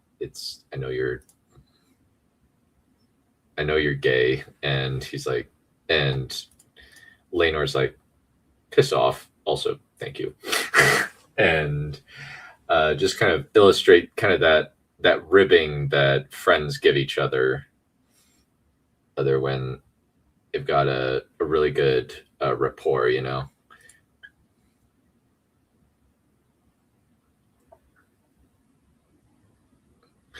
And what I really wanted to make sure happened was just kind of illustrate that these these guys are buddies, and as well as illustrate what Artorias values right before it's kind of a lot of it's taken away from him. But thank you. I'm happy that we're brothers now, Artie. Will you go to Runestone or the Stepstones? Runestone. My father will be filling the vacuum left by the Triarchy. I'll never go back there. Too many painful memories. Which is ironic. This is very ironic because he's like, he ends up going down there anyway. And after is what happens at Old Town, he goes right back to where he ran away, but this time he has his family with him and he's not abandoning his responsibilities. Well, now that you've seen sense, you and Laena should visit Dragonstone whenever you can. I imagine Rhaenyra would appreciate the company. She really needs a friendly face, poor girl. Artorias' eyes flicker toward Alicent, who has a flinty expression on her face as she glares at him and Laena by turns as his wife talks with Rhaenyra. Before he can get lost in his thoughts, Laena walks up to him and takes his hand. Smiling, she pulls him into the dance floor. For a moment, he's frozen. Then he takes his wife in his arms and starts spinning her around. Together, they interlace their arms, spin each other around, and glide through the other dancers. At one point, Artorias lifts Laena into the air as if he were helping her fly, spreading her arms like wings. Laena laughs as he spins her around and around. Finally, he lowers her to the ground, swept up in the moment. Artorias kisses her right before her feet touch the floor. When Artorias and Laena kiss, Alicent stands up and stalks out. Yeah, so this, I just wanted to, this is very much just to kind of illustrate just how much in love they are. Originally, though, Alicent was not in this bit, but then I was like, you know what? I need to put bits of her in there because this would mean a lot. And I really wanted to humanize her, especially in the Old Town bit. You're a big toy. Yeah, I had a lot to talk about with this video. This was very much my best piece of writing, and there's a lot of stuff in here with setups, payoffs, little clever bits of writing, techniques that I wanted to use, so many different things, and it ended up pretty much most of it getting into the video, and I was like, all right, I wanted to just kind of talk all about that because it's, 32, yeah. But there's a lot of, unlike something like, say, what was it? I don't know, what is it?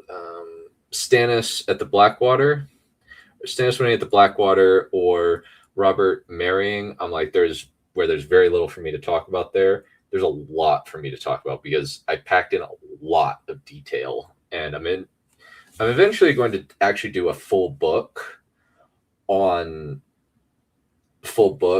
of utilizing some of this premise because I really want to expand on this story and tell more of it. That is the plan. I wanted to do this one right now while the iron's hot because part 2 just barely got released a couple days ago, and I was like, I want to talk about it, and I'll do some more talks about this. I will kind of do more, a couple more. What I want to do is kind of I want to see how somebody else kind of reacts to it. Do that stream, and then I want to talk to Boba kind of like about like his analysis of it because I think that would be really interesting. I think I might end up having to bite the bullet, at least pay for this month, since this is proving to be a very long video. I've talked for a long time. Just get a quick drink. Gotta hydrate. It's also really, really hot in here.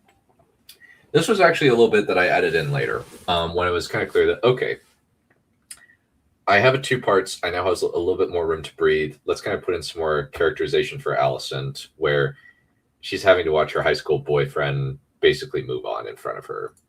And you can kind of argue whether or not Artorias is in the right for just kind of breaking propriety and kissing his new girl in front of his old girl. But yeah, I was like, yeah, you could kind of say it's kind of like a little bit of a dick move, but you kind of just say, hey, he's kind of an emotional person. He kind of gets lost in the moment a lot, and he has kind of that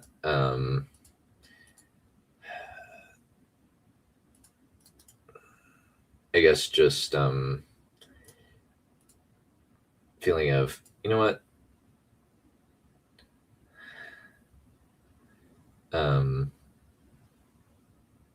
what is it, just kind of swept up in the moment, and is just so in love with his wife. So was not expecting in. Yeah, I didn't want. Well, after kind of looking at what happens in Old Town, I was like, I kind of want a moment where she is really, really, really sad. And I kind of wanted to have a little bit of a humanizing moment for her because it's like, this is her the equivalent of like her high school boyfriend. And there would still be some some residual feelings left over, because she's like, I love this guy, and now he's happy without me. There would still be an element of possessiveness, I think, as opposed to kind of like Lena, where she's like, where it's kind of more of an equal partnership. But there's still an element of, there's still some humanizing aspects of Alicent, and when she gets her wound, by she this. glares into the mirror. Alicent glances down at her shaking hand and makes a fist. Then she grabs a brush and throws it at the mirror with a scream of anguish and fury. The glass shatters, shards fall into the ground. Sinking to her knees, Alicent silently stares at the broken glass, a tear flowing down her face. Angrily, she wipes it away, then clutches her fist. Why couldn't that have been her? Why did she have to marry a decrepit old man while the Valyrian hussy was happy with her prince? Why was this world so horribly unfair? When the festivities are done, Rhaenyra departs for Dragonstone, along with her husband, to assume her seat. Before Artorias and Lena can depart for Runestone, Viserys pulls him aside. Nephew, I would ask that you stay here. I have an opening for the position of Master of Laws now that Lionel Strong is my hand. Would you stay? It would do my heart good. Are you worried about my sanity? Very worried. But I'm also interested. I want to know everything. So what happens when the gods interact with you? Artorias accepts the post, and he and Lena stay. The next few years pass slowly. Artorias and Lena work as a unit, ensuring the laws are fairly adjudicated. Often they will travel across the realm on their dragons, just as Jaehaerys and Alicent had. Viserys continues speaking Artorias' brain about the gods of old Valyria at every opportunity. Frequently, he and Lena will visit Dragonstone to see Rhaenyra and Laenor and their family. Rhaenyra even betroths Jaehaerys to Rhea. Alicent continues her campaign to support Aegon by spreading the rumors. Yeah, so at this we kind of go with we kind of go into the little bit of narration where we're kind of doing a little bit of how to put it, like just kind of quickly going over the stuff, kind of the little bits of narration to kind of get things toward the point. I also wanted to kind of stick with the idea that she would definitely, that Rhaenyra would be like, yeah, I need him on my side. And she would feel like she can trust him in a way that she can't really trust other people. And so, because she's like, he's my friend. And there's kind of that element of, he's been her buddy since she was a kid. And he's now kind of proving, yeah, I'm not just your buddy. I'm going to be in your corner for life, because that's kind of just the guy he is. And yeah, she would be very emotionally. Yeah, I agree. Because like that bit where, because like she doesn't really love Viserys. With Viserys, it's just, this is my dickhead dad. I think that I was like, I was thinking like, he'd kind of be like, yeah, I want to keep him around, and make it so that I can keep an eye on him. And but I think also like Viserys just leaves things to other people and doesn't really do a whole lot. I think there's also an element of, you want somebody who is fairly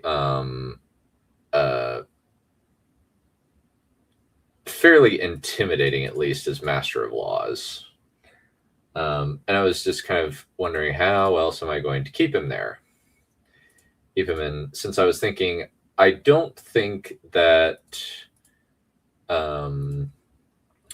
Artie would necessarily like the Runestone Maester would necessarily do it. I also wanted to have a bit where he is in the capital and he's talking, has some kind of position. And I think the Viserys would be like, hey, I just kind of want to talk. Like, I'm worried, but I still want to talk with you. You're my bro. You're my nerd bro. And like he often says to, like, what he does with Daemon, he's like, yeah, fine, you can crash on the couch, dick. Fine, you can come back. Like, it's like, you eat my food, you shag my daughter. But yeah, I was honestly like, okay, how do I keep him here? And the main thought, I was like, oh, well, Master of Laws works. You can do that. That's what I did. And since that's the only small council position, and we also have this little bit where it's a very, I like the threat that was said. I could have maybe put it in dialogue, but I was like, yeah. Saying her family had dark hair from their Baratheon ancestors. That quiets the rumors, the whispers. Artorias remarks that he would be happy to have the same talk he'd had with Arnold Arryn with anyone caught disparaging the princess's son. The whispers go silent. Unlike Viserys, everyone knows Artorias can back up his threat. Yeah, with that one, it is so we nerd weirdos can stay together. Making master of laws so we nerd weirdos can, yeah, and that's kind of my thought. And also, like he says during the theory, I'm very worried, but I'm also super interested. You gotta tell me everything. And it really makes the betrayal of what happens later really hit home for what for the break between Artie and Viserys, because Viserys is kind of the only guy that has ever really been like a dad to Artie, and despite the fact that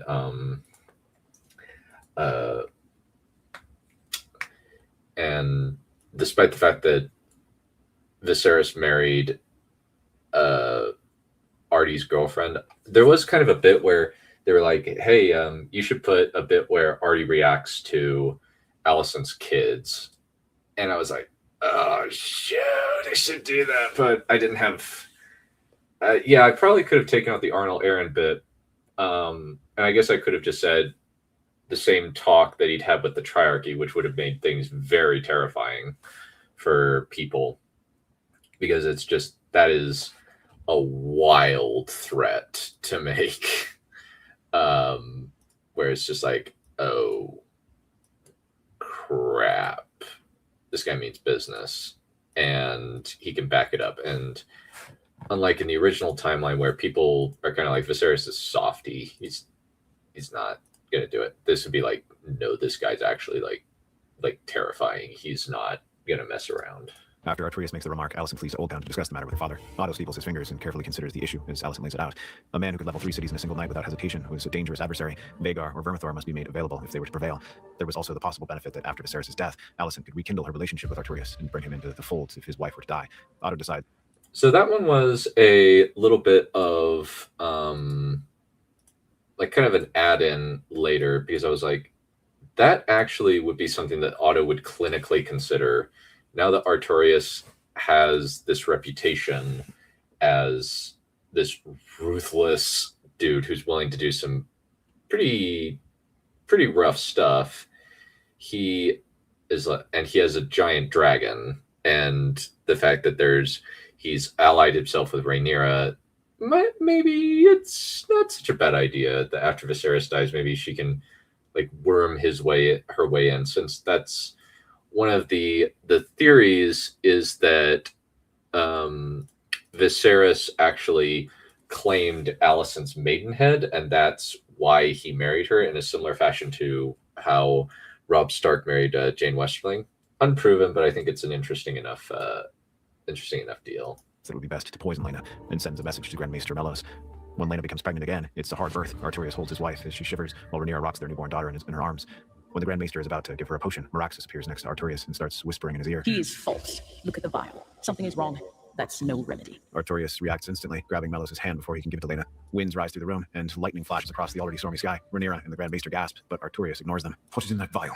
My prince, it's simply a remedy to help you sleep. Please, let go of my hand. It's imperative. Don't lie to me. At that moment, the fire in the braziers blaze brighter, and the flames of the fire. And what I wanted to do with this scene is I wanted to illustrate that Artorias is not really heroic of Artorias. This is actually this isn't meant to be badass or like hooray, he's killing them. This is meant to be scary. This is he is now functionally a horror villain, because there is nobody on the face of the earth at this moment that can stop him from doing what he wants. No army, no army, no person can go up against Artorias. If they try, he is going to kill them with his gigantic, with his dragon, and the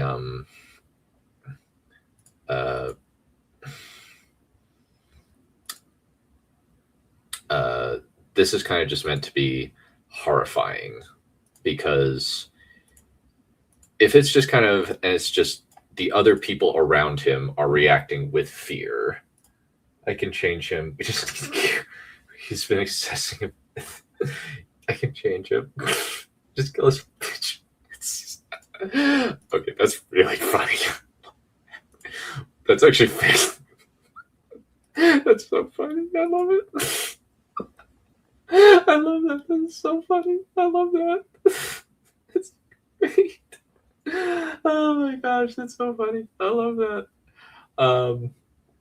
But yeah, and we kind of see Balerian's face in there. Between black and red as Balerian's monstrous face appears. Rhaenyra screams. And I was like, thank you for using my images. I provided these images to you for a reason. Please use it. Backs away. Melos stares in horror. What is in the vial? Tell me now. I won't ask a second time. Melos cracks and gives up everything. After he finishes divulging the old-time conspiracy and what they intended to do, Artorias' eyes glow dark purple. Melos stares in terror in the prince's eyes. Yeah, this was a little bit where I wanted to kind of add a little bit of a kind of ethereal nature, where it's like, no, there's something weird about Artorias specifically, where his eyes start glowing purple as he gets really mad.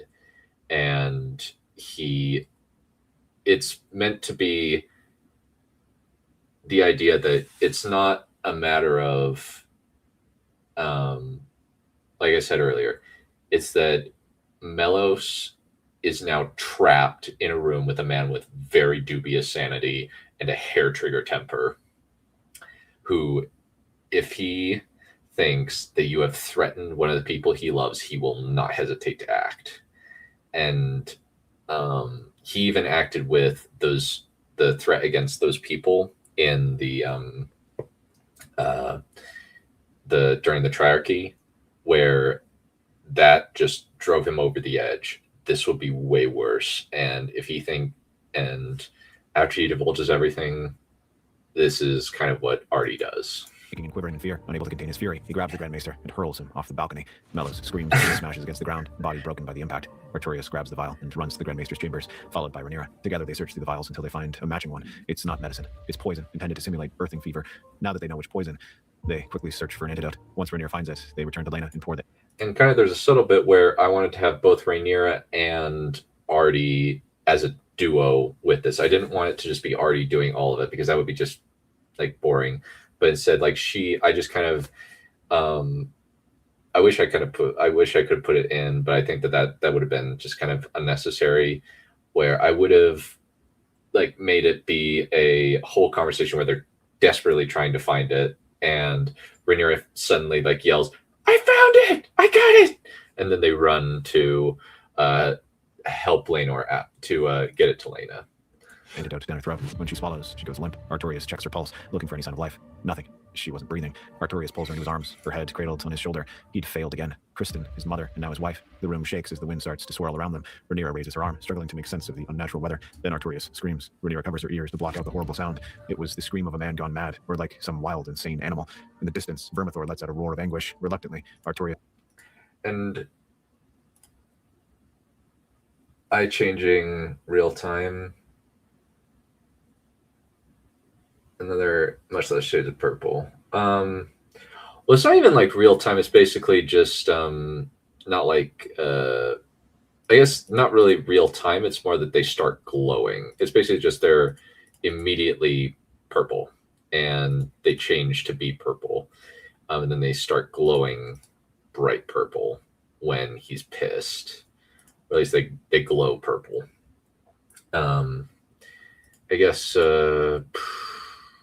I guess kind of like, the Hulk size, I guess. Or like, I guess like, kind of just imagine a Thor in the Marvel movies, where he,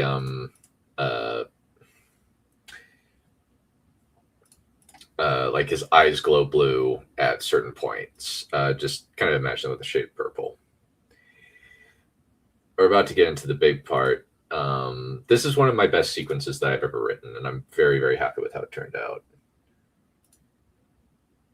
I didn't have to. Yeah. I probably should have. But I think the main, and I could have done that a little bit with, I guess, what is it? Kind of cut out the Arnold Aaron bit, but I was like, I didn't really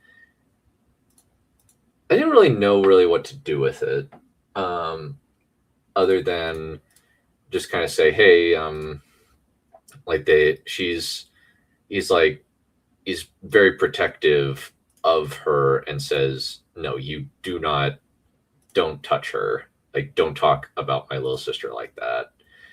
And I was just kind of focused on that. And I wasn't really sure what else to do with her. So I fully admit that I probably could have done a little bit better at that. But I just,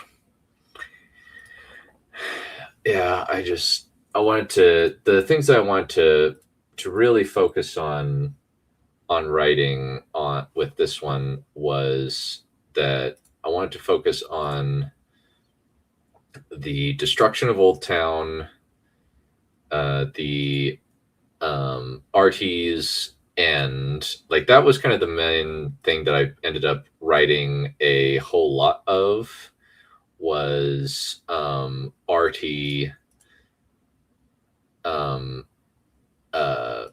Artie's ending was the thing that I really wanted to focus on, where he is functionally broken in his mind, where he cannot really discern reality, and that ended up being the thing that took up a lot of the word space.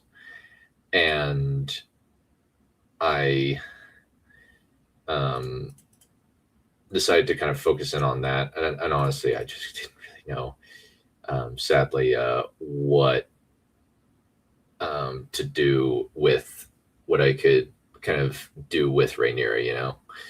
And so that ended up being there. This bit's also another reference to another book that I love called Hyrule Lane. There's a moment where this hare, since it's anthropomorphic animal world, where this hare, his daughter, it's described by another character in a story about this guy rather than from the guy himself. And there's a powerful moment in there where it describes where after he finds his daughter, he's super calm, and until finally he just cracks. And the description of the scream has actually stood out to me for a while, because I thought, oh, like some wounded mad beast, what is the line that's used? And I was like, oh, that is such an evocative line. And I wanted to use that to kind of illustrate just like the level of pain that he is in right now, where he thinks he's failed, and it's the person that he like, losing the people he loves is painful enough, but this would really, really destroy him. And now he's about to do something incredibly violent. And to a certain extent, it kind of is in keeping with what's been happening throughout this, where he kind of runs away from his problems. And this is kind of him running away from confronting the fact that his wife is dead and trying to find an out. And because of that, a lot of people are going to die. And there's kind of that question of, if he had just accepted that Lena was dead, would that have been better? Would he have been able to live, you know? And that creates an interesting kind of conundrum, you know, that I think is worth kind of worth exploring, you know. Yeah, I was just kind of like, I wasn't sure like any like talk other than when Rhaenyra tells him, like tells off her dad and says, no, he is my champion. He's the guy that I trust above all others. And he's been my friend through everything. And I wanted to lavish the bulk of my word count on the Old Town battle, or the scouring of Old Town, since that's not a battle. It's more of a stomping that happens. And really wanted to illustrate just how horrifying that was, as well as give some really good imagery. That's kind of what I wanted. And oh my gosh, we're only halfway through. Whoops. And also throughout it, where we have Vermithor being Artie's kind of the voice, like Artie's voice, where when Artie feels pain, Vermithor feels pain. And I kind of made Vermithor really vicious and mean, because he's not very well characterized as a dragon yet.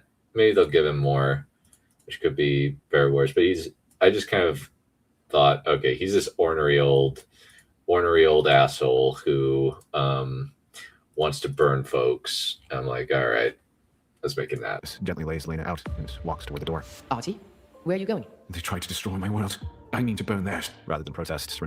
Yeah, so that bit,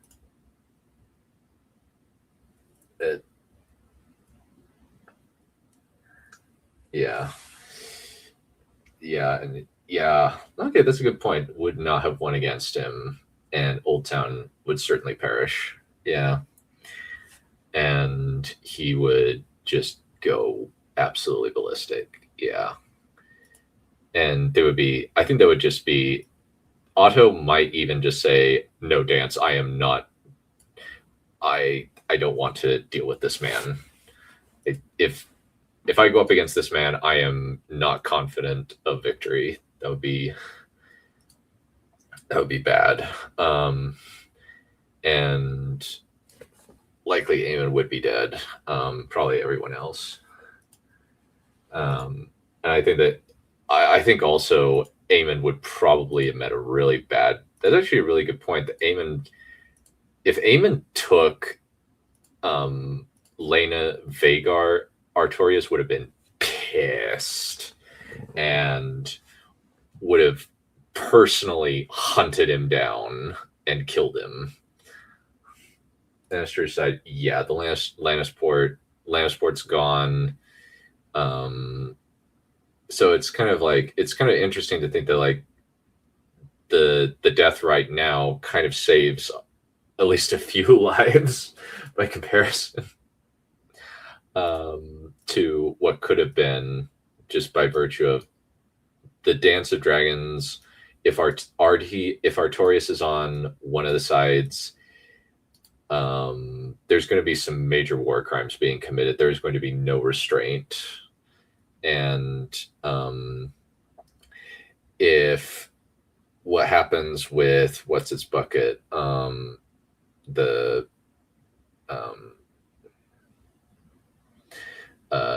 the Strong Boys incident with the eye, and then Storm's End incident, Artorias would be like, I don't care.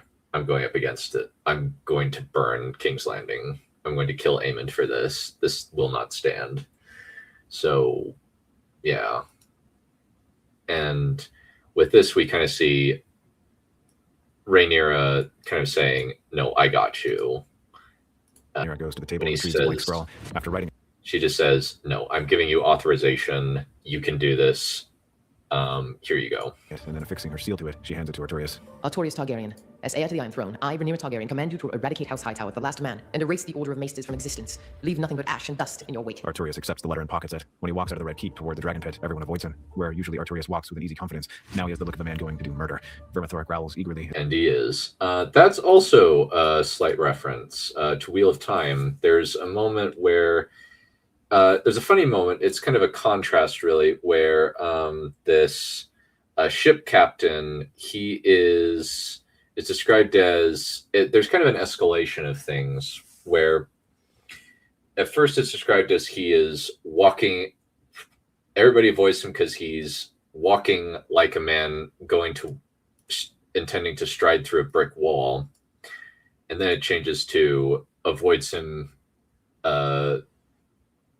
now, where before he had walked like a man prepared to stride through a wall, now he goes like a man now he walks like a man going to do murder. And I was like, all right, that's a great line. I got to keep that in. I got to put that in.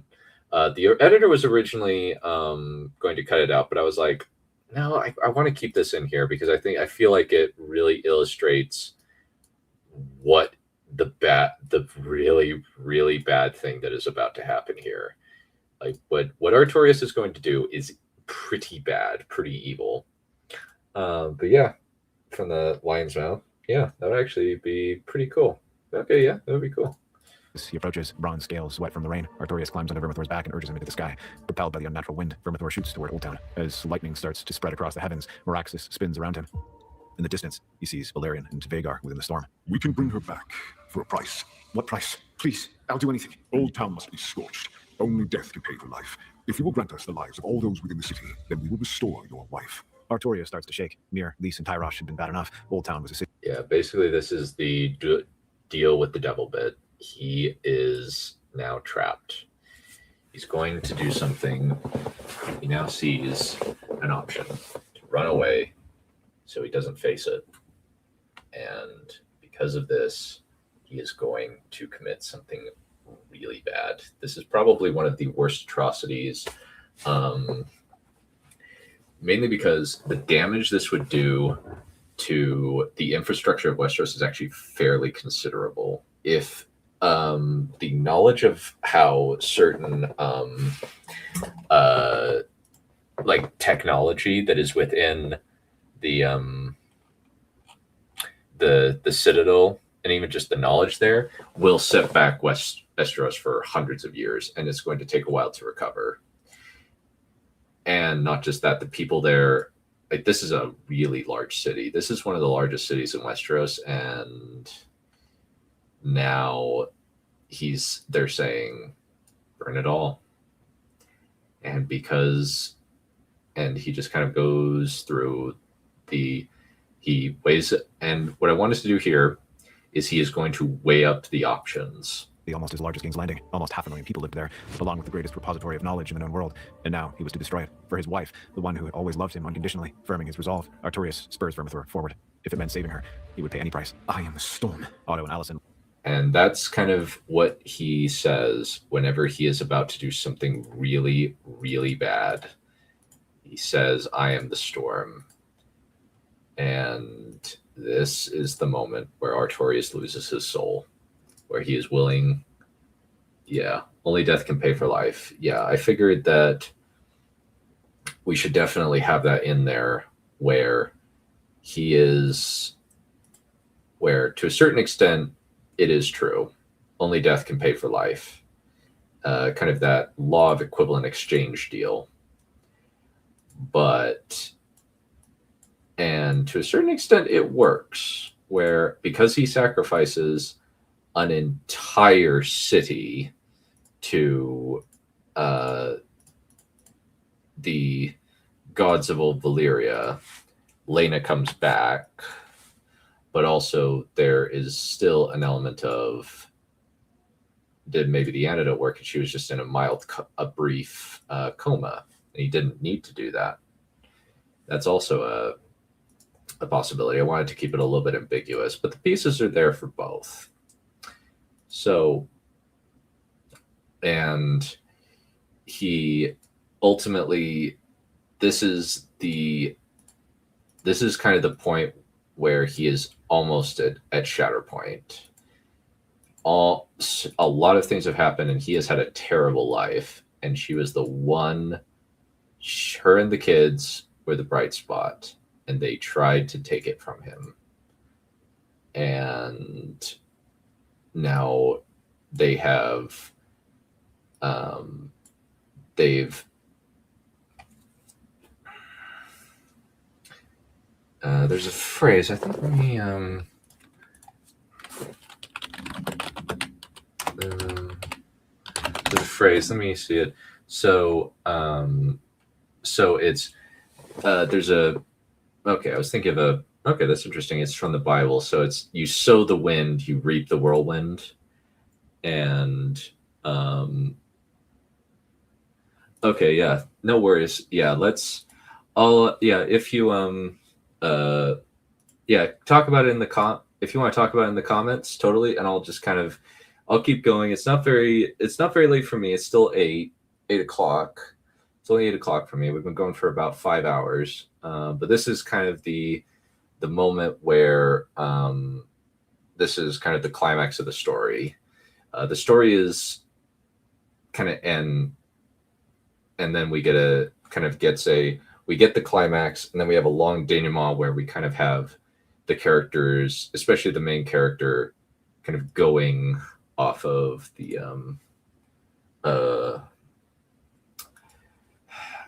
kind of reacting to this. But this is where everything comes together, and each piece of what's been set up comes to full fruition. Look up at the sky as the storm swirls around Old Town. An unusual amount of lightning spreads across the clouds, rain pouring downward on them. Do you think the deed is done? Maybe. This storm is strange. I wonder. Oh, damn. Allison follows his gaze. Yeah, and this is gasps the as moment Vermithor descends through where the clouds, flying toward Old the Town dragon with astonishing comes. speed. The bronze dragon circles the city a few times, causing the people to scream as his furious roar fills the air. Wings flapping lazily, Vermithor glides toward the high tower. Probably might have said hungry rather than furious, but fury works too. Stops. Otto pulls back instinctively at the sight of Artorias' glowing purple eyes, while Alicent can only stare at the ethereal sight before them. Prince Artorias, I was not expecting you to come here. I hope your lady wife and your newborn child are faring well. My wife is dead, and the Grand Maester. And soon you and everyone in this city will join him in whatever hell is reserved for traitors and thieves. For what crime? You cannot do something like this without cause. Your crime is that you tried to destroy my world. The world I built with my hands, and my sweat, and my blood. The world I shared with a woman who loved me and gave me my children. You tried to take it from me, and now you and all of those responsible will die in a river of fire. Please, Artorias. Yeah, so I spent a lot of time thinking about that,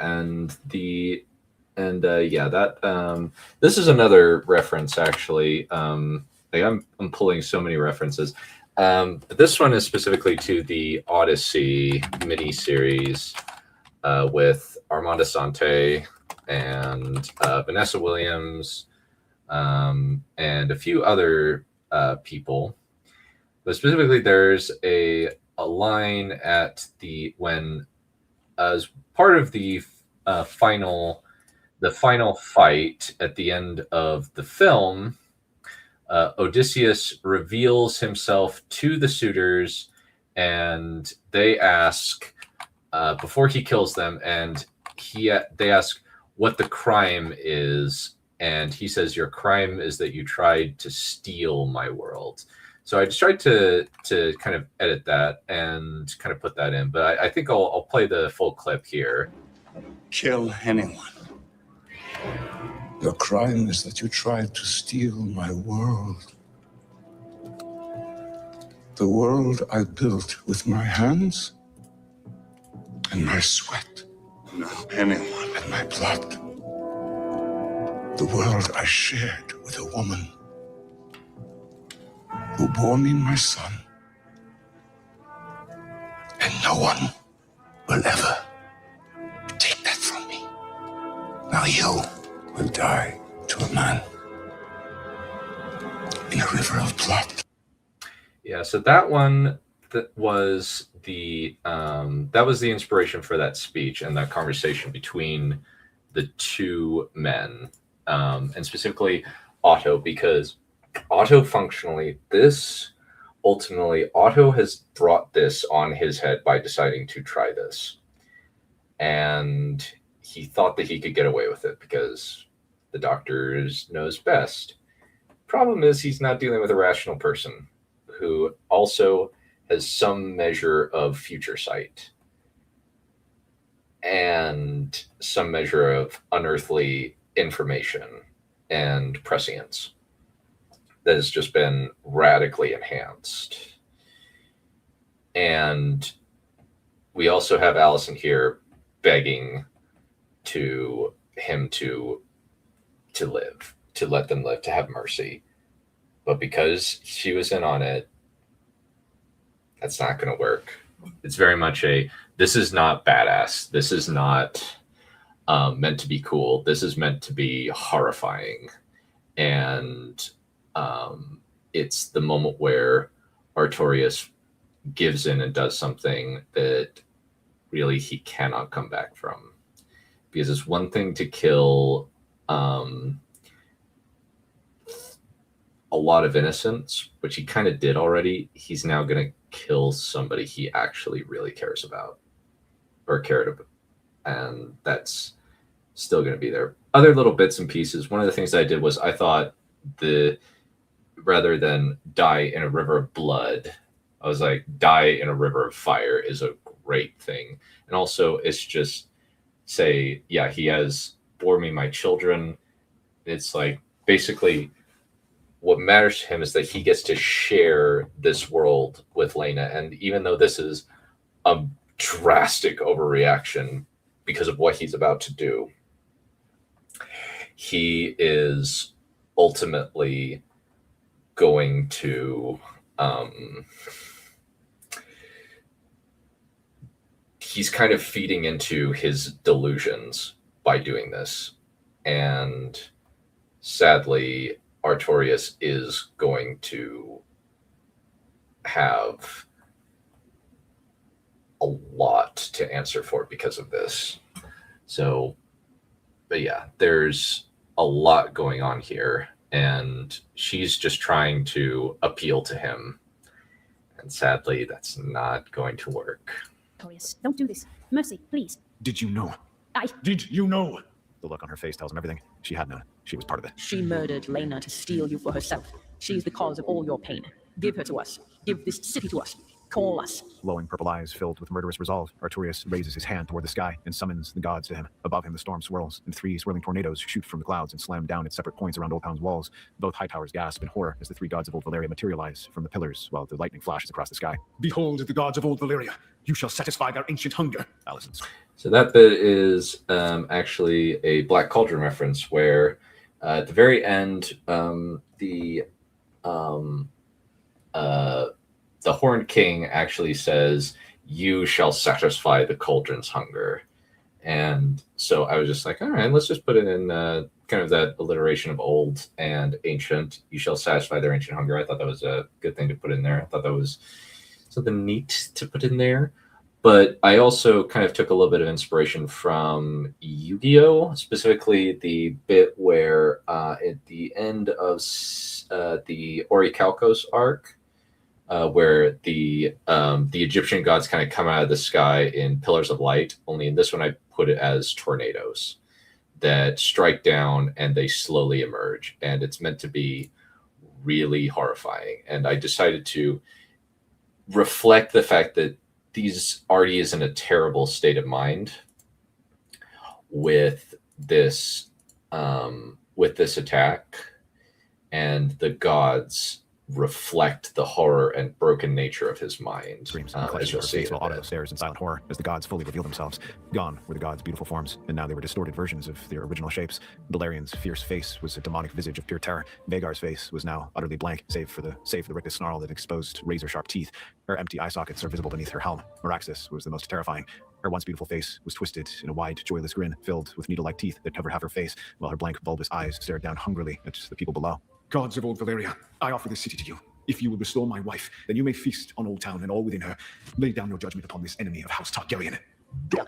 Neither Otto nor Allison have time to run before Vermithor flies toward the walls of the city, opens his jaws, So, and unleashes a jet of fire. Yeah, I feel like that was a perfect image from the Battle of the Five Armies, where, and I just kind of said, hey, use this, and they did really good.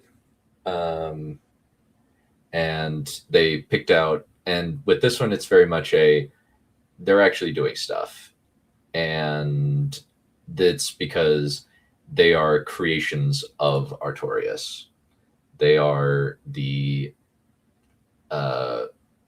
they're basically giant physicalized glamours that he's brought to life, and he's just destroying Old Town basically with his dragon and with his mind, and unleashing the elements on Old Town. Arian sweeps his fiery hand through the buildings, setting them ablaze with his touch. Rictus, grin on her face, Meraxis emerges from the bay and starts churning the waves with her hands, tipping over the ships as the harbor becomes a maelstrom. Once she's satisfied, Meraxis swipes her hand in the bay, creating a tidal wave formed in the shape of stampeding horses that spread through the city, crushing or drowning the goddess's victims. Artorias. Yeah, so at that one, that's also an Epic the musical reference, where I actually asked them to utilize this bit in there, where I was like, from this bit where it's like they're sending the horses up and it just destroys it. There's also the churning the waves bit where he's actively, where this was kind of the imagery I was kind of thinking of, where she's just kind of like churning the waves with her hands, spinning it around, making it so that it's churning the water. That was kind of the imagery I was working with there. There's also kind of other little bits here like this, where it's like sending a spout of water. I asked them, please include this. They didn't end up using it, which I was very sad about, but that ended up being the case. Other things like this bit where we have the water kind of in the form of stampeding horses. That was kind of the thing that I kind of imagined, where it's like they're kind of slamming all over each other. We'll also see later on where it's like the waves kind of come up and smash down on the folks. And I was like, okay, that was a good image to utilize. But in the end, they didn't use it, which I'm like, that's disappointing. But what can you do? The citadel, eyes burning with fury. Vermithor senses his intention and flies toward the building, roaring and bellowing out his hunger for blood. The maesters attempt to flee, but Vermithor's fire incinerates them as they run. As the flames rise, the bronze dragon hovers above the citadel. Growling, he opens his jaws and unleashes a blast of fire at the ancient building. As if the fire had taken on a life of its own, the fire changed into a bird of prey as it slams into the wall and punches through the stones. Dissatisfied, Artorias has his dragon rise up in the air above the citadel and blast it again. This time, the blast of fire forms into a clawed, fiery hand that crushes into the roof of the building and pushes downward, rapidly getting and killing everyone inside. As the dragon... Yeah, with that one is both are Yu-Gi-Oh references. The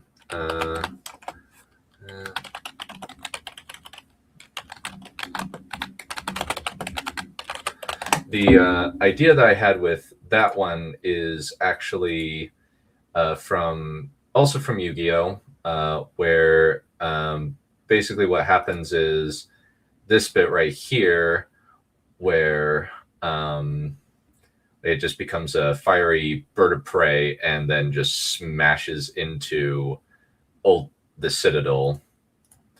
And that's kind of the imagery that I was kind of going with there. And so that we could kind of get something really evocative. Because I feel like while Yu-Gi-Oh! Is really cheesy and kind of dumb, it's still got some pretty dope images. And this is kind of the critical bit here, where kind of we have a really good bit of humanization for Alicent and Otto. He runs wild. Otto attempts to pull his daughter inside, but Alicent is too transfixed to move. The destruction caused by the dragon was mesmerizing, and the sight of the gods of old Valeria destroying the hearts of the faith had torn her worldview apart. Alicent, we need to leave. Come on. How? He's got a dragon. And whatever those monsters above us are. The whole city is on fire. There is nothing we can do. You should have told him yes all those years ago. You doomed both of us the day you denied him my hand. Otto's face falls and his hands drop to his side. Swallowing, he walks up next to his daughter and tries to hold her, but Alicent pushes him away and wraps her arms around herself. Together, they stood on the balcony, overlooking the destruction of the city like a pair of prisoners awaiting their immediate execution. Did you love him? I did. I still do. And now he's going to kill me. I hope you're happy, Father. You could have had him on our side, but you allowed your stupid rivalry with Daemon Targaryen to blind you. I could have sat the Iron Throne with him as my husband if Daemon had become king.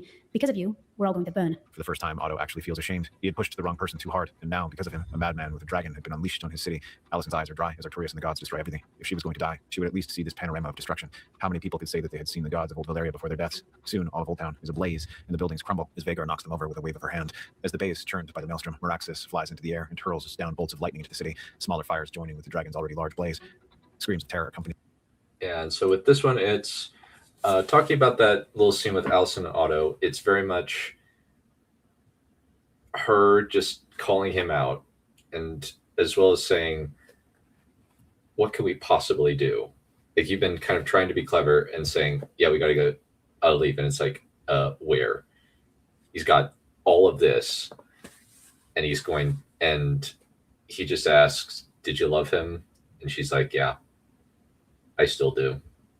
And now he is going to kill me. And I'm like, and I was like, I gotta put that in, because it just humanizes her in the moment right before her death.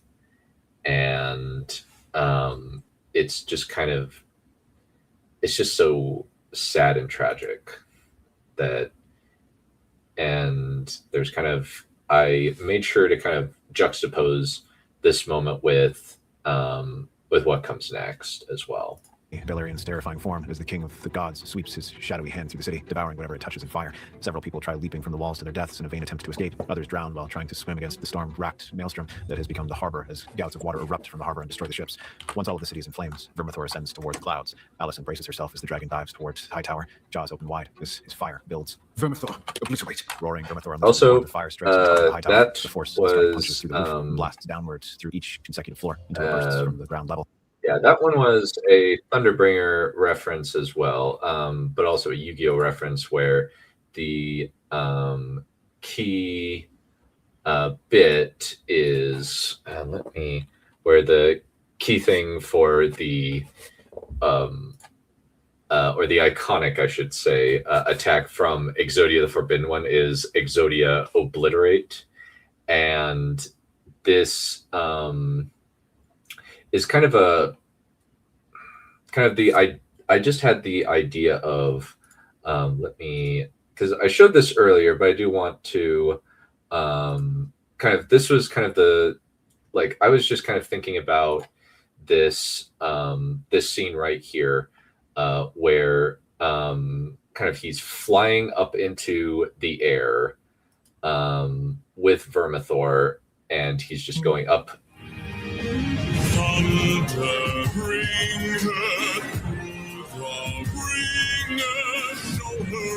Judgment call, the one who makes her kingdom fall. Lightning wield her, use and gild her. Show her what she can't conceal, for true nature will be revealed. And I really wanted to do that bit where very much evoke that music as Vermithor's going up and up and up, and then he just points himself down, and his supercharged flame just goes right down each successive floor, almost like kind of similar to how when Iron Man throws the Hulk down through the building, it just kind of destroys it. And kind of I wanted that, and ultimately, this is the coup de grace that I want to put in there, where he just flies up and up and then comes right back down and destroys it. Alicent only has enough time to scream in terror as the flames consume her and Otto. With a crack like an ancient tree being felled, the high tower starts to lean drunkenly to one side, then it topples over to break into pieces among the burning buildings that surround. Yeah, I kind of imagine it kind of like a Tonka toy almost, where it just falls apart. Also, I kind of wanted, I didn't mention this previous, but the moment where Otto, he's like trying to comfort his daughter, and she's like so done with him and just pushes him away and says no, like just gets away, and she just wraps her arms around herself. That's kind of the big like the moment of shattering between them, and that's when he just kind of feels, oh, I'm going to have to witness everything I've built. I'm going to have to witness my daughter die. and kind of that little bit of pathos, you know. Under that, the screams pound inside Artorias' mind. He couldn't escape them. Clutching his head, he descends toward a blackened and smoking area of the city where the rain had extinguished the fire. All around him, with charred and burnt corpses, some the size of children, Artorias wanders the wreck of what had once been the greatest city in Westeros, if only to bear witness to what carnage he had wrought. I kept my side of our bargain. Will you? What? What you? Yep, and they're kind of illustrating that this is not real. They are elements of his psychosis. But here's the thing. Right after this, Lena survives. So as his ex-girlfriend dies, his wife wakes up. So there's kind of that bit of ambiguity there. And Artorias is like, wait, what? More? More. I kept my promise. We desire more. Give us more. We have long hungered for the blood of mortals. We have thirsted for their blood for so long. Give us our sacrifices. We shall make you the vessel of our fury upon those who have forgotten us. You would be a god among mortal men. Artorias. Yeah, so there's a couple of more Black Cauldron references in there where I legit hate that movie, by the way. I really, really hate it. It's an awful adaptation of a really good book series. But there's kind of how long I have thirsted to be a god amongst mortal men. And originally it was we have hungered for the blood of mortals, and then I was like, we have thirsted for them, and kind of that juxtaposition. We also have the kind of demonic version of the gods as opposed to what they had once looked like as well, which I was like, thank you, editors. You made this into something really cinematic. I really appreciate that. And this is the last straw. Justice had been served, but there were so many dead innocents that had died by his hands when he had unleashed Vermithor and called on them to feed on the city. I would rather lie in my wife's arms for one moment as a man than live forever without her. The gods scream. And this is another Odyssey line. This is when he says goodbye to Calypso in the Odyssey miniseries, and he just said, and that's ripped pretty much verbatim. And I wanted to really illustrate kind of just this was all for her, and if it's not for her, it kind of doesn't matter. We're about to kind of get into kind of the climax where Lena kind of gets her and Rhaenyra kind of get their chance to shine now. Raided him, demanding he destroy all before him, but Artorias just stares into the distance. Nothing more could be done to him. He was broken. Yeah, so that's also a Wheel of Time reference where at one point there's the main characters experience so much pain that he's like nothing, like just experiences something really terrifying where he almost is forced to kill the woman he loves, and with his own hands, and he just says nothing more can be done to me. And I wanted to use that line here. Out of the corner of his eye, he sees Merax's foot down before caressing his face. He couldn't muster the strength to care. He'd failed again. Lena gasps and claws at the air, gagging and choking. Rhaenyra immediately rushes to her and hugs her, patting Lena's back as she hacks and coughs, rubbing her throat. Lena swallows, then grabs some water and gulps it down. You're all right. We thought you were dead. Felt like I was. Where's Artie? Is the baby all right? Addisane is fine, Lena. Artie made Mellows confess to poisoning you on Otto Hightower's orders. And there's a neat little bit where she's named Alysanne, but there's also the implication she might have been named, he might have named his daughter after Alicent because there's still some residual feelings. So I leave that up to you to do that. But now it's kind of get to see Lena kind of living up to the hype. And as was mentioned earlier, Vhagar gets seen as a purely like heroic force in this. He's just going to bring fire and blood to House Hightower. No, please tell me this is a joke. No, he's going to destroy them. Do you have any idea what's in his head? If he goes after them, he'll destroy the entire city, just like he did with the Triarchy. Rhaenyra's eyes widen in horror when Lena swings her legs out of the bed and tries to get dressed. Rhaenyra tries to stop her friend, saying she's too weak, but Lena refuses to be held back and asks for support getting to Vhagar. As they walk down to the stables, they're stopped by a worried-looking Viserys. We just found Melos's body outside. There could be a murderer running loose in the castle. Artorias killed him, father. He was trying to poison Lena on Otto Hightower's orders, so Artorias threw him out the window. What? Oh no. Is he doing what I think he is doing? He's headed to the Old Town, and the night sky abruptly. And this is kind of the bit where I just kind of wanted to have a little bit of consequences for Melos, where it's like, yeah, people would be like, there could be a murderer running loose in the Red Keep. And just thought it would be kind of darkly hilarious. It blazes with lightning as a gruesome face appears in the sky above King's Landing. It looks big. Yeah, that's also a bit of a Epic the Musical where I was like, you know what, let's kind of put a little bit in there. Since one of the lines is, and suffer a gruesome fate to the thunder bringer here to ring your ears until your death of fear. It's such a great song. Honestly, Thunderbringer is my favorite song in Epic the Musical. Like, Ruthlessness is really good, but there's just something about Thunderbringer, man. Like, Thunderbringer is just so awesome, and I'm really thankful but to. His mouth was a maw, deep needle-like teeth over a pair of bulbous eyes. Rhaenyra pulls back from the face as Lena and Viserys stare up at it. Lightning starts to fall as the creature raises a clawed, scaly hand and hurls a bolt at the city. Fires start spreading through the houses as the lightning strikes down on King's Landing. Meraxis, for some phantasm created, but what has made this storm? Something very dark has happened. I'm going to find him, your Grace. I'm not letting him go. Go. That storm is too dangerous for any but Vhagar to navigate safely. You have to stop the storm, Lena. You may be the only one capable of ending this. Nodding and wincing, Lena lets Rhaenyra help her to a carriage and escort her to the dragon pit. Kind of like one of the things that they did, our script editor said was, I love this. Lena says she's going to, like, if the gods of Valyria tried taking her husband, she's going to fight them, and she does exactly that, and it's awesome.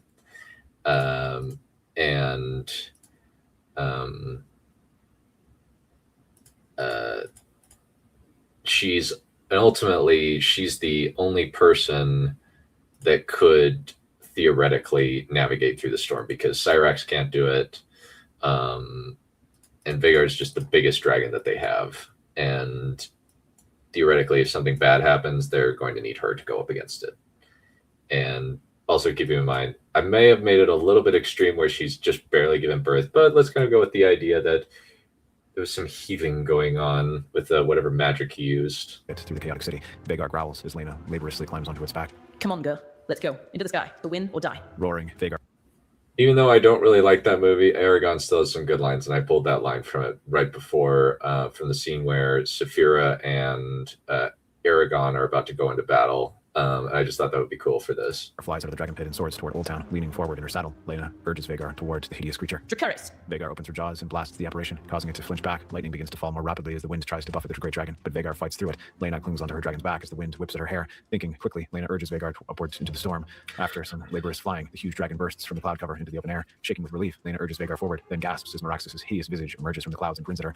Beside her, a being of shadow and flame and another formed from stone and metal rise up. For the first time, Lena feels real fear as the demonic versions of the gods of Old Valyria glare at her. Meraxis' tongue snakes out of her mouth and then licks along her fangs. Leave him to us. He is ours. No, he is mine.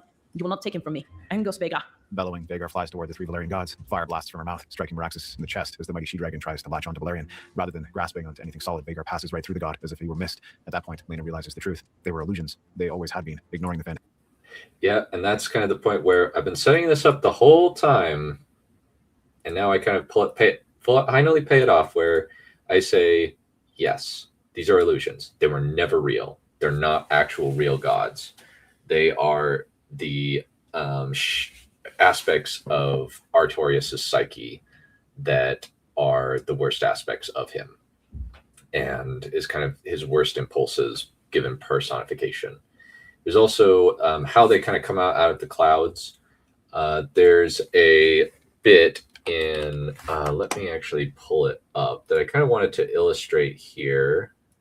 Yeah, pull it up. Let me see. Versus Leviathan. In the final season, I kind of put in a little bit where there's kind of a moment where let's see, where they kind of emerge. The Egyptian god cards emerge from the clouds. Going admittedly in this, the gods are what is it? Are the heroes, but in this it's just I wanted to kind of illustrate kind of their have that kind of, well, how do I say it? We'll really have that element of that sense of scale, and also that really evocative image of Vagar and the three gods of old Valyria in their demonic form up there. And so that was kind of the visual imagery that I was drawing on there when I was describing it. And now it's kind of like, now that she's fought through the illusion, she's able to kind of go down toward Artorias. She also, one of the other things that kind of happens here is that rather than kind of try to battle her way through the storm, she goes up and above the storm in order to get to him. That was one of the things that I wanted to make sure was really clever. Phantasms, Lena urges Vagar toward Old Town.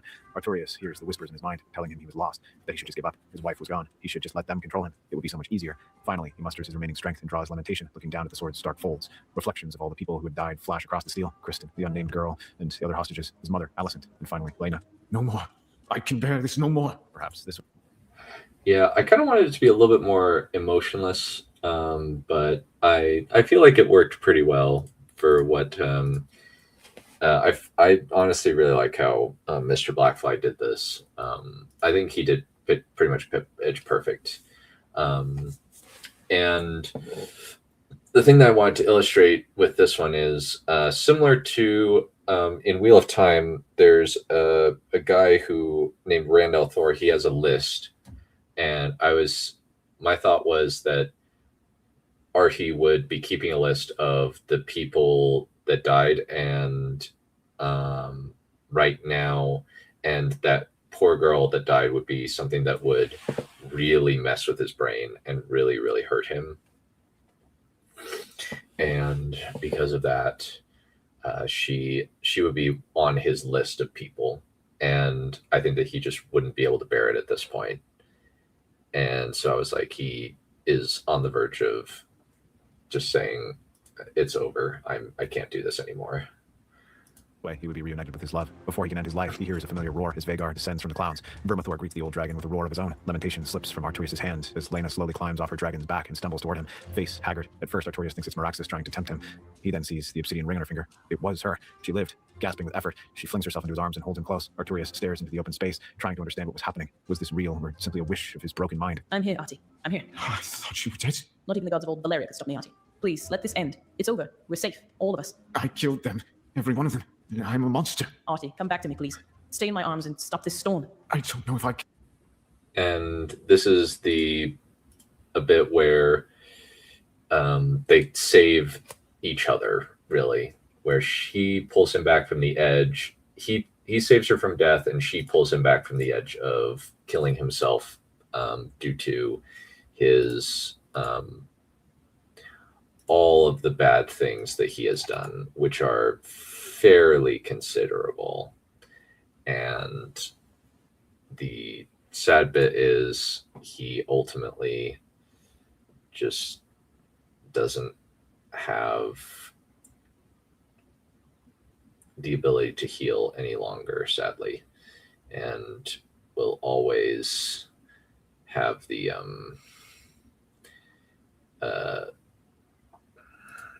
screams in his head. What did you say to me when we first met? You need to be brave and strong. I fought my way here for you. Don't let it be for nothing. Still in shock, Artorias closes his eyes and holds her close. As he calms, so does the storm, from a tempest to a drizzle. Smiling, Lena corrects. And this is kind of the point where it's like, no, this was him the whole time. There was no gods of old Valyria. This was just him. And there's also the element of they are a united couple. They work together. And they are able to do this as a team together. And she also brings back what he said to her in part one, where he said, you got to be strong. You got to be brave. And she's telling that to him now. And it allows him to calm down and stop the storm. His face and kisses his forehead. Finally, Artorias picks up Lena and carries her back to Vagar. When they get close, they see Rhaenyra on. There's also other little things, like he carries her back to Vagar, just like he carried her back in when they were in Runestone, and that carried her to bed in Runestone. And that ultimately, even that little bit of detail comes back, which I thought was very clever of me.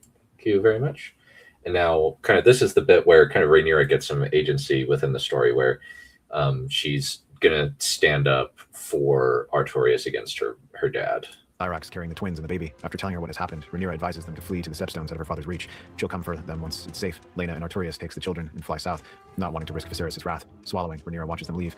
When they're out of sight, she flies to the Red Keep to face her father. When she enters his presence, Viserys is sitting on the Iron Throne, glaring down at her. Rhaenyra, explain this madness. Now, what has been done? You tried to poison my friend. I acted. Old Town has been leveled on my orders. Alicent and Otto are dead for their conspiracy. He destroyed an entire city and killed my wife. As your heir, I tasked him with bringing those conspiring against you to justice. Justice has been done. The High Towers and their ilk have been purged. I cannot allow that. That madman stay in my court. I strip him of his lands and titles and banish him from the Seven Kingdoms. I should have his head for this. No, Artorias is my loyal friend and ally. He was the only person who's always stood by me, and I will not stand for him being punished like this. You would have me cast aside my greatest champion and most faithful servant at our moment of greatest triumph. Triumph? Triumph? There is no triumph in this. An entire city is ash because of him. Let him keep his lands and exile him to the Stepstones. Merely strip him of his position as Master of Laws. Rhaenyra, be silent. You will not defend him on this matter. He will have his lands and titles stripped from him. That is my will. No, this is unfair. Yeah, this is unfair. This is wrong. And a little bit of Anakin there, but also there's a bit of Yu-Gi-Oh in there as well. There's a lot of Yu-Gi-Oh references throughout this. My greatest creature and most faithful servant is the line in question that I use, and I've used that a few times because I'm just like, I like that line. That's a good line, and I've used it fairly frequently. And I felt like it would be good to illustrate the the bond that these two share. That she is like, no, I'm standing up for my friend when he can't do it for himself. Because originally I had it as he goes to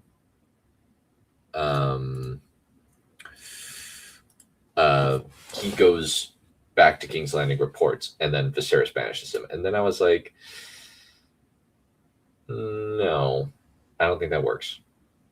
And it allows me to cut out some dialogue and rework it, where it's just Rhaenyra who's standing up for him, as opposed to him and Rhaenyra tag teaming. I think that and it also allows Rhaenyra to kind of say, to come help and say, hey, you got to run. Like you cannot come back. There are major problems. There's going to be major problems if you come. Do not come back. And takes the initiative, as well as kind of displaying her agency, and allows her to not be as reactive necessarily. And so that one was kind of important, fairly important to me as well, and kind of illustrate the relationship that these two friends have. He killed my queen and destroyed the greatest repository of knowledge in the known world, along with thousands of innocent lives, and you would reward him for that by giving him back what I have justly stripped him of. If he ever returns to the Seven Kingdoms, he will die. He ended a threat. He should be rewarded, not punished. And how do you expect to kill him if he breaks his exile? If you try, you'll have to go through me and Laena to get to him, and she has Vega. Bellowing, Viserys slams his cane against the throne, causing her to quail. However, with Artorias out of his reach and only Rhaenyra before him, Viserys can't bring himself to disinherit his daughter. As Rhaenyra leaves, Viserys... Yeah, kind of setting up from the first bit, Viserys is fundamentally a girl dad. He will not do anything against his daughter. And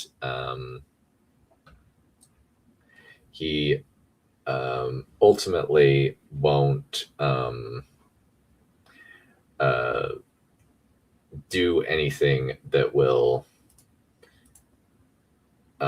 inconvenience his daughter, and ultimately won't what is it?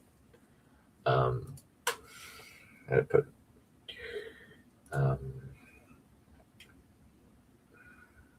he won't punish his daughter no matter what happens. And even though she's trying to justify it, he's going to put the blame on somebody else.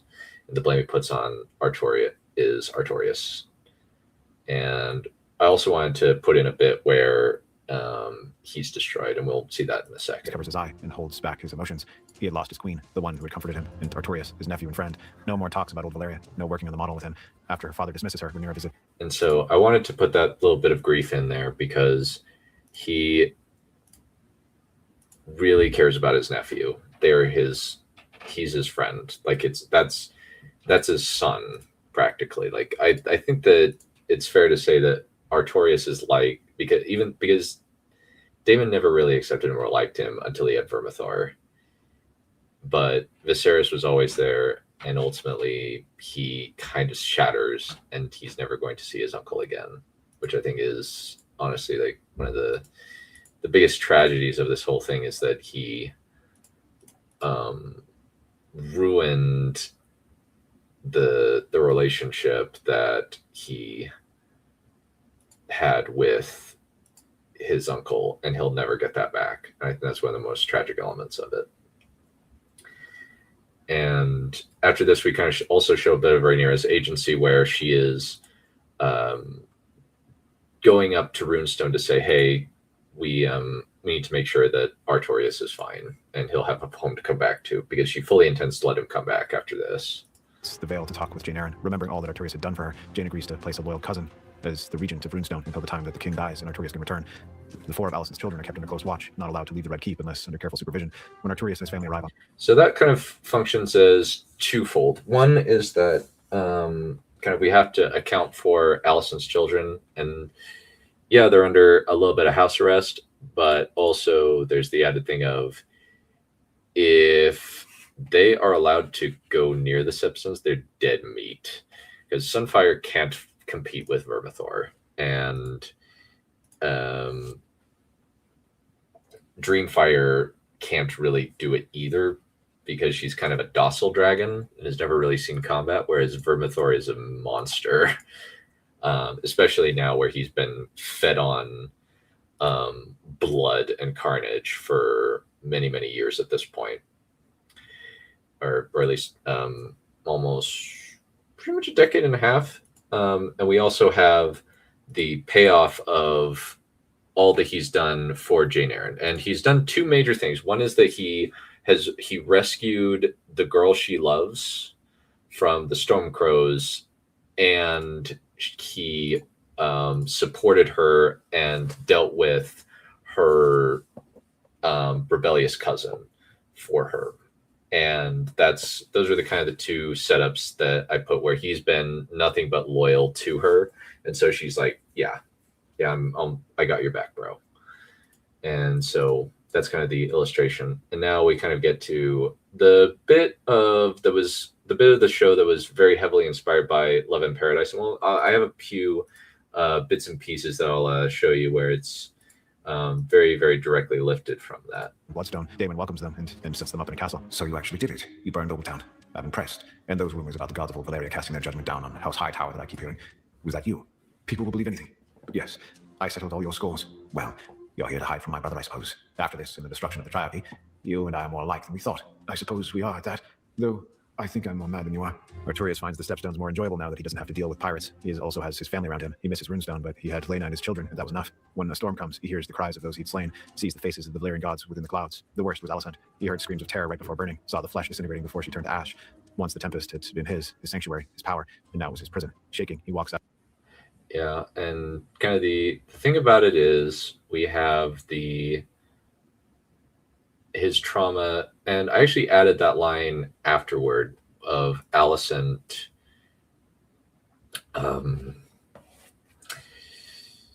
burning, because I was like, I need to put this in, because this would really haunt him if he saw that, because that's his high school girlfriend, and he killed her in a pretty horrible way. And it's just meant to be something horrifying, and he is now stuck in a prison of his own guilt and a prison of his own mind. Out into the rain, wanting to be alone at the cliffside tree where he'd mourned Kristen. When Laena comes out to find him, he's standing at the edge of the cliff, staring down toward Oldtown. Artie? All I hear are their screams. Artie, come back inside, please. You don't need to be out here. I killed her. I watched her burn. It's all my fault. Artie, you weren't in your right mind. You can't obsess about Oldtown for the rest of your life. Please, come back to me. It's burned into my memory, seared into my soul. Maybe it would be better. Artorias looks down at the steep drop. Laena immediately wraps her arm around his waist to pull him back. Artie, you will not... Yeah, so at that bit, it was... all I hear are screams. And that's actually a bit from Epic the Musical. Let me actually pull it up. And even Well, let me kind of keep going with this first before I do that. Not abandon me or our children. We love you. No matter what you've done, we will always love you. I will always love you, now and forever. I need you to stay with me. Please, don't leave us. If I'm gone, you can go home. Yeah, and ultimately, kind of he is very seriously contemplating the end, and he is still running, but it takes kind of the love of his wife to kind of get him back. But in terms of the kind of the blocking, there was kind of a couple of things that I really wanted to evoke, specifically Love in Paradise. There's even like a little bit. Odysseus? All I hear are screams. Odie, get Yeah, and so yeah, I pulled it shamelessly. away from the ledge. You don't know what I've gone through. You don't know what I've sacrificed. Every comrade I long knew. Yeah. Every friend, I saw them die, and all I hear are screams. My dear, come back inside, dear love of my life, come back. And I even used the this bit here. You are my home. Life without you won't be better. You're the love of my life. I fought for you, Artie. Will you do the same for me and our children? Firmly, Lena turns him around, still holding him close. She's, After a moment of silence, Artorias puts his arms around her. ultimately, and starts he's cry. trying She to strokes appeal his to hair. Finally, her. around himself, Artorias takes the other hand, stroking the ring he'd given her all those years ago as she sings to him. Finally, she walks him back into the And so there's kind of like those little bits and pieces there, as well as like she's holding. I'll stay inside of your All I hear are screams. my dear. I love our time here. Life would be so much Just worse let if me you close had my died. Please eyes. stay away from harm. Stay in my open arms. And so kind of that's kind of the idea that she is holding him back from the edge in a very similar way. And this has kind of always stood out to me as just kind of a really powerful and evocative image where it's like, oh man, this poor guy, and he's just kind of being held back from the edge, and she is very much like trying to hold him back from the edge, and she is trying to really hold him back from, and in this case she's thinking of their children as well. I just wanted to illustrate it's like, no, it's like he's got people depending on him, and she's fighting for him just as much as he fought for her. And that's kind of why I feel like this relationship works and is a really compelling love story between these two people, where she sticks by him even though, because she loves him and loves him unconditionally, and he wills and fought for him and says, please fight for us, even though the battlefield is his own mind. And he's using certain schizophrenia cope techniques that where you actually he's able to at least see this is what's real, and he slowly realizes it, and he's kind of realizing it's all my fault. It wasn't them that was responsible for this. It was me. The castle, fingers interlaced with his. When they come through the door, Kristen and Ray run to him and hug him. Shaking, Artorias holds his children close, then picks them up and carries them to the couch. Lena takes baby Allison from her crib and cuddles up to him. As he holds his family around him, Artorias gains some strength despite the voices crooning at him. With all his effort, Artorias pushes the gods away. The visions don't stop, but he does his best to stay strong for his family. On the day that the children's dragons were large enough to ride, Rhaenyra arrives on Bloodstone with her father's crown on her head. Welcome, Your Grace. I'm honored to... No formalities, please, Artie. I insist that you keep calling me Ray. I'm queen now, and I want you to return. Runestone is ready for your return. Lady Jane made it clear that any who try to usurp you will deal with her. Here is a full pardon. Not that you should have ever needed it, but legalities, legalities. Your land and titles have also been restored to you.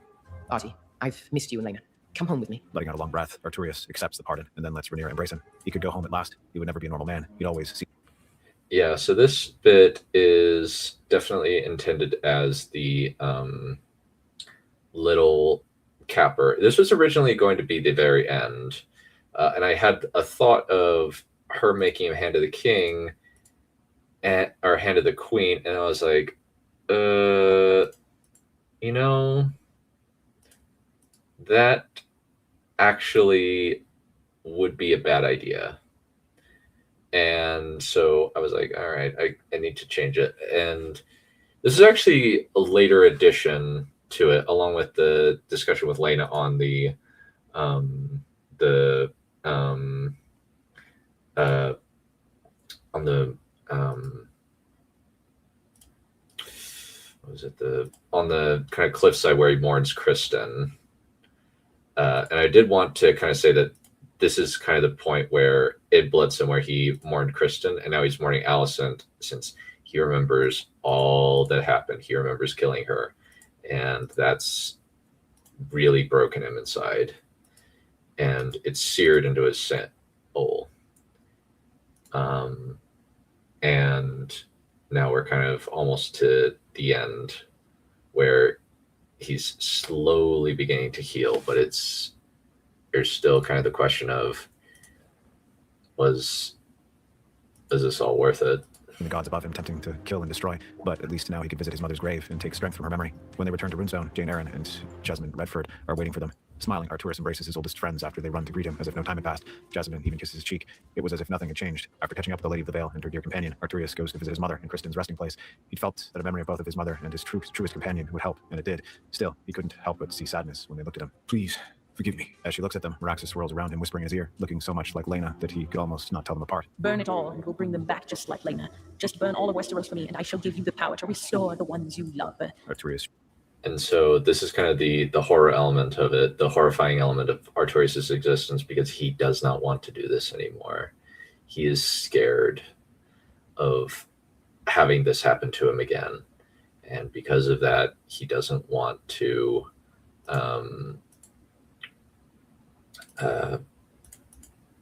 really how do I put it? How do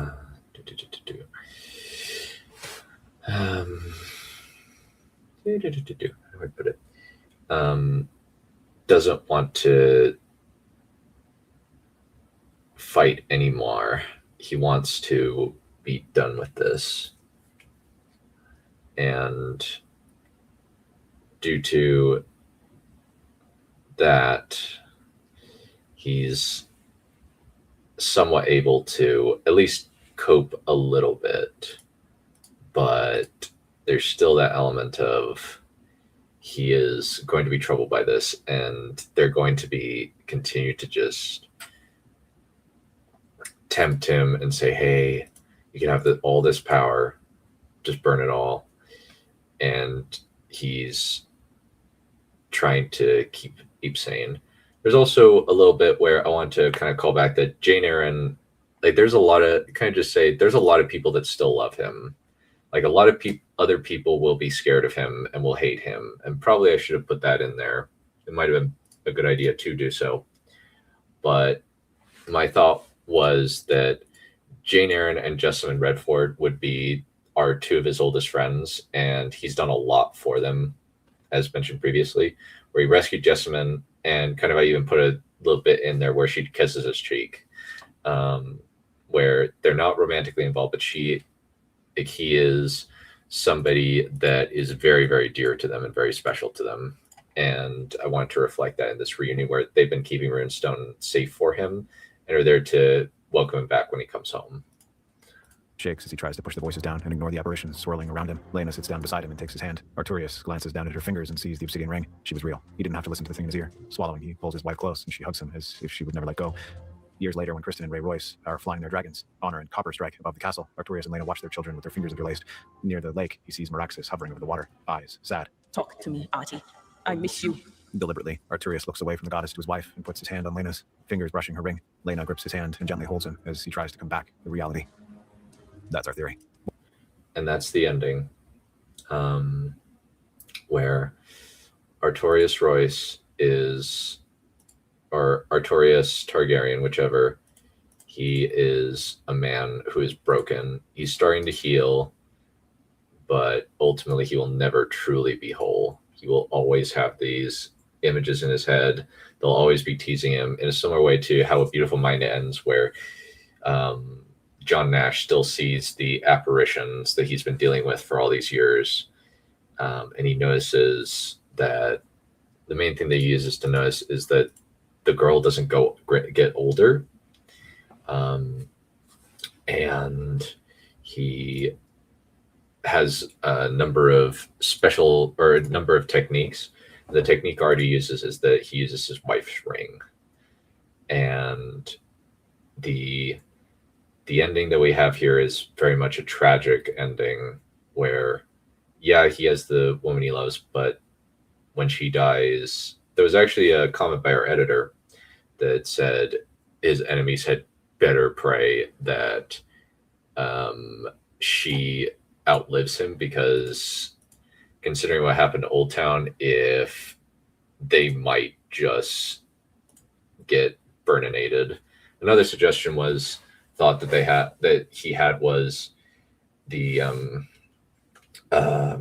what's it, the that they go to old Valyria and kind of become almost like cryptids, like a Bigfoot or whatever. And I kind of like that idea, but I was like, should I end it that way? And then he was like, no, just keep it as an option just in case. You don't need to explain everything. The ending is really strong as is, so you can just let it be. And so I was like, yeah, let's kind of keep it that way, because this kind of allows us to just say, yeah, this is the end. It's over. He's got some measure of coping mechanisms, but the poor guy is never fully going to be a whole person. And yeah, we've been going for 6 hours. I apologize. But yeah, I had a lot of stuff to say. There was a lot of little bits and pieces here that were intended as like to set up, payoff, and each individual piece of this theory builds on each other and allows us for a really enriching viewing experience. At least I feel so, and I really tried to do that with each little piece of dialogue, the thematics, the character work, and I feel like this is really special. I've gone through it in exhaustive detail. We've gone 6 hours. This is the longest I've ever talked for any of these commentaries, and this is probably going to be the longest commentary I ever do. And I'm still going to get more out of this, where we get a live reaction from, or a recorded reaction from a couple of people, and I'll put that out later. And also I want to chat with Mr. Boba Blackfly. I'm also going to try doing other commentaries in the meantime, but I won't take too much of your time. Thank you so much all for coming. I appreciate you guys. Bye.